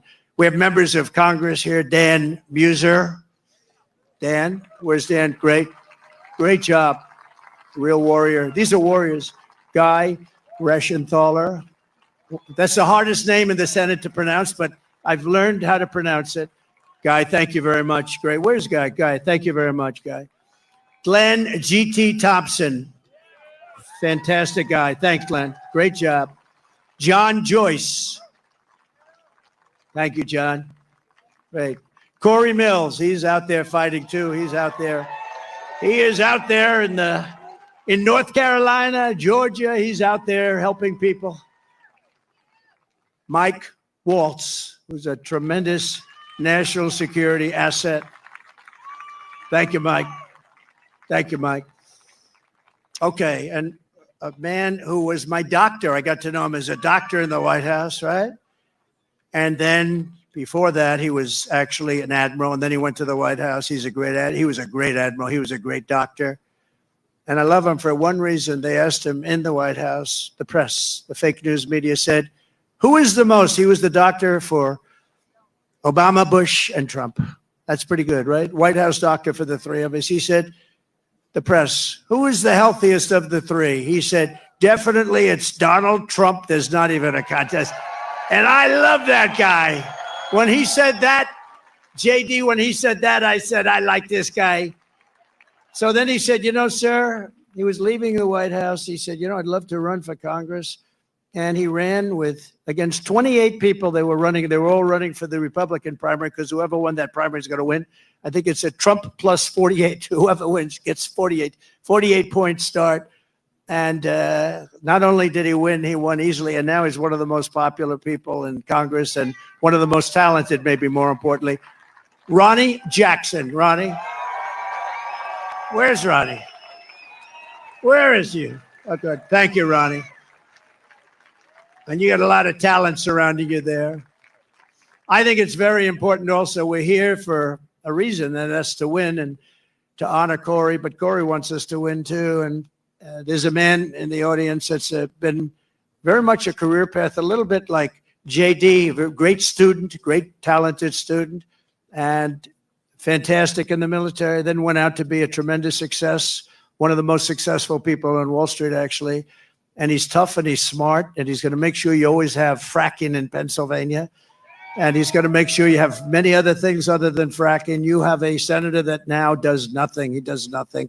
And he doesn't fight for you. He votes with Biden, if you can believe it, like 100% of the time.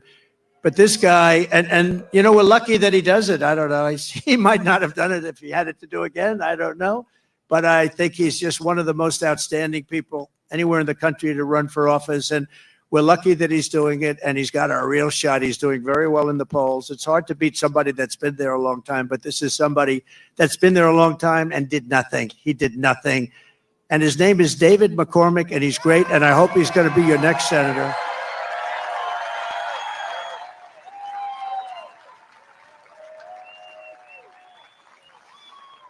And I see somebody else I didn't know he was here. Mike Kelly. I see Mike Kelly there. Stand up. Oh, boy, am I lucky. Am I lucky I spotted him? If I didn't spot you, Mike, I was in big trouble, right? This is a man who's beloved in this state, and he's fantastic. So thank you, Mike. Thank you. We also have some terrific people from law enforcement. Butler County Sheriff Mike Sloop. Thank you, Mike. Great job. Thank you. Thank you, Mike. Thank you for your help, too. I could tell you. Thank you for your help. I can say that. Thank you very much. Butler County Commissioner Leslie Oshie. Leslie, thank you. Thank you, Leslie. Great job. RNC Chairman Michael Watley. This guy is doing a great job. He's doing great. Came from North Carolina. We won North Carolina. He kept their cheating down to a minimum, and we were able to win it. And we were solid all night long. And he's great, but if we don't have good results by the 6th of November, I will never say that about him again. No, he's a great guy. He's working very hard. 24 hours a day he's working. I know that. And he's working mostly on Stop the Steal, because we have a lot of votes. We have plenty of votes. Stop the steal. That's why you've got to get out. You've got to get out and vote. We're going to win this thing. And the more we win it, it's too big to rig. The expression we use, make it too big to rig. At a certain point, Elon would understand this better than anybody statistically. At a certain point, their cheating doesn't matter. And we want to make it too big to rig. And we also have somebody that's very special, the co-chair of the Republican Party, Lara Trump. Thank you. Lara, thanks.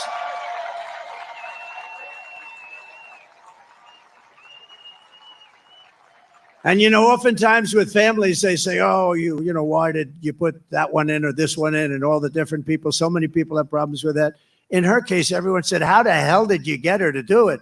She has been unbelievable. So thank you very much. Comes from North Carolina, and I have a feeling she's going to be spending some time down there a little bit. And she's married to my wonderful son, Eric, who's right here. So, Eric, please stand up.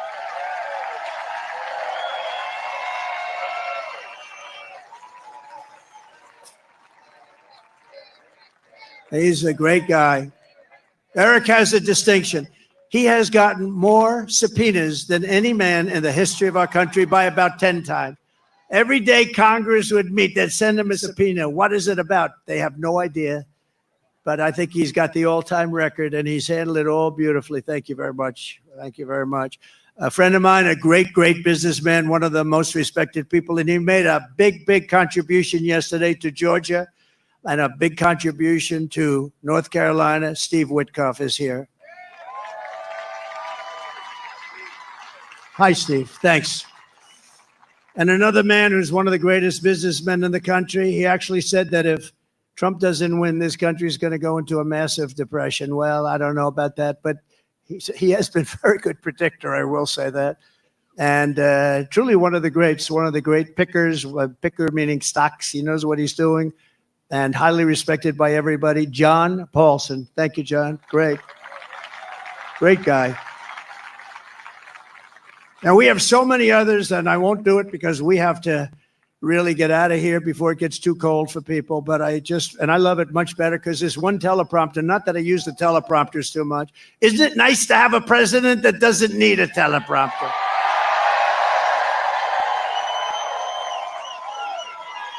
No, we don't. We don't need it.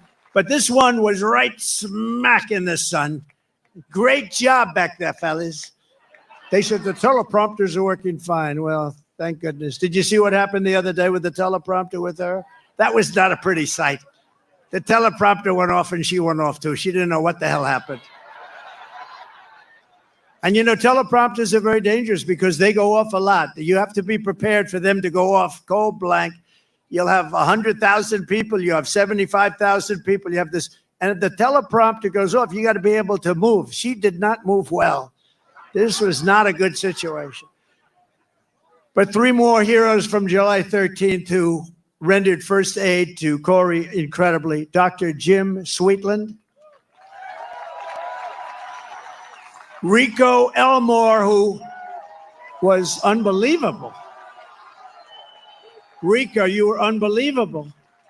He ran over, National Guard. He ran over and grabbed Corey, and Corey was still living, and he was doing mouth-to-mouth resuscitation on a man who was really in bad shape like nobody's ever seen, and his family appreciates it, and I do too. So thank you, Rico, very much. Right? Amazing, amazing, amazing the people that we have. And you learn about them under times like this. That's when you really learn. So we're going to be seeing Rico again. And Ed Shear, Fantastic job. Thank you, Ed. We appreciate it. Thank you, Ed. Thank you. Thank you very much, Ed. Great job. In addition, this evening, we have to send our prayers and support to all the families affected by Hurricane Helene. This has been the worst hurricane response by a president and vice president since Katrina, and this is simply not acceptable. Those people, I was there yesterday with North Carolina and Georgia, and I'll tell you, and by the way, the governor of Georgia is doing an excellent job, but we have other people that aren't doing a good job, and we have to have them do a good job. But the federal government is doing a very bad job. They are not doing the job, and we have death and destruction that we haven't seen maybe ever. It's a real bad one, and they have to get people there because they don't have people there. They don't have the people. Kamala wined and dined in San Francisco, and all of the people in North Carolina, no helicopters, no rescue. It's just what's happened there is very bad. They're offering them $750 to people whose homes have been washed away. And yet we send tens of billions of dollars to foreign countries that most people have never heard of. They're offering them $750. They've been destroyed. These people have been destroyed. The one young lady washed, you saw that with her son. I mean, pretty, I wish I never saw it, but just washed away. Your son was washed away with the grandparents, and so sad. And they're giving them $750. And think of it, we give foreign countries hundreds of billions of dollars, and we're handing North Carolina $750.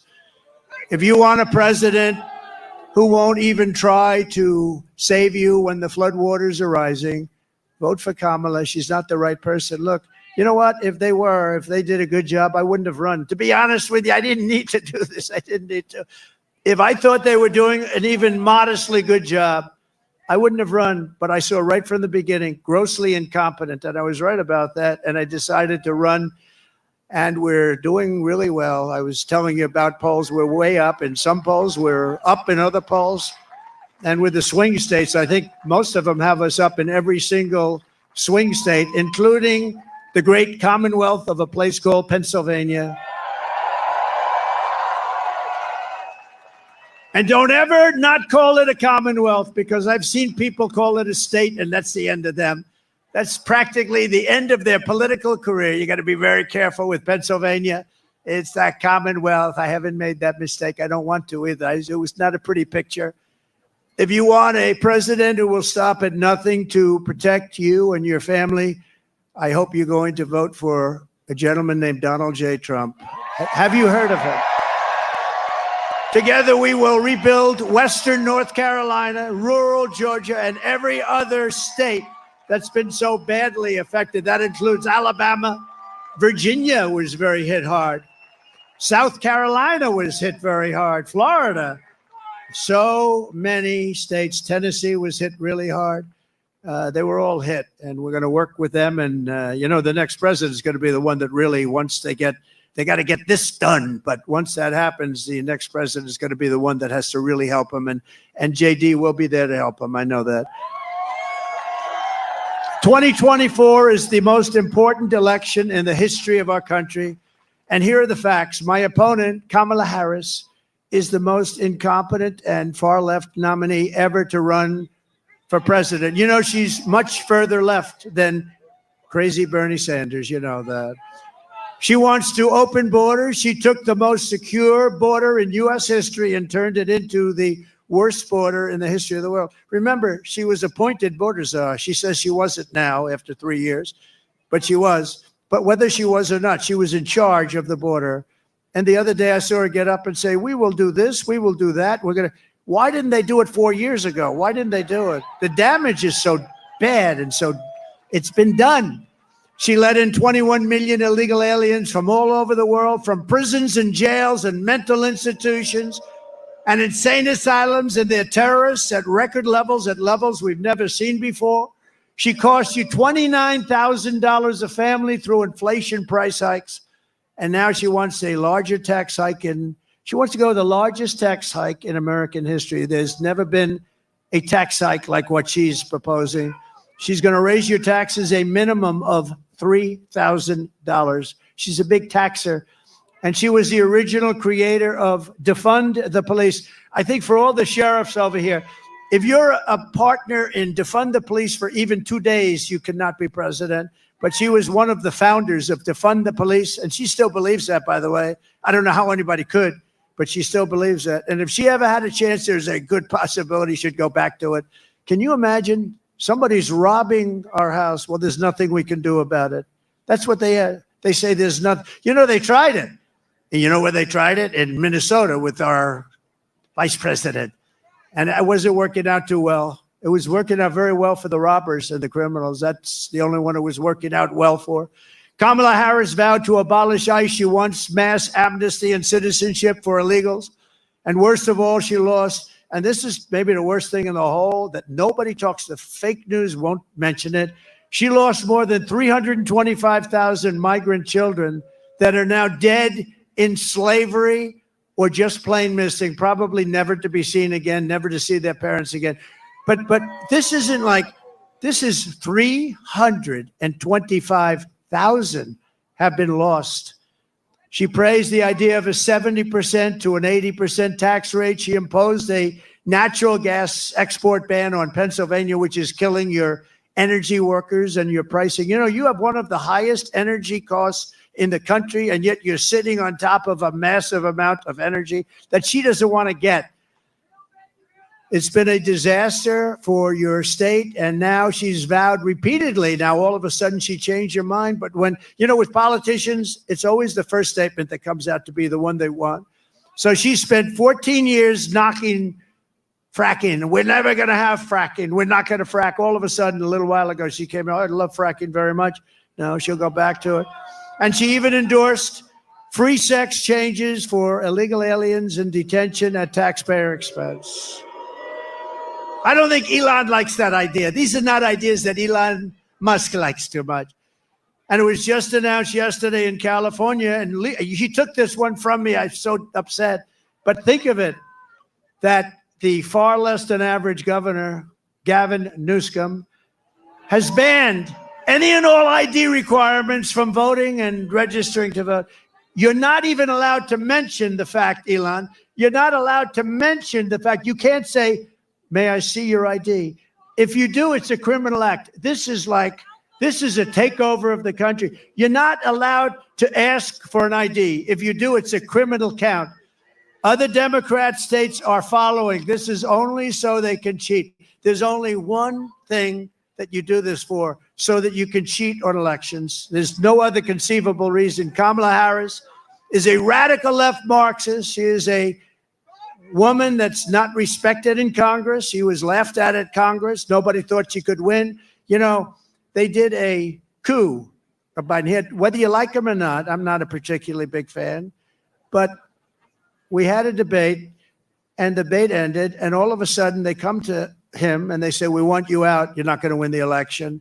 And he said, I don't want to get out. He got 14 million votes. If you believe in democracy or a system, he got 14 million votes.